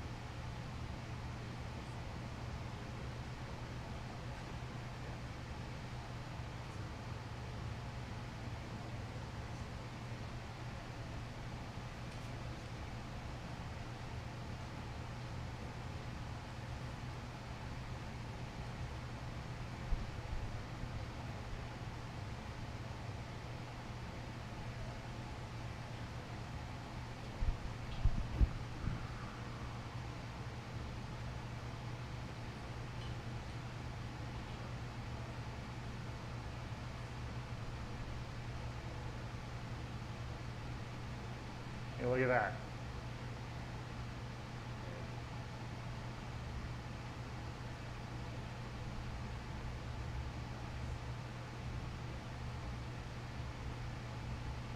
Sort of working. Turn off ASCII.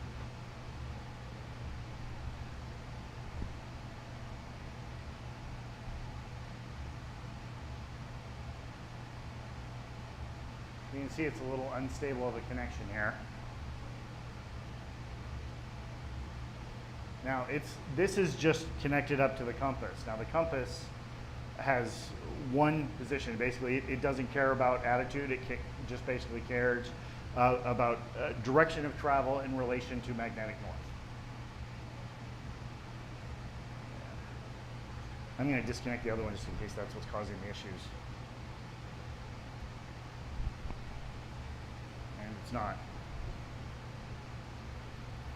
Maybe I just have a bad serial converter here.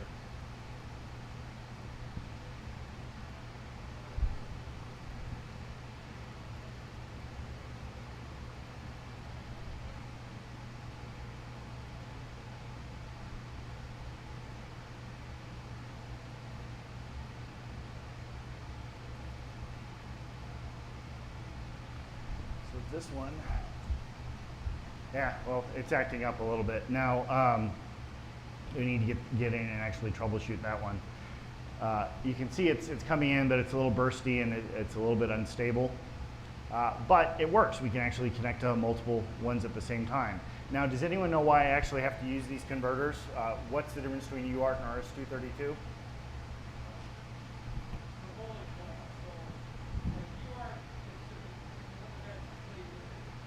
You want to come up to the microphone there.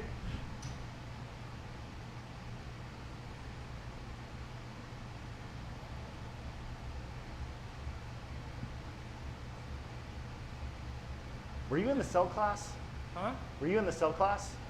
The cellular implementation class at Black Hat? Yes, I was. Okay. Go ahead. Okay, so UART usually refers to like, that's the logic level signal. That'll be like the 0 to 3.3 volt or the 0 to 5 volt or whatever supply voltage is used by the digital logic, your microcontroller and all that. RS-232 is an older standard, and what they do is they take the UART signal in, and then they drive it. It's a single-ended, but they'll drive it either to like plus 12 or minus 12 volts. I mean, I think it can be anywhere in the range of -3 to +3 to +20 something to -20. So what ends up happening is like if you have like a logic high from like a UART TX, the RS-232 line transceiver will translate that into like a negative voltage, like a negative 12 volts. And when you go 0, it'll do the opposite. So it's sort of like inversion. And boy, I just gave my age away, didn't I? Yeah, that's actually a great way to describe it. So really what that means is if you're looking at a board and it looks like RS-232, but you're not quite able to decode it, try inverting the signal. Sorry, if you're looking at a signal and it looks like it's a UART signal, try inverting it. It might just be straight up RS-232. Because it's an inverted signal, zeros will appear as ones and ones will appear as zeros. And a lot of the logic analyzers won't go negative, so you'll just be seeing the positive swings on it. But it'll look like a serial signal, but it's just a little bit different. Okay, so at that point, I've concluded where I am at. The device itself is, all the designs are on Google's site here, Google Cerberus. I don't quite know how I'm going to sell it yet, although I know they allow it. I just have to work myself through the process. However, that doesn't mean you can't get one. All the KiCad files, all the Gerbers, the bill of materials, everything that you need to build your own is out there, and it's going to stay that way. They patented the device, but they patented it for intention of releasing as an open source. So really, they just don't want you trying to copy it and sell it. Although when I get it out there, I intend it to basically be as at my cost of creation, so embedded testers can actually use the device. I just have to figure out how to do it in a way that's not going to get me in trouble with the great people that decide what's acceptable at my company. And thank you.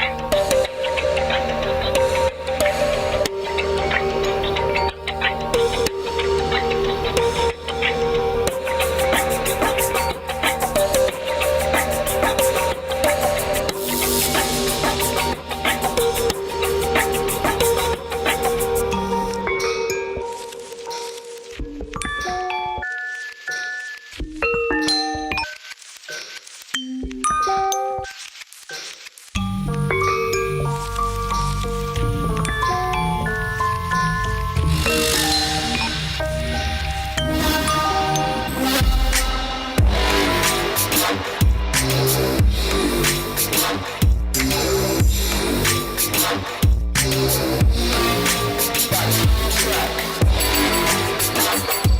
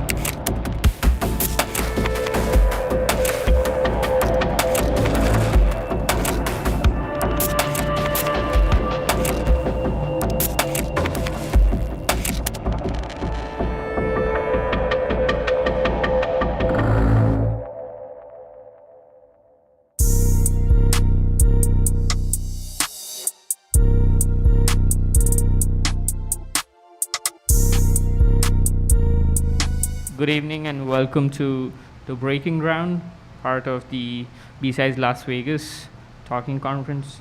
A few announcements before we begin. We'd like to thank our sponsors, our diamond sponsors LastPass and Palo Alto Networks, and our gold sponsors Amazon, Plextrack, and Intel. It's their support along with our other sponsors, donors, and volunteers that we make this event possible. Help me welcome to the stage Brian Riley, who's giving a talk on cold fusion exploitation.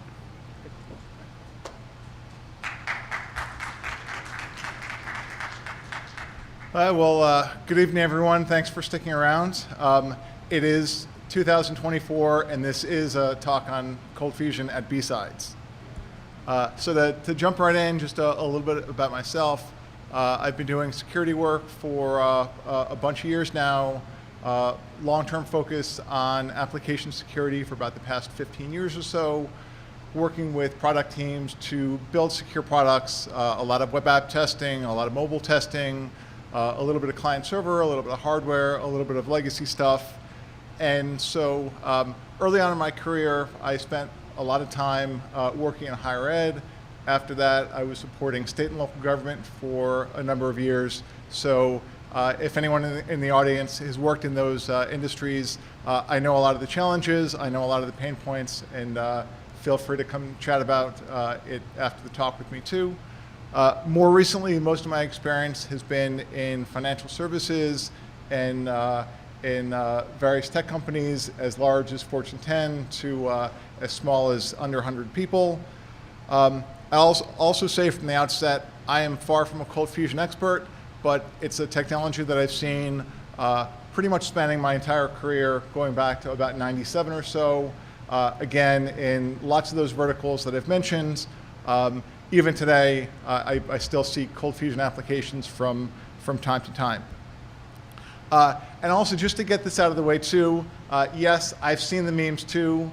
Cold fusion has a history. Cold fusion has a reputation. It may not be the sleekest tech or the newest tech or the hottest tech. It's still around. It's still security relevant, which is why I'm chatting about it today.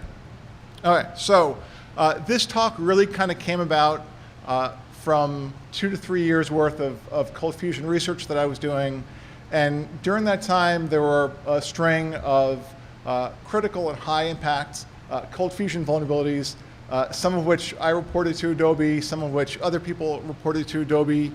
And I kind of took a step back and thought, is there anything that we can learn from these vulnerabilities in terms of how they're being exploited, where they live? Really just to think about, can we look at what's been seen in the past and predict how might the next one be exploited, or where might the next one exist? Or proactively, can we do something to put controls in place and think defensively and break future exploits before the next vulnerability is found? I'll also want to add one motivation for this talk was that it's been about 15 years since the last great cold fusion talk that I saw at a security conference. That was back, or I think 2010, Chris Eng and Brendan Creighton from Veracode gave their talk deconstructing cold fusion. Slides and video are online. That talk goes into a lot more about the cold fusion runtime and cold fusion execution that I'm going to talk about today. So certainly if you're interested in cold fusion and haven't looked up that talk, it's certainly highly recommended. All right, so even today, like I said, cold fusion is out there. This is kind of cliche, but this is a Google search that I did a couple weeks back. Google showed that there were more than 64 million potential cold fusion pages out on the internet. So it's certainly technology that's still in use. This is certainly just a rough back-of-hand metric. It's not perfect. It's going to miss things. There's lots of cold fusion applications that are going to be internal only or intranet applications. There's ways that you can build cold fusion applications that this kind of search may not pick up on. But if nothing else, it shows you, yes, cold fusion is still out there in 2024. Some more metrics for today. Cold fusion is still very heavily used across all levels of the government. So federal, state, and local, it's out there. It's also surprisingly still out there in the private sector. And while many sites won't be running their main www on cold fusion or high-profile web properties, they may have legacy applications, they may have niche applications, they may have internal or intranet applications like I mentioned, or they may be working with third-party providers, small vendors who, again, are providing their services through cold fusion applications, either new or legacy. Cold fusion is also still in scope for the Trend Micro Zero Day initiative. In 2023, there was 1 vuln reported through ZDI and 11 vulnerabilities reported in 2022.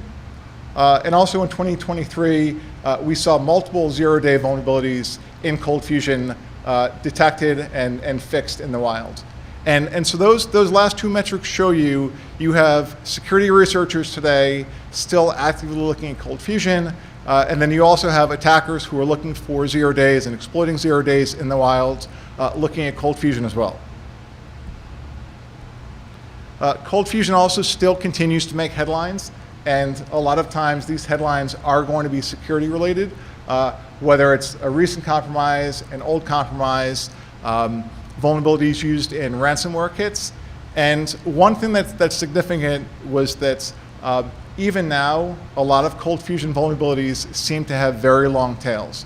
So vulnerabilities that are decades old may still exist on the internet today and lead to compromises, lead to ransoms, and lead to either high impact or high profile breaches.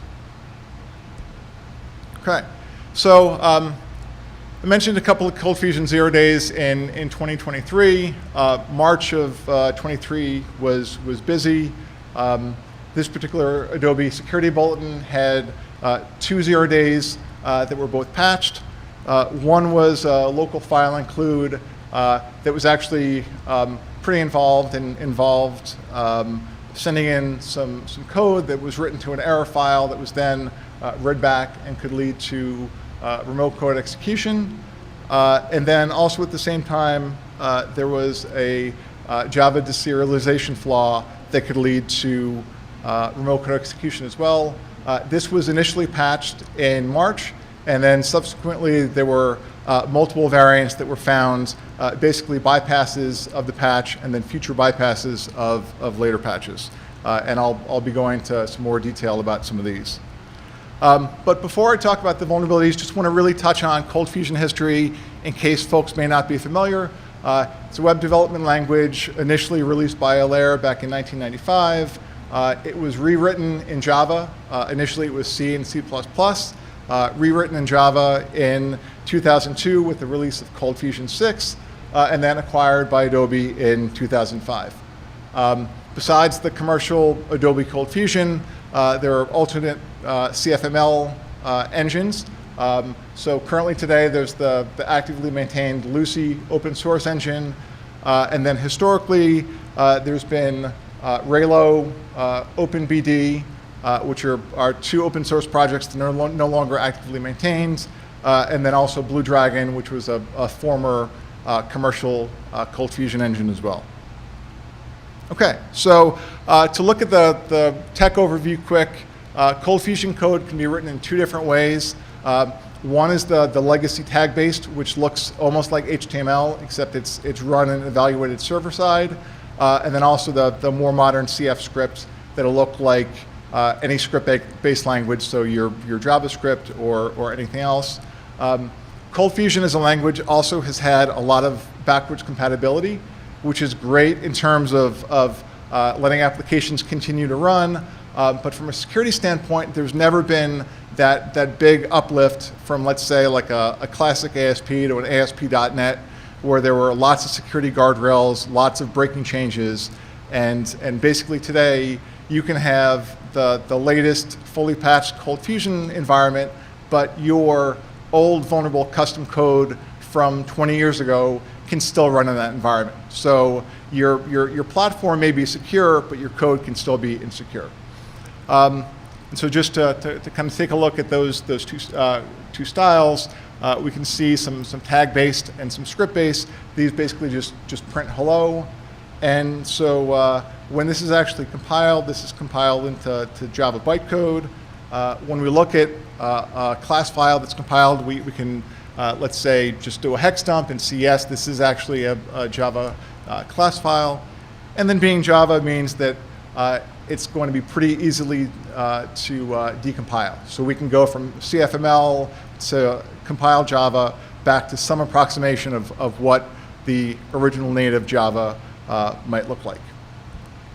Okay, so let's shift gears a little bit and talk about attack surface. So when we're talking about attack surface, we mean all the inputs, all the areas that an attacker may use to either access or exploit a system. And when we're looking to reduce our attack surface, we can do things. We can harden the system. We can make sure we have good access control. We can turn off unnecessary stuff and really just kind of build security in, think about what can we do to either break attacks, break known exploits, break exploit patterns, and things like that. Okay, in terms of what we're going to talk about today, there's three main categories. First one is going to be admin interfaces. The second one is going to be remote cold fusion methods. And then finally, a little bit about server-side request forgery. And so with that said, there's going to be a lot of attack surface that's going to be out of scope for today.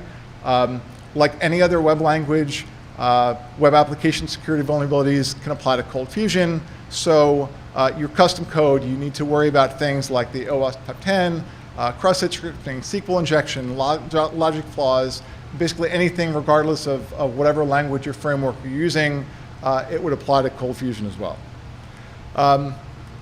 I'm also not going to talk about every single cold fusion vulnerability. I'm going to use a couple of examples, but certainly there's a long history and lots more vulnerability data that I'm not going to go into great detail about.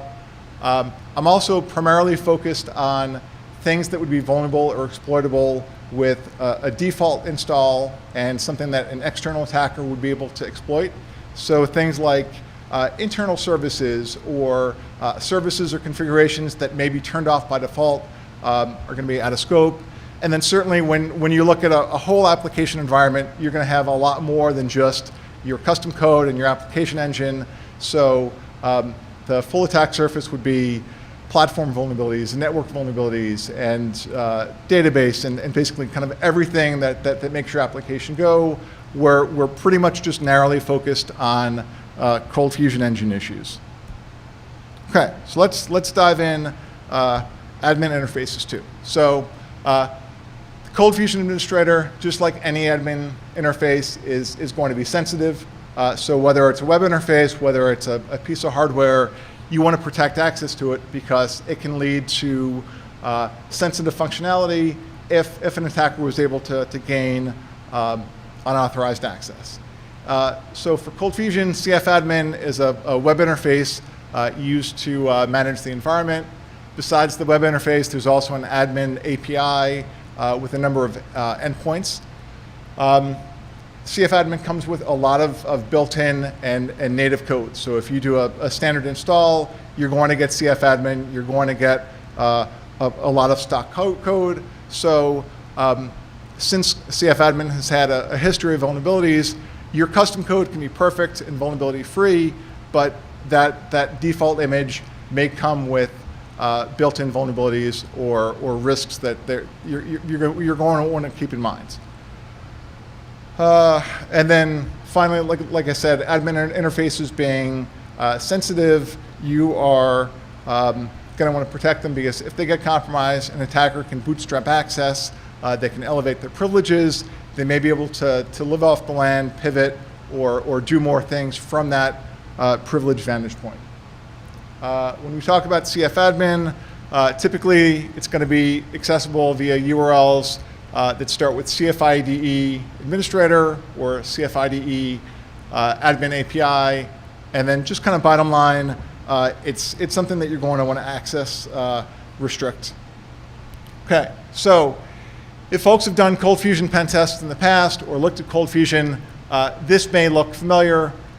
This is what the login page of CFadmin is going to look like.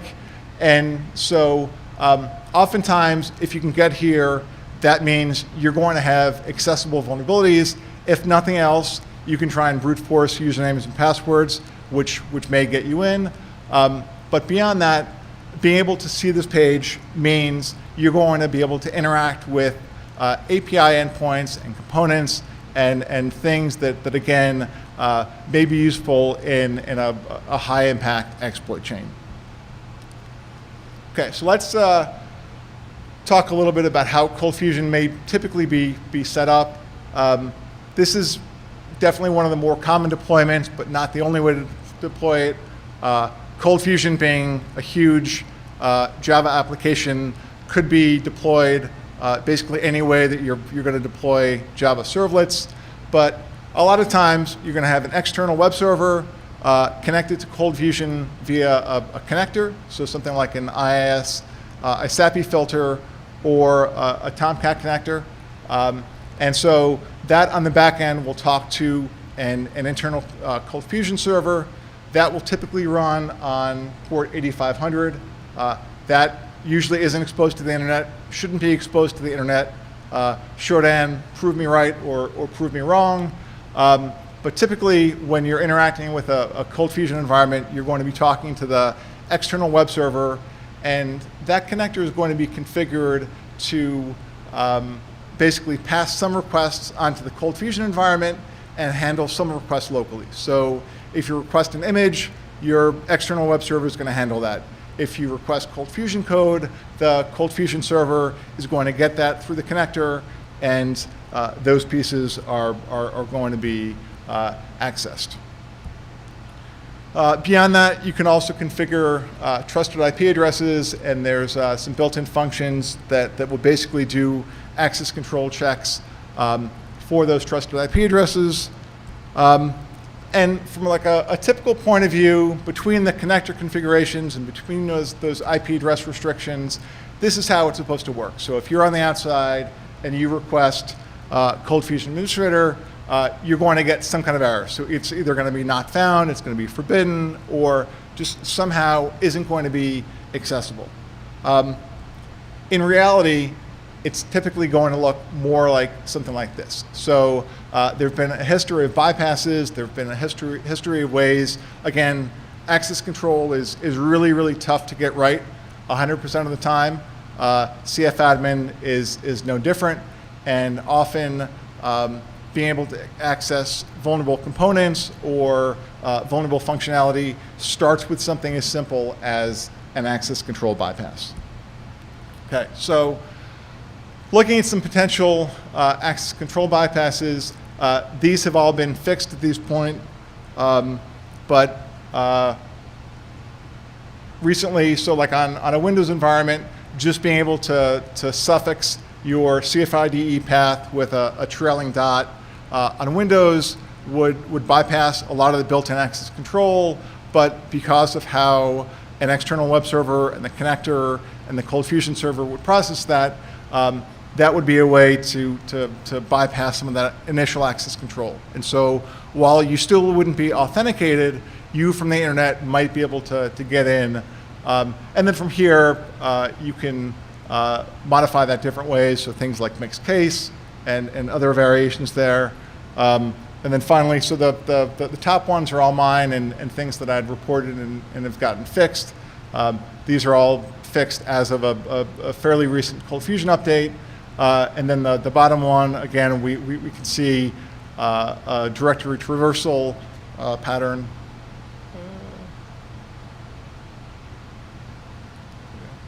Okay. Which was reported by Stephen Fewer of Rapid7 and then fixed back in 2023. Okay, so when we think about access control defensively, here we need to do much more than just patch.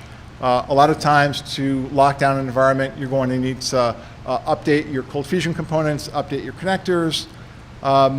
Access control, again, can be really, really tricky to get right. And so you also want to add trusted IP addresses into Cold Fusion Administrator.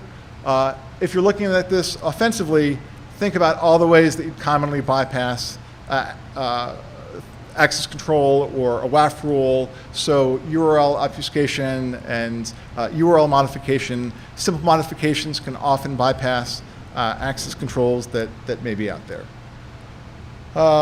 And then, like I said, a lot of times a successful exploit chain starts with a fairly simple access control bypass. Okay, moving on to remote Cold Fusion components.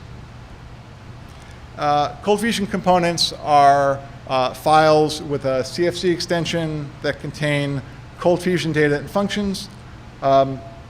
Similar to Java methods, cold fusion functions are going to have an access attribute that control how they can be accessed. So you can set them up so that only other cold fusion code can call your functions, but you can also build remote functions, which are almost like simple API endpoints that can be called via a URL request. And so one important thing to note is that there's different code paths for how CFM, so your standard cold fusion files get processed, and how your cold fusion components get processed if they're called via a URL. Different servlets, and the servlet that processes cold fusion components is a little more complicated and has had a history of exploitable vulnerabilities just in terms of what that code path looks like versus if you're calling static cold fusion files. And like I said, there's a lot of cold fusion components included with a default cold fusion install in CFadmin and in other places. If we look at what one of these might look like in either tag-based syntax or script-based syntax, so we have a simple function. It takes two arguments, concatenates them together, and returns that value. We can access it via a URL where we're giving it the function name, the method name, and then our arguments, and it returns our value. But beyond doing it this way, we can also pass in all of our arguments at once in a parameter called argument collection. And so that can get passed in either as a JSON object or a WDDX packet, which is just an XML-like data structure. And so going back to our other example, instead of passing all of our arguments in individually, here we can see we're passing them in either as JSON or as WDDX, and again, same output, same functionality, and then just processed by those backend components.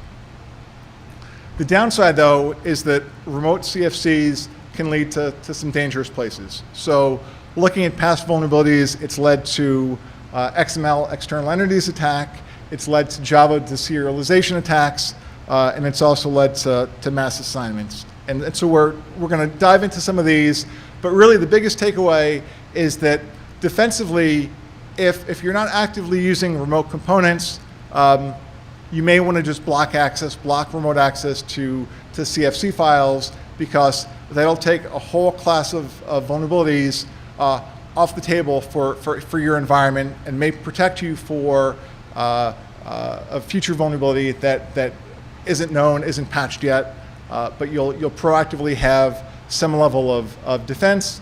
And then to flip the table on the offensive side, a lot of times if you're going to exploit one of these vulnerabilities, all you need to do is find one single CFC file. It doesn't even, in a lot of cases, need to have a specific vulnerability. It just needs to be any CFC file with a remote function in it. But looking at some of these examples, so this is going back a little historically, but it's something that was never written up, and when I was looking at some Cold Fusion internals, I found it long after it had been patched. So it was patched back in 2017, but I saw in the code what looked like an XXE prevention method. And so that got me thinking, I wonder when that went in, and was this code path vulnerable before it was patched? It turned out it was, and from an exploitable standpoint, all you needed to do was be able to call any CFC file. It didn't even have to have Cold Fusion code in it, so a blank file with a CFC extension called via a URL would be enough to trigger this XXE vulnerability, which was interesting because it kind of raises interesting attack chains where even if there's not vulnerable code, if I can create a file on a server, I might be able to create this vulnerable condition. And when we look at what the attack would potentially look like, again, a pretty classic XXE attack where within that XML-like WDDX packet, we're passing in a classic XXE payload. That gets processed. And so I thought, well, I wonder, like, had this been either talked about or written up in detail initially, like, would it have preemptively made people think, well, there's a large attack surface on remote cold fusion components, and maybe blocking access to CFC files is a good proactive security step if you're not actively using them. Moving on to Java deserialization vulnerabilities. So these aren't unique to Cold Fusion, and deserialization flaws in general aren't even unique to Java, but it occurs when an application is going to deserialize untrusted data. It can lead to remote code execution, and historically, Cold Fusion, like lots of other Java applications, has had a history of these. And so this was one of the initial 0 days that I talked about. This was one example that was initially found and patched in March of 2023 as a deserialization 0 day.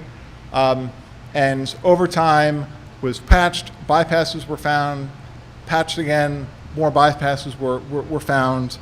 And this is definitely through no fault of Adobe. Root cause analysis is tough. Vulnerability patching is tough too in terms of getting it right and not breaking your environment, but still providing adequate protection. But kind of there were a series of these, and that middle part where it was patch, that was one of those initial kickoff points where I thought, proactively, are there things that we can learn about how these vulnerabilities get exploited or where they live, where we can either predict where the next one might be or put controls in place. And so when we look at what exploitation looks like for these vulnerabilities, this was the first one. And so again, kind of similar to our XXE vulnerability, instead of passing in XXE payloads, we're passing in a deserialization payload. But again, similarly, we just need to be able to access any remote CFC method. We pass in our serialized payload and a WDDX packet through our argument collection variable. So this was March. 4 months later, another variant was patched, and between exploitation of the first one to the second one, it was just a matter of using a different Java class as the payload within the serialization object.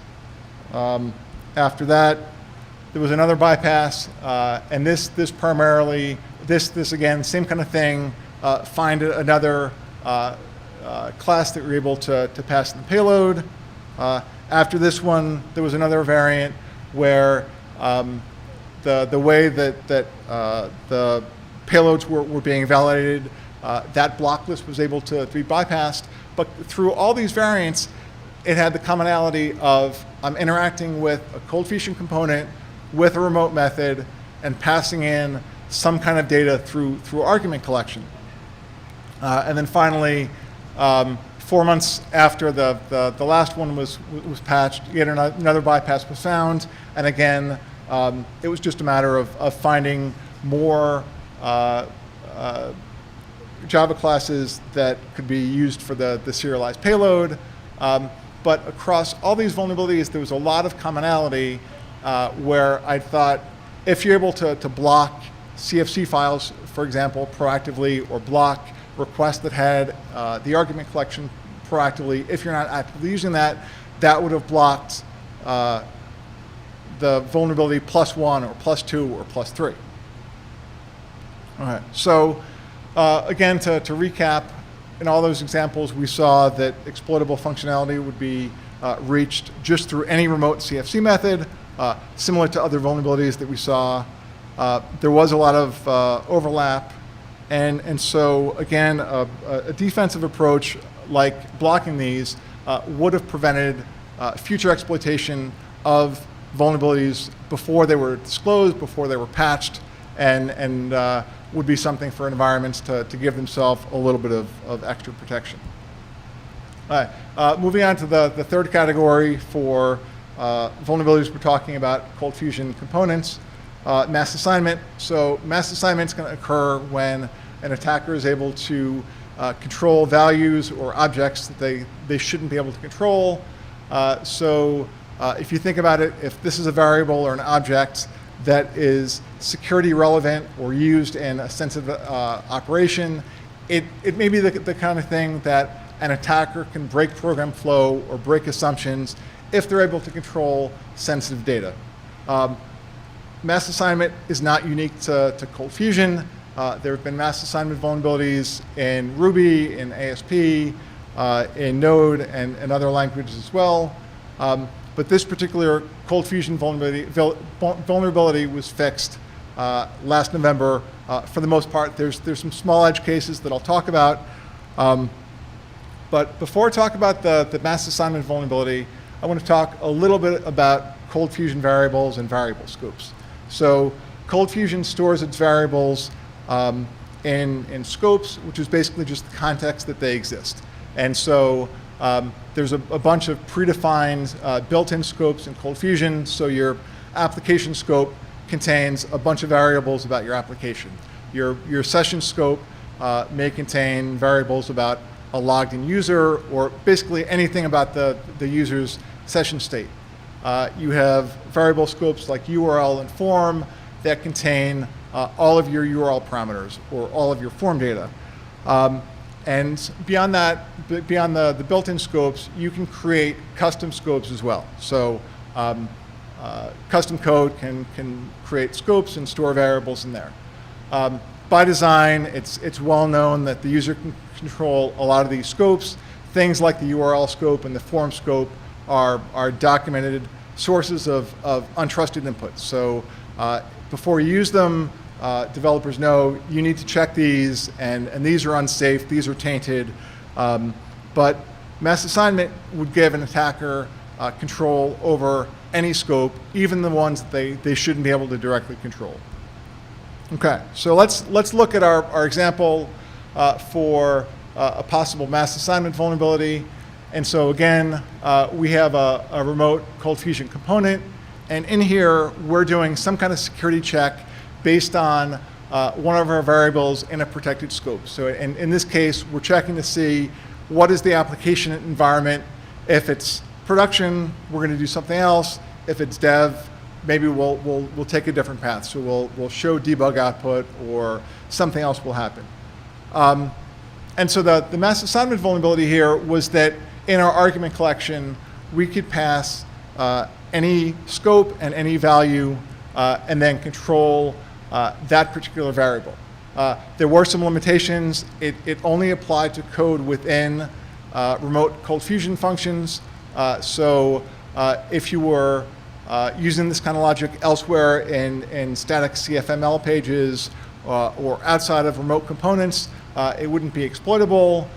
But for your API-like remote Cold Fusion components, this mass assignment vulnerability would be exploitable.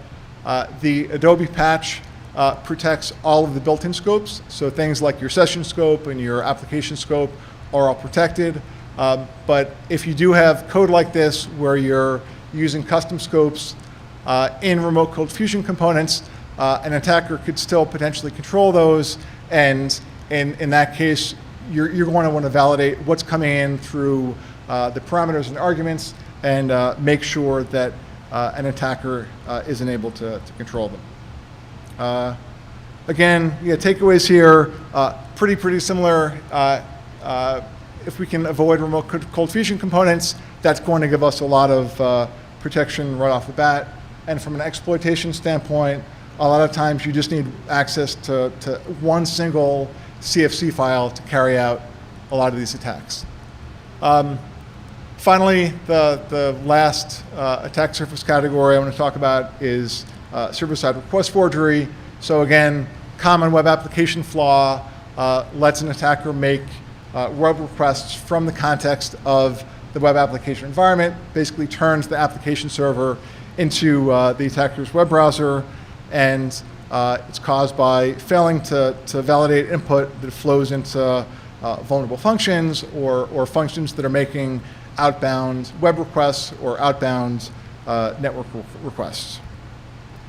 And so as it relates to Cold Fusion, a while back I was looking at some Cold Fusion documentation, and for a particular function, it caught my eye that a parameter that a lot of functions could take could be either a file, so a file path, or a file object, or a URL.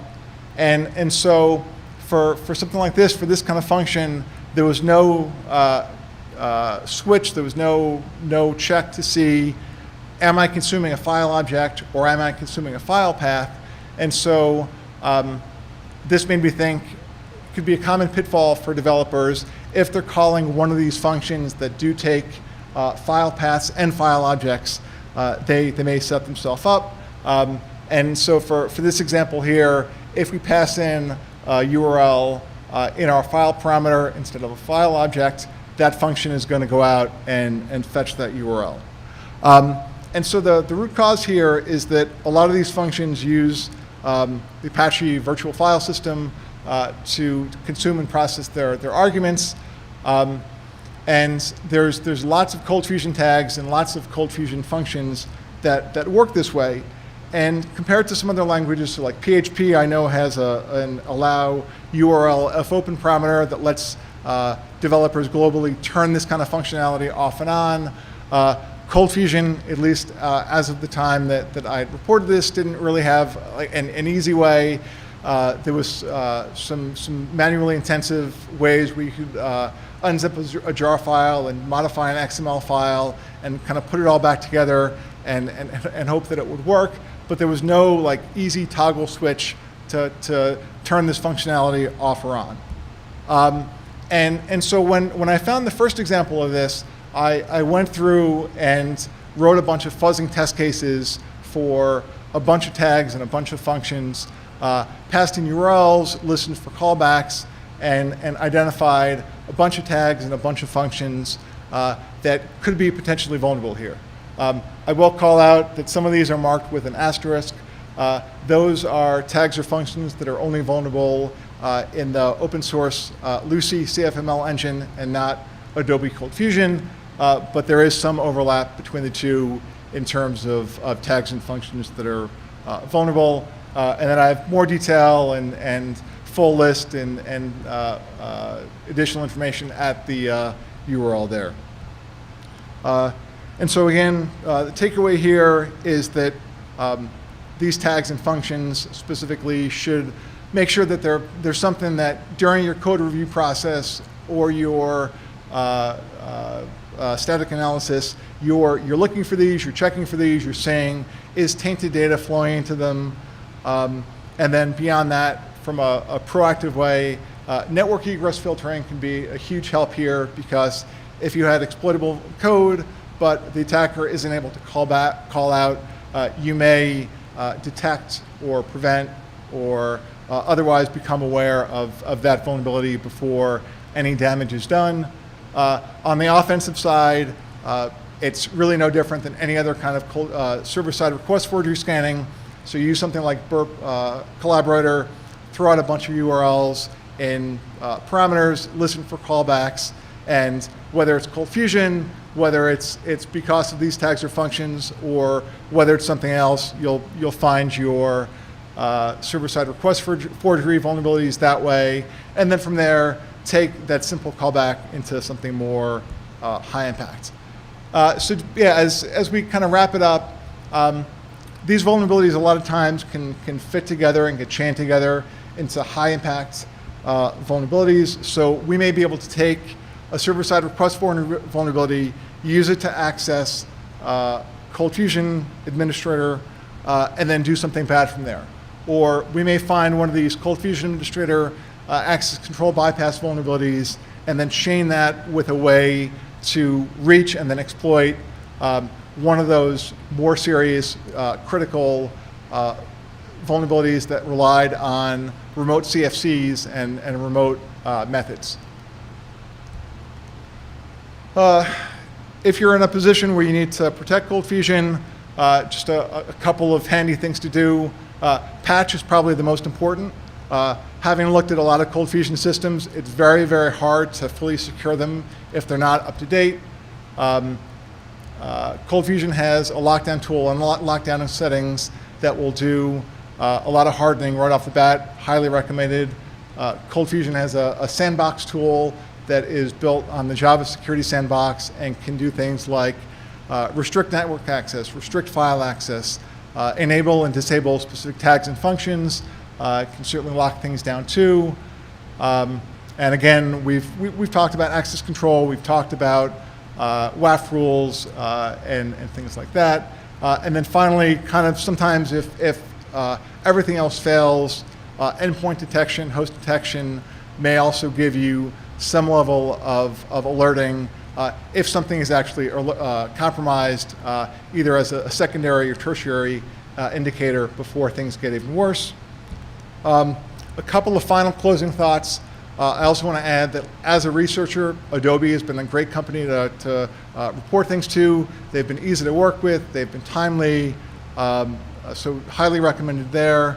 I'll also say that more recently, Cold Fusion, some of the recent security updates have included breaking changes in the name of security. So there have been things like changing some defaults, default parameters, default encryption algorithms, turning off support for how some variable resolution work that are definitely going to break legacy applications, but make the Cold Fusion environment much more secure from kind of square one. So that's definitely a positive sign. And then also Adobe recently transformed their vulnerability disclosure program for Cold Fusion and a bunch of other products into a paid bug bounty. So again, kudos to Adobe for continuing to support and facilitate security research. That is what I have. Here's my contact information. Feel free to hit me up after the talk. And thank you very much. I think we have 2 minutes, so I'm happy to take questions. And otherwise, enjoy what's left of B-Sides.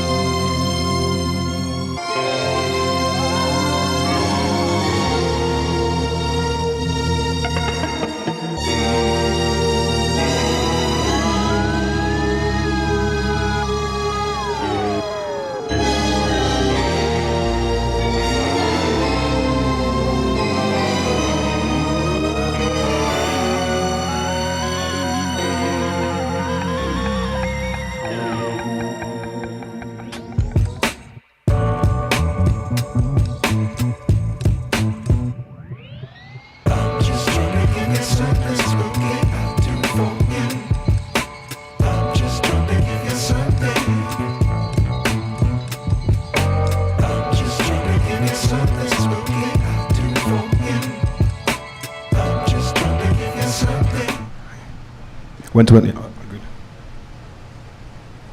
Great, so thanks for coming. I know it's 6 p.m. This talk is going to be 19 minutes long, so it's going to be short but intense. If you're in the back, you might not see everything, so you might want to come forward a little bit. So no intro, no agenda for now. Let's dive into it. So we're going to talk about CI pipelines and how they authenticate to cloud environments. So when you want to have things like Terraform, deploying things to AWS, you have different ways of doing that. The easiest one is to have hard-coded credentials into your pipelines that are going to be used to authenticate. Now, the issue with that is that it's the cause for most of the cloud data breaches, and so people try to avoid that very hard. So the next way of doing that is using a JSON Web Token, a JWT that your CI platform gives you. So for GitHub Actions, it just passes it as an to your pipeline, and then you can exchange this for cloud credentials. We're going to talk today about a few of these misconfigurations and what we found in different places, including being able to compromise an AWS account from the UK government, and we received this as an early Christmas gift, which was a very nice surprise. So my name is Christophe. I'm French, as you can hear, and I live in Switzerland. I've been living there for the last 12 years. I work at Datadog, focusing on open source, cloud security research, and helping make our security products better. So who in the room is familiar with AWS or works with it on a regular basis? Not everyone, but a few people. So a short introduction to a few things that we'll need, but we'll keep it short. So if you forget about AWS, the concept of role is usually used to assign some permissions indirectly. So if you have a user and you want to assign it a role, you generally abstract this through, and you want to assign permissions, you abstract this through a role, right? So you say, I want all my DevOps engineers to have specific permissions, so I give them this role, which is just a set of permissions. Forget that in AWS, a role means something totally different. So I just want to clear that out of the way. In AWS, there are two things that you can use to authenticate. So two types of identity that you can use. The first one is IAM users, and the second one is IAM roles. So IAM users, it's what you would expect. You have a username, and you can have a password to authenticate to the AWS console, and you can have programmatic credentials to access the API. So you can sign in to the console with your username and password. You can use your access key ID, secret key through the CLI, and that's what it is. And the problem with that is that these credentials never expire, and really when you look at cloud data breaches of the past 10 years, most of them are caused by leaked IAM credentials. So that's why we're going to try to avoid them very hard. And the solution that AWS came up with is IAM roles, and it's basically a credentials vending machine. So you ask, hey, I want to take some credentials for this role, you get back some temporary credentials. And a role has two things, a trust policy, which defines who can get credentials for that role, and a permissions policy, which is what permissions does this role have. So it really looks like this. You say, hey, I want to assume this role, that's the term. You get back some time-bound credential that expire after at most 12 hours. Obviously, the question is who can take credentials for this role, right? So that's where the trust policy comes in. And there are a few use cases. The easy ones are when you are already authenticated in AWS. So if you are a workload like an EC2 instance, a Lambda function, it's quite easy because you already have an identity in AWS. If you are an IAM user or role, it's also the same. So the tricky part is when you don't have an identity in AWS yet, how do you authenticate yourself to get some credentials for this role? So mostly it's going through SAML IDPs for humans and OpenID Connect IDPs for machines. So the SAML flow is pretty usual. So you are a human, you go to your Azure AD, to your Okta, your Google Workspace, you get back a SAML assertion or something of the kind, and then you can use the AWS API to exchange this token for actual AWS credentials. Now, what we're interested in today is basically this thing, but for CI/CD pipelines. So again, we have something like this. We have maybe a Terraform or something like this that needs to deploy to AWS, and we don't want any IAM user access keys because they are bad, and they will get us hacked. So if we don't have access keys, we cannot leak keys, right? So what we want to do is to use this JSON Web Token that gives an identity to our pipeline and exchange it for AWS credentials. So there's a pretty well-documented way of doing that, which has been released in 2021. And the way you do it is you set your role trust policy to something like this. So on the top, you see that we say, I want to trust this OpenID Connect provider. And on the bottom, we say, if the GWT is properly signed, I want to restrict that to only these GWT subjects. And you see here that you have the org name and the repository name. Then the manual flow is from your GitHub action, you're going to get back a JSON web token. So if you decode it, you will see it contains the right subject, the right issuer. And then you can exchange that using this API call, assume role with web identity. And it's a complicated name, but basically you're just giving a GWT to AWS and getting back some credentials. And these credentials, you can then just put it in your console, in your terminal, sorry, and use that. That's the manual flow, but in reality, people use standard GitHub actions like that, where you just give it the role name, and it does this flow for you. So that's the context. I wouldn't be here if everything was right, so what could go wrong?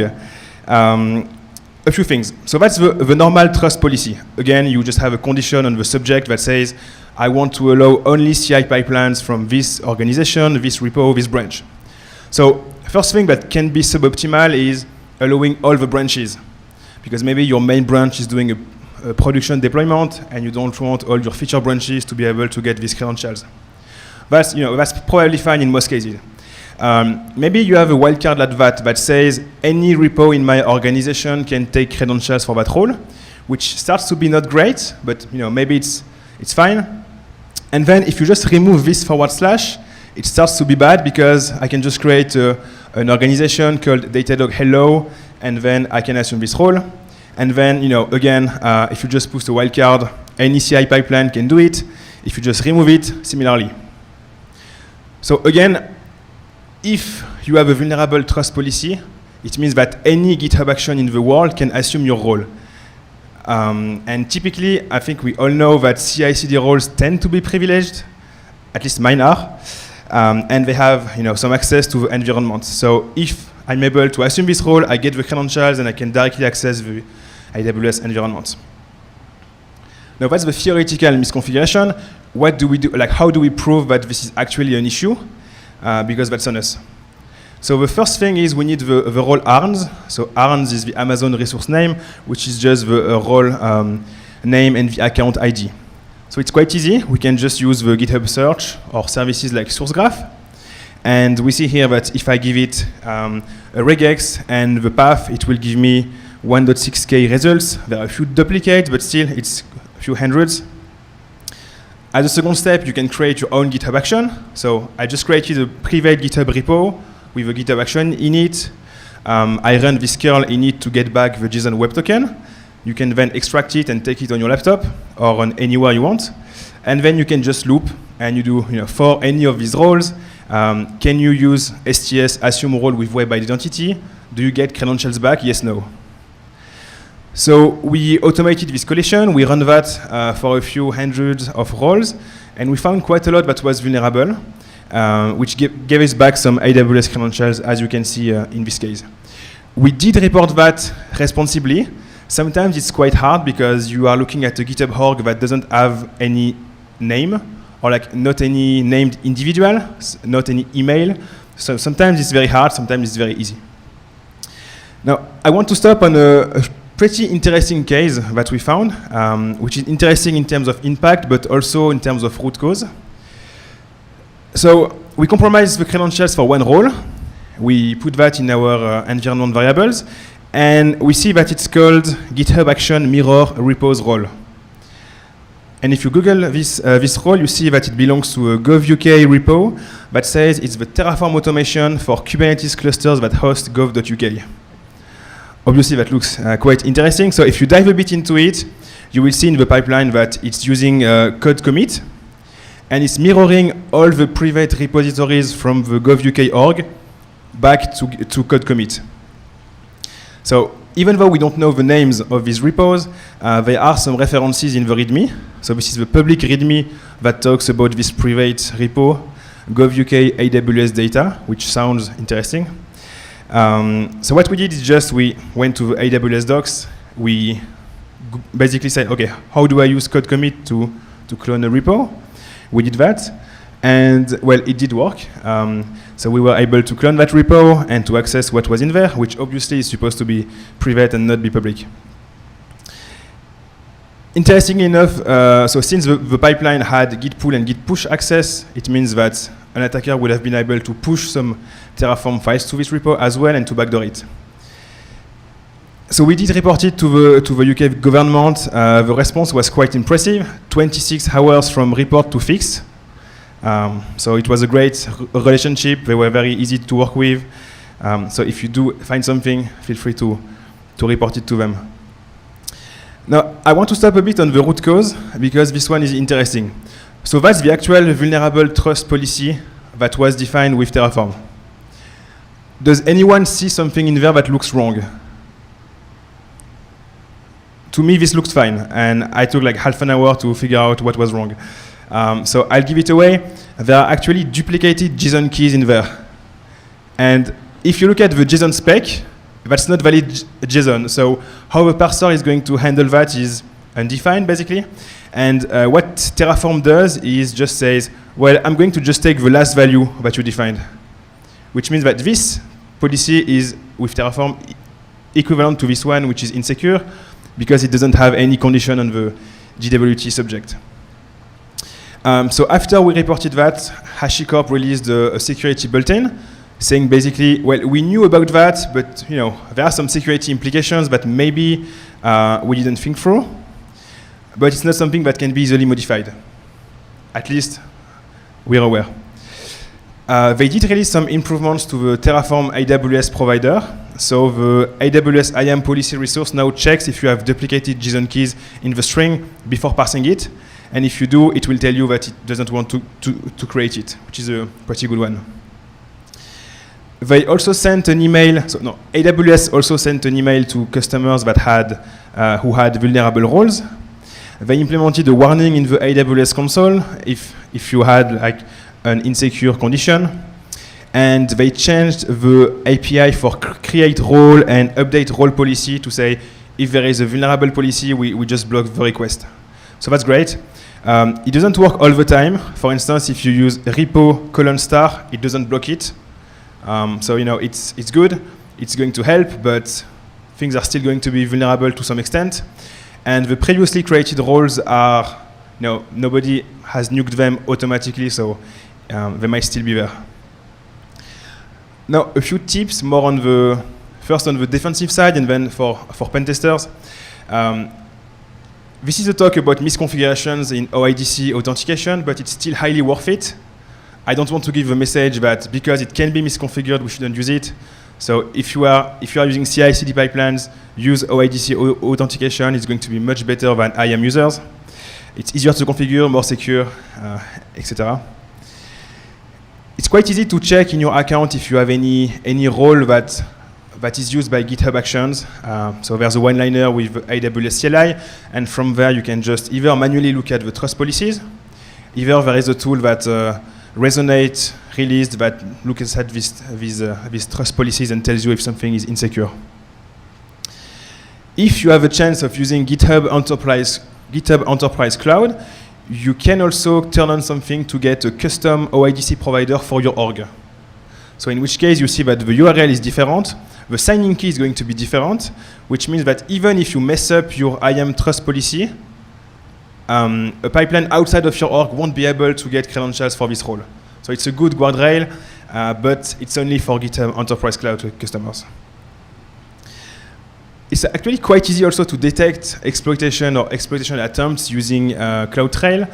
So if you look at assume role with web identity events, and you filter out things that have user identity.username starting with your GitHub org name, you will find anyone that tries to assume some of your roles while being outside of your GitHub org. So I think that's a quick win to detect early attempts of exploitations or successful one. Now, if you're a pen tester, I would say that it's interesting to just figure out, is your target using GitHub Actions? There are also some abuse vectors through pull requests. So sometimes if you open a pull request and you change the CI code, you might be able to steal the credentials from there. And there are some methodologies that can be combined with that. So typically, if you find an S3 bucket, there's a way to get the AWS account ID from that, whether the bucket is public or private. And S3 bucket names are everywhere. Like they are in CNAME, DNS things, in JavaScript code, in passive DNS, everywhere. And from there, you can also perform unauthenticated enumeration. So if you have a word list of IAM role names, you can say, does this role exist in this account? Yes, no. And from there, it's quite easy to build a word list for role names like CI/CD, GitHub Actions, CI, and figure out if one of them is vulnerable. So I think that can be a pretty realistic and efficient methodology. We only talked about AWS, but the same goes for Azure AD, Entra ID, and Google Cloud. So in Azure AD, when you create an app registration, you can go to the federated credentials tab, and you can add kind of this same trust policy. It's a bit harder to misconfigure. I'm not even sure if you can still misconfigure it, but it's the same principle. You have an Azure API that you can use to exchange a GWT for Azure credentials. Same for Google Cloud, it's called Workload Identity Federation. It's the same mechanism as they use for authenticated Kubernetes pod in Google Cloud. So to wrap up, it is better to use OIDC KLS authentication rather than IAM users. It can be misconfigured, so it's important to watch out for lax trust policies and have guardrails if we can have them. And we saw that things are getting better for the new roles, but the old roles are still out there, so I think that's a call for action to go and find them. Thank you. The slides are going to be up here, so if you want to download them, feel free. Thank you. And I think we have 3 minutes for Q&A, so if you have any question, please shout, otherwise I will be here.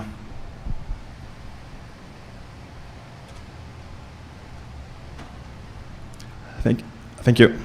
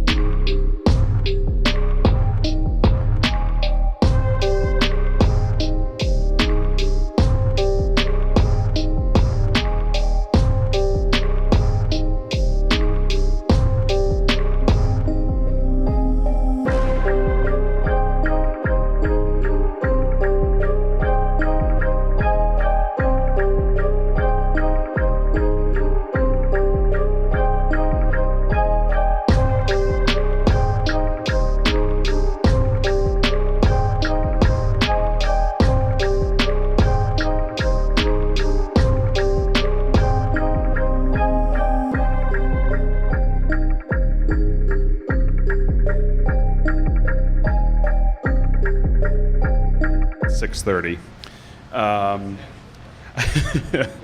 The very coveted last speaking spot in the entire conference. So I apologize in advance for my very moody, fantastic looking slides that look really great on my MacBook screen and look horrendous in a well-lit room on a projector. So I just added, I have like this microsite that I wrote for the talk. I just added a link to the slides on there, / you might want to come forward because like I've got really nice dark mode looking code that's going to be fantastic in this well-lit room. But you can get the slides also yourself right there if you want. Awesome. So we're going to talk about fuzzing frontiers today. My guarantee to you is that, being that it's the last talk, that the ratio of information to time you spend in this room will be the highest of any talk from the whole conference. And if I don't meet that, you can have a sticker after the talk. And if I do meet that, you also can have a sticker after the talk. So we're going to talk about what fuzzing is. We're going to talk about what nuclei is. Does anybody know what nuclei is? I thought maybe that's why you like stuck around for the last talk, so that's cool. But we'll briefly touch on that, and then we'll talk about some changes we made recently to what the fuzzing capabilities of nuclei, why I think those are important, do a little demo, and then we can go have more drinks and go to the party. So I think this is probably the best quote to go along with a discussion of fuzzing. And it's not really surprising that it actually comes from an ex-Secretary of Defense. Talks about kind of directly what we're thinking about when we're either doing offensive or defensive side of security. Like dealing with known knowns makes a lot of sense. There's vulnerabilities we know about. Obviously, we want to deal with those. There's known unknowns, right? That's a vulnerability that comes out. And so we know it exists, but maybe it's not fully understood yet, or it's not fully mitigated, or we don't know where it is in our environment, so we're not sure if we've mitigated it yet or not. But the most dangerous, if I'm on the defensive side, or maybe the most interesting, if I'm on the attacking side, are the unknowns, right? Like what's not known about how this system is functioning. And so that's kind of where I wanted to start our time together. I'm Brendan O'Leary. I run the community team at Project Discovery. We make tools like Nuclei, which you're all aware of, and a number of other open source kind of offensive security tools like Subfinder and Katana and actually dozens of others. I spent the last 5 years of my career before I came to Project Discovery at GitLab, so kind of more on the dev tools side, but spent the last year and a half really diving full into offensive security with Project Discovery. And so yeah, that's what we're going to talk about, and then eventually we'll kind of look at those new capabilities I talked about, but I want to kind of establish what I mean by fuzzing for those who may not understand. And so I made these two great circles, although it actually is kind of a cool design choice that the black circle is actually like the whole screen. But fuzzing is a testing technique that tries intentionally to use unexpected or random, or maybe not random but meaningful but not expected inputs into a system to try and uncover these kind of unknown sets of vulnerabilities. I think of it a lot like a toddler, kind of like pressing every button to see what breaks. I have 4 kids at home, and like I just think that analogy really works pretty well for me, because I think some of the largest vulnerabilities in our space are found this way, and definitely if you have a house and you put small children in it, some of the largest vulnerabilities in that house will be found that way. A classic example is Heartbleed, right? Like that was found through protocol fuzzing, right? Like fuzzing the TCP stack, the DTLS stack, to see, what happens if we send to this kind of innocuous heartbeat endpoint, an overflow, an input that's longer than it's expecting, right? And if we're not careful about, sanitizing inputs and caring about the length of payloads and those kinds of things, even in kind of a nothing query, right? Just a heartbeat query, you can have this like major flaw that impacts the entire world. And so there's lots of vulnerability categories where fuzzing is useful. I think, again, really almost any vulnerability category could be susceptible or benefit from some level of fuzzing against it. But I think some of the most interesting and most common are those things that seek to inject either code or commands, or seek to inject SQL statements into user input or unsanitized API inputs, those kinds of things. And then also, again, things that are going to try and overflow the buffer, or send an unexpected payload length, and then get an unexpected output and allow an attacker to move laterally. And there's lots and lots of tools out there that focus on fuzzing. Some focus on low-level fuzzing, at the compiler level or the command line, the command and code level. There's a lot of tools focused on web fuzzing, like FFuff is probably one of the most popular.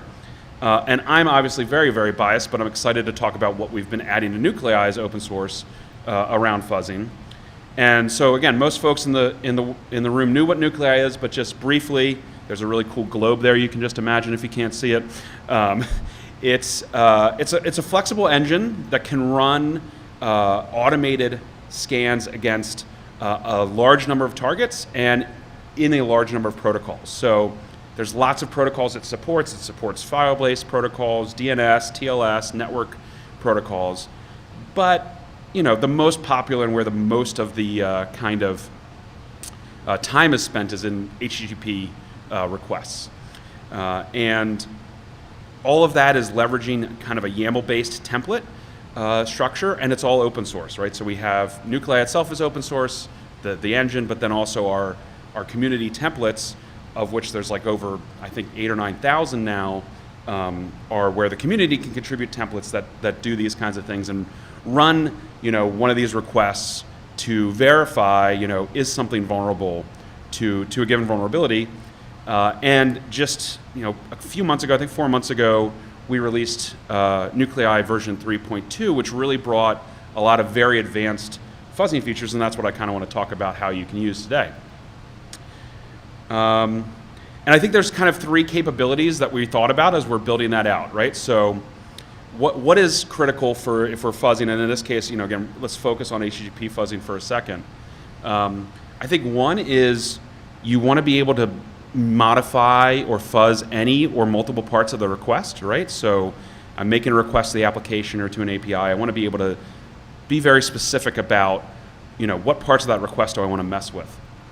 I also want to target this, right? So, just running any kind of vulnerability scanning can be really noisy, and now you're talking about fuzzing vulnerability scanning. You're talking about getting real noisy, right? Like if you're going to run some massive word list or you're going to try a whole bunch of different conditions. So you want to be pretty targeted in that. And so, we really want to find how can we filter the requests that matter for this particular thing we're looking for. And then lastly, but maybe most importantly perhaps, is I came up with this concept actually for this talk of augmentation, being better than automation. A lot of times people think of Nuclei, and it is this fantastic automation tool. But I think in most cases, and most especially in this case, it's better to think of it as like an augmentation tool to what you're already doing, either as a security engineer or a bug bounty hunter. It just integrates into the workflow. It's not like replacing what you're going to be doing. I think anyone that's run, the basic set of Nuclei templates against a, public bug bounty program, probably knows that we all still have other jobs. That's not like just a money printing machine that you would wish it could be. So I think it's really best to think about this. And so we're going to look at some really simple examples, but I'm hoping that I can inspire you to really think about what can you do that's more specialized, that's more focused on the targets you have, more focused on what you're trying to protect, kind of leveraging this same thing. So hopefully I can convince you of that with a couple demos. But first, let's talk about what I mean by the entire request. So this is just a raw representation of an HTTP request. And again, we want to be able to fuzz all the parts of this. So not just the path or query string, which is kind of what you typically think of with fuzzing. You also want to be able to fuzz against, headers, right? If there's custom headers and APIs, or again, this is where bringing your brain to, wait, what is this application expecting is going to really help you target this, right? Like what custom headers might be interesting to fuzz, or the cookie itself that would be interesting to look at, or the body, right? Like if there's requests that are being made in the body of the request, a post request or something like it, what can we do to play with that and see what we might be able to find. And then that second most important thing, or second point I said in design is, targeting the fuzzing. So, you really want to make sure, you don't want to necessarily alert a WAF to the fact that you're fuzzing, because now you're sending, a bajillion requests to it, which is the technical term, bajillion. You also, and that might be important if you're a bug bounty hunter, right? Because you might not want to set off alarms, but it's also important, I think, if you're a pen tester or a red team member, because you're going to have to expect that attackers are going to be more sophisticated than that, and so you want to try to think like how they're going to think and try to get around the defenses the same way a real attacker would. So one of the things we introduced in this version is this concept of precondition, and so that's we're going to run before I start fuzzing for a given request. Like, are the preconditions met? And this basically, again, if you know Nuclei a lot, I could spend a long time on this, but it basically is the same technology as our matchers to say, hey, is this request going to be worth fuzzing?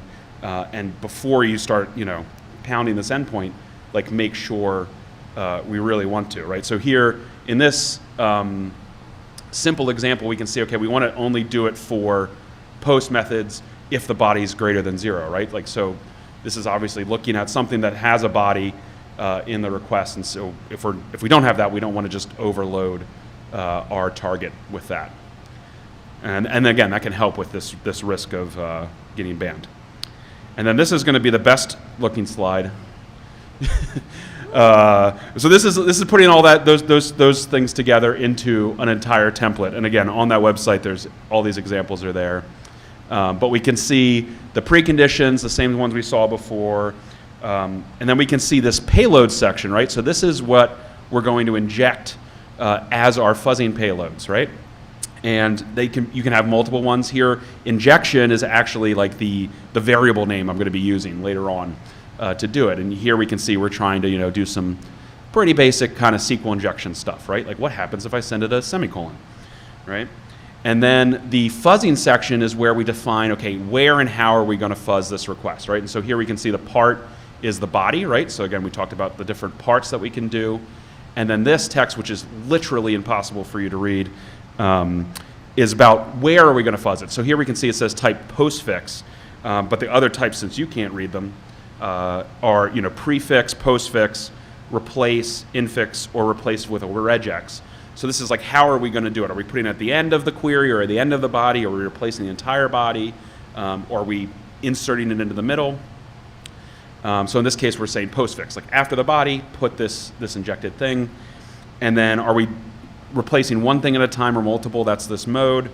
And then the fuzz is the actually using then that injection variable that I defined there. All right, so that's great in theory. And we're going to look at an example again that's going to be kind of hard to read, but let's talk about looking for local file inclusions, right? So obviously we don't want attackers to get access to our file system. That could be not great. They could get access to critical files, to environmental variables, to move laterally to other systems. And so in this template, we can see that we're going to be fuzzing different file paths into the query string to see if we can do directory traversal to then get access to a local file. And then the demo is going to actually be easier to see, I hope. Interestingly, I'm behind it. We'll wait for it to restart, but it did work. So here I'm at the end, I'm going to curl. So we can see that I'm running nuclei, and we'll see it in a second. I'm going to wait for it to restart here. I'm running nuclei against the same microsite that we talked about that is going to respond with what looks like a local file so that nuclei gets upset about it and tells us about it. But first we can see I've got the URL here as my target. So the URL with this query string of file at the end. Then I'm going to tell nuclei I'm going to use this local template, and I'm throwing this dast flag in there to say go ahead and run fuzzing against it. And we can see it ran a number of three different variations, and on this last one here it had a match. And then to show that match, I'm just going to curl that same exact URL that it found with a match. And we'll see it returns what looks like an etc password file, and that's why nuclei was a little concerned about it. The second example I want to show is around SQL injection. So we looked in that first example about how we might be able to inject different parts of SQL commands, and this is in our template repo maybe one of the most extensive set of commands because we have a lot of possible responses from all the different kinds of SQL interpreters out there that it's going to look for when we're running these kind of SQL command injections. So again, you can't see it great, but we're going to put that into a different query string and run those same SQL special characters, including a semicolon. I don't know why it doesn't. It starts in the beginning for me and at the end for you. It's very interesting. But here, we'll start over again here. So again, same concept of passing the URL with this query string, and then using the different template, which again, you can find the example on the website, passing the dast. It's going to run those different kinds of injections that we had, and then here you can see with a semicolon, it found something. And so I'm going to go ahead and copy that URL and curl that again to just see what that output was. And we can see, once we get that it was looks like a Ruby on Rails Postgres error, which means I might have the ability to run nefarious SQL commands there. So that's it conceptually, and then the one last thing I want to hit on is this concept of augmented automation, right? What we just saw with like super simplified views, like what's the quick thing I could do at a B-Sides at 6:15 to show you what it looks like. But I think in applying this to the real world, that last key of augmented automation really comes in. And so we were passing nuclei in those two examples just a URL, which is okay, that's great. I could have curled it, and we did curl it just as easily. But the input that nuclei can take is also a list, but more importantly, with this latest version, can take things from, it can start from like your open API spec or Swagger spec, and use that as its base for what am I going to fuzz against, right? Or take the output from other project discovery open source tools like HTTPX or Proxify or Katana, and take that as my input, right? And then I understand like what are all the query parameters that I was able to find. Or even better, output from Burp Suite. So if I'm clicking around and doing some of that manual exploration, but then want to fuzz against all of the things that I found while I was doing it, I can just take the output from Burp Suite, put it right into nuclei, and fuzz against it.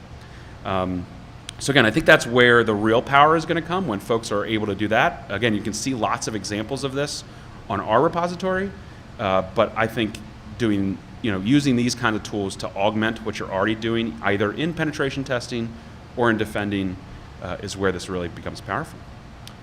So great. Like I said, you can go check out fuzzbuzz.vercel.app. It's not actually vulnerable, at least to my knowledge, because it's on Vercel.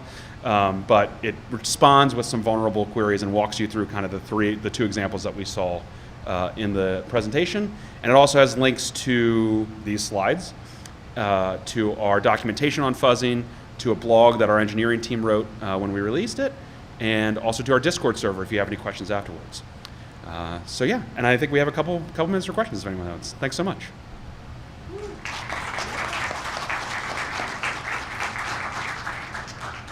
And again, you're welcome to come up and take a sticker whether I did or did not fulfill my goal of knowledge per second. Thanks, everybody.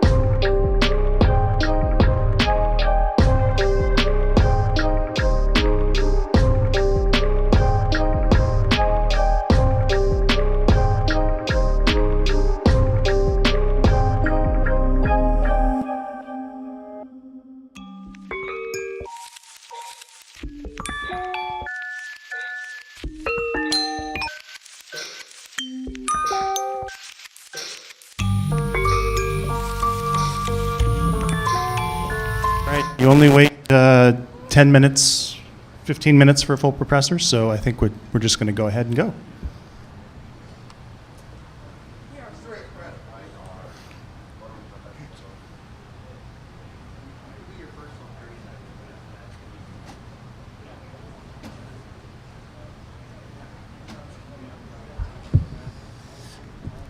All right, everybody. Thank you, BSides, for everything you've done to make this event happen. Give yourselves a big hand. 2024 in the books, and it was a heck of a year. I did a lot of new things this year. We had some new training opportunities, new facilitated discussion groups in higher ground that seemed to go over really well. People were very enthusiastic about that change from our previous mentoring we had there. We had 491 proposals this year for talks across our various tracks. We had 202 talks and trainings across those 10 tracks. Well, excuse me, we had 201 because we had one that we had a last minute cancellation due to a little bit of a food incident at Nobu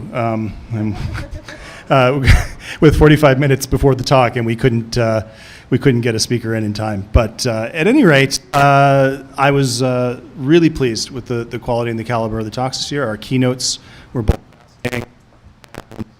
We got a lot of people coming up after who were very. Now, I'm not. Hello? Is the mic fading in and out? Okay. I will attempt to be very intimate with this mic.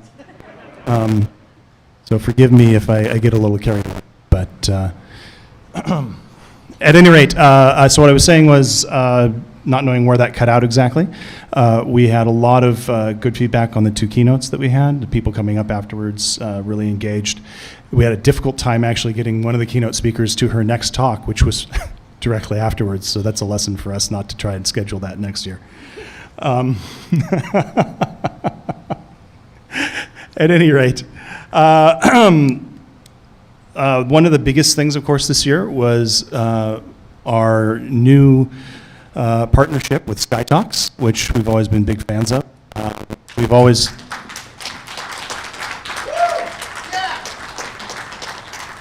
That's what I love to hear.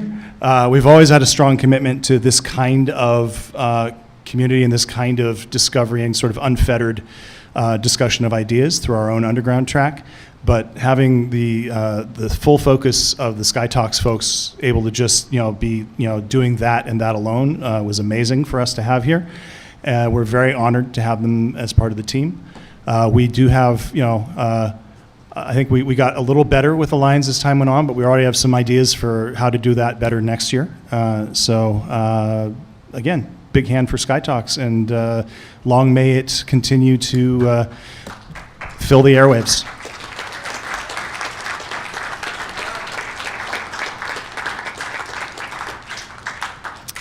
And finally, I did warn you all.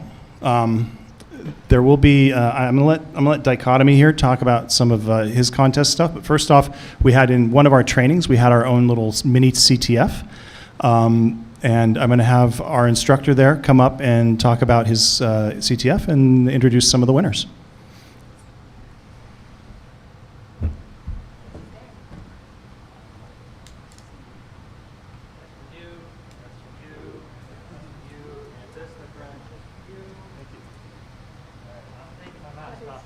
Yeah, absolutely. Go ahead, introduce yourself. You can talk a little bit about who you are, what you do, and your CT and your whole forensics training. So forth. Appreciate it. Hello, Las Vegas. How we doing? All right, so my name is Kerry Hazelton. The hacker community back on the East Coast knows me as Professor Kilroy. I have been teaching on cloud forensics for the past 7+ years. This is my first BSides Las Vegas. I've had the honor of teaching at Nova, DC, Idaho Falls, Kansas City, pretty much all over. This was an amazing adventure for me, to be perfectly honest with you. So, 2-day training, day 1, labs, discussions. Day 2, I do have a CTF where I have 12 challenge coins up for grabs. All right, in no particular order, actually, we're going to go with third place team here. I got the coins. Third place with a score of 6,000 is the Lonely Forensicators Club. Where are you?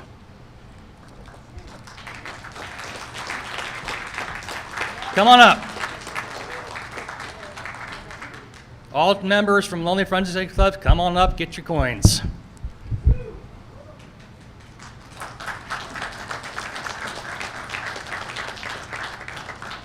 All right, you'll have to pass this out to the others. I don't know where they are. Awesome, appreciate it.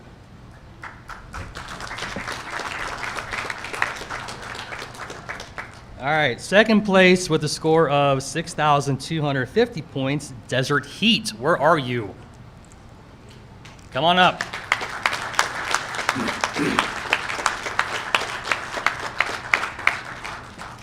Job well done, congratulations.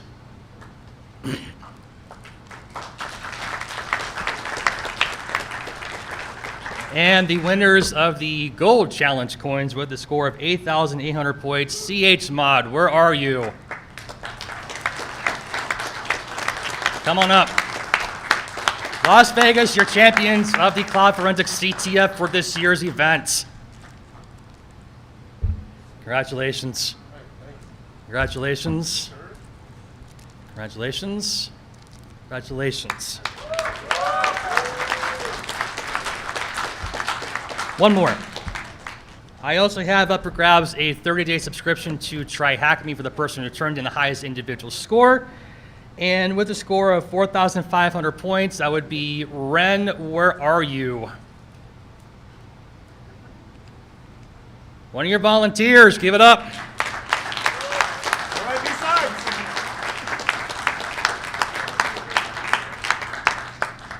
Congratulations, my friend, job well done.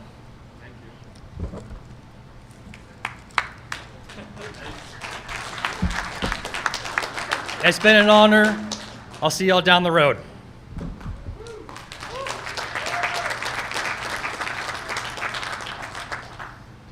All right, Dichotomy, you want to talk a little bit about Capture the Flag, Pros v. Joes? I'm looking at my staff to come on up here. So I'm Dichotomy. I've been running the Pros v. Joes CTF, but not alone, with the help of these amazing people here and many more you don't see. We run a... Good? Okay.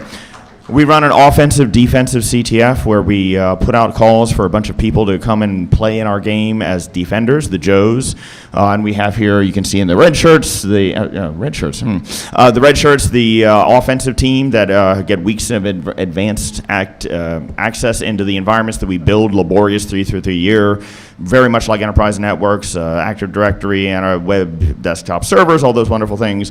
They go in, act as adversaries of the advanced nature, get in there, do all these bad things, and then the blue teams come in here for 2 days after weeks of preparations with the blue shirts you see over there. Their captains have, spending weeks preparing, figuring out what they might do to defend, to detect, to threat hunt, all those good things. And then after that lovely adventure, they get in there and they go face to face with the red team in those systems for 2 straight days. Lots of fun, lots of packets spilled on the floor, lots of subterfuge, lots of C2, lots of persistence, lots of all those wonderful things. And at the end of the day, on the second day, we have a little thing called Scorched Earth, where those who still are in control of their systems, offensive control of the systems, can burn them to the ground. Another thing we do on day 2 is the blue teams can go offensive against each other. So it's a lot of fun, a lot of learning, and then there's a huge hot wash at the end where the red team discloses all the horrible things that they did, talk about the technicals, talk about what defenders could do to defend, lots of questions and exchanges and all that good stuff. So I want to thank my team here. We got Bob, we got Anarchy, Blue Fox, Brimstone, Cause, Cyberkorg, ETH5, Easy, X, Father Stalin, Gabe the Engineer, Jeff, Hazar, iDigital Flame, I Found It This Way, Ixom, Liftograft, Mark, Misfit, Nita Mulligan, Niden, Tectonic, Viangeles, Watchdog, and Zeus. And you may notice there's more names than people here. We had people offline, wherever they were, for 2 straight days on conference calls, not here to have the fun, and they were busting their humps to try and make this a great event for our Joes. So let me please give my staff a hand. Please give my players a hand. The winning team was, in fact, The winning team was in fact titled, "There's No Way It Was DNS." So, that should tell you something. So thank you all. It was a wonderful time. We love B-Sides Las Vegas. We're honored to be here. We are excited to be back here again. So thank you and have a good night. Okay, folks. Thank you.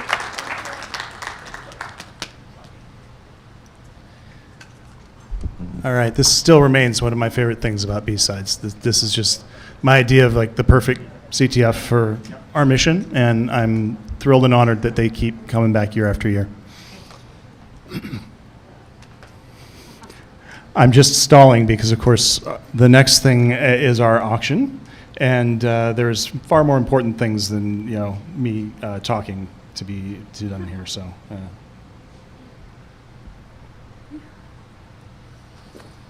Welcome, everybody. We made it to the end, almost, but not yet. My horns want to do their own thing.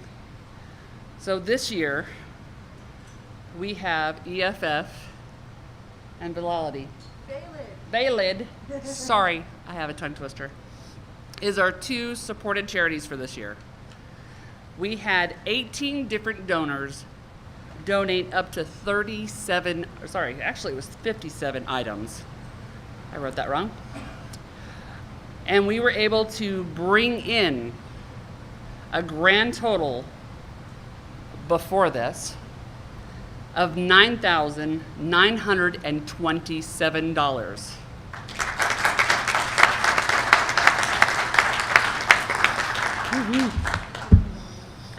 Now we have two items that were not picked up. Would you guys like to do an auction? Live? Woo!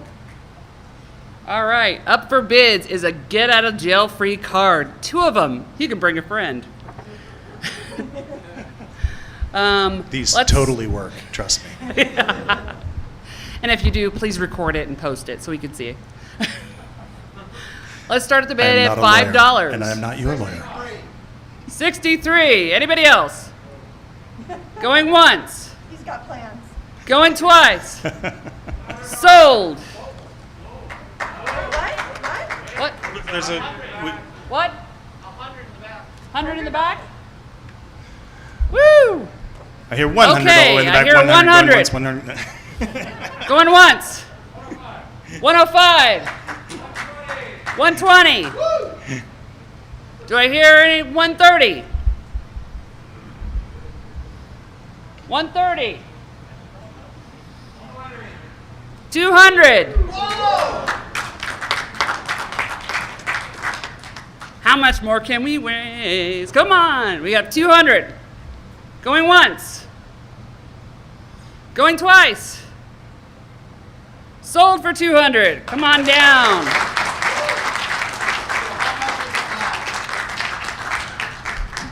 That's actually going to. You want me to do math? Do you mean the total that we've raised, or do you mean? Yeah, the total. So that's going to put us over 10,000 at this Yes. point. But I'll tell you something. There's a little.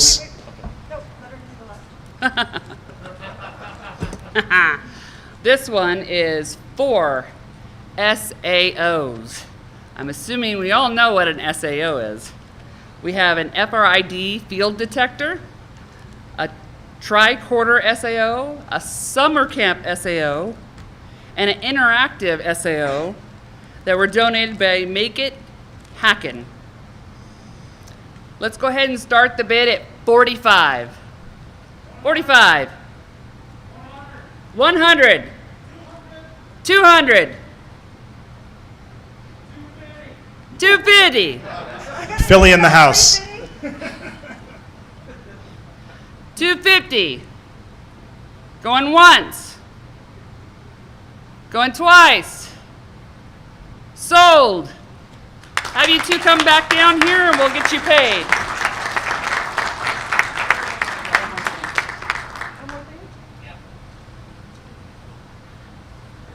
I told everybody at the booth when we were doing the raffles that if they didn't get picked up, they were going to be put in a lucky pile of the lucky loser. So we have 3 items that did not get picked up.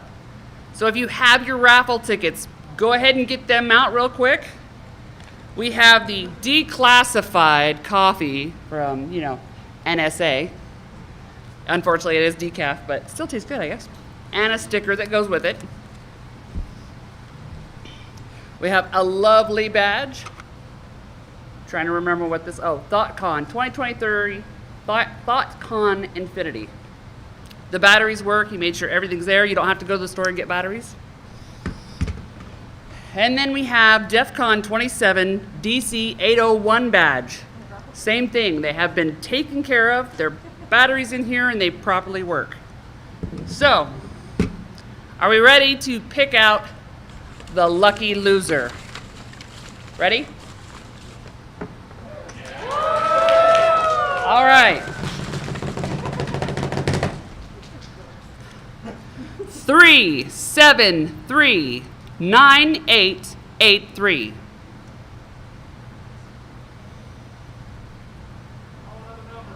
Huh? I'm trying to give people to get their tickets because some people have a lot of tickets. I was there. All right. We're going to go for one more. We'll see if this one wins. 223814. Anybody got that ticket? Going once. Going twice. Next one. This is the only one you have to actually wait for one to be pulled and pulled. All right, ticket number 2237888. Damn. Yay!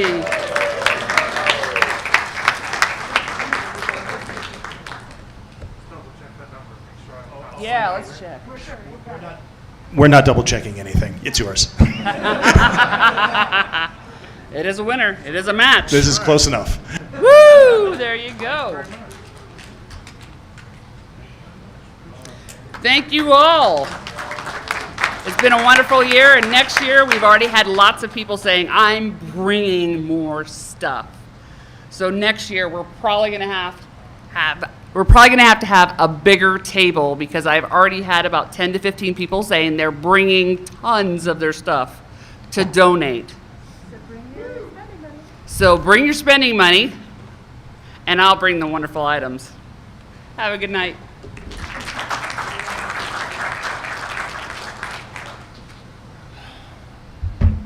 All right, thanks very much. All of you as well, thank you for everything you've done. The generosity that you've shown here to get that number up over 10,000. Well, BSides is feeling pretty generous too, so what we're going to do is we're going to take that and we're going to round that total up to $15,000. So congratulations, you all were part of that.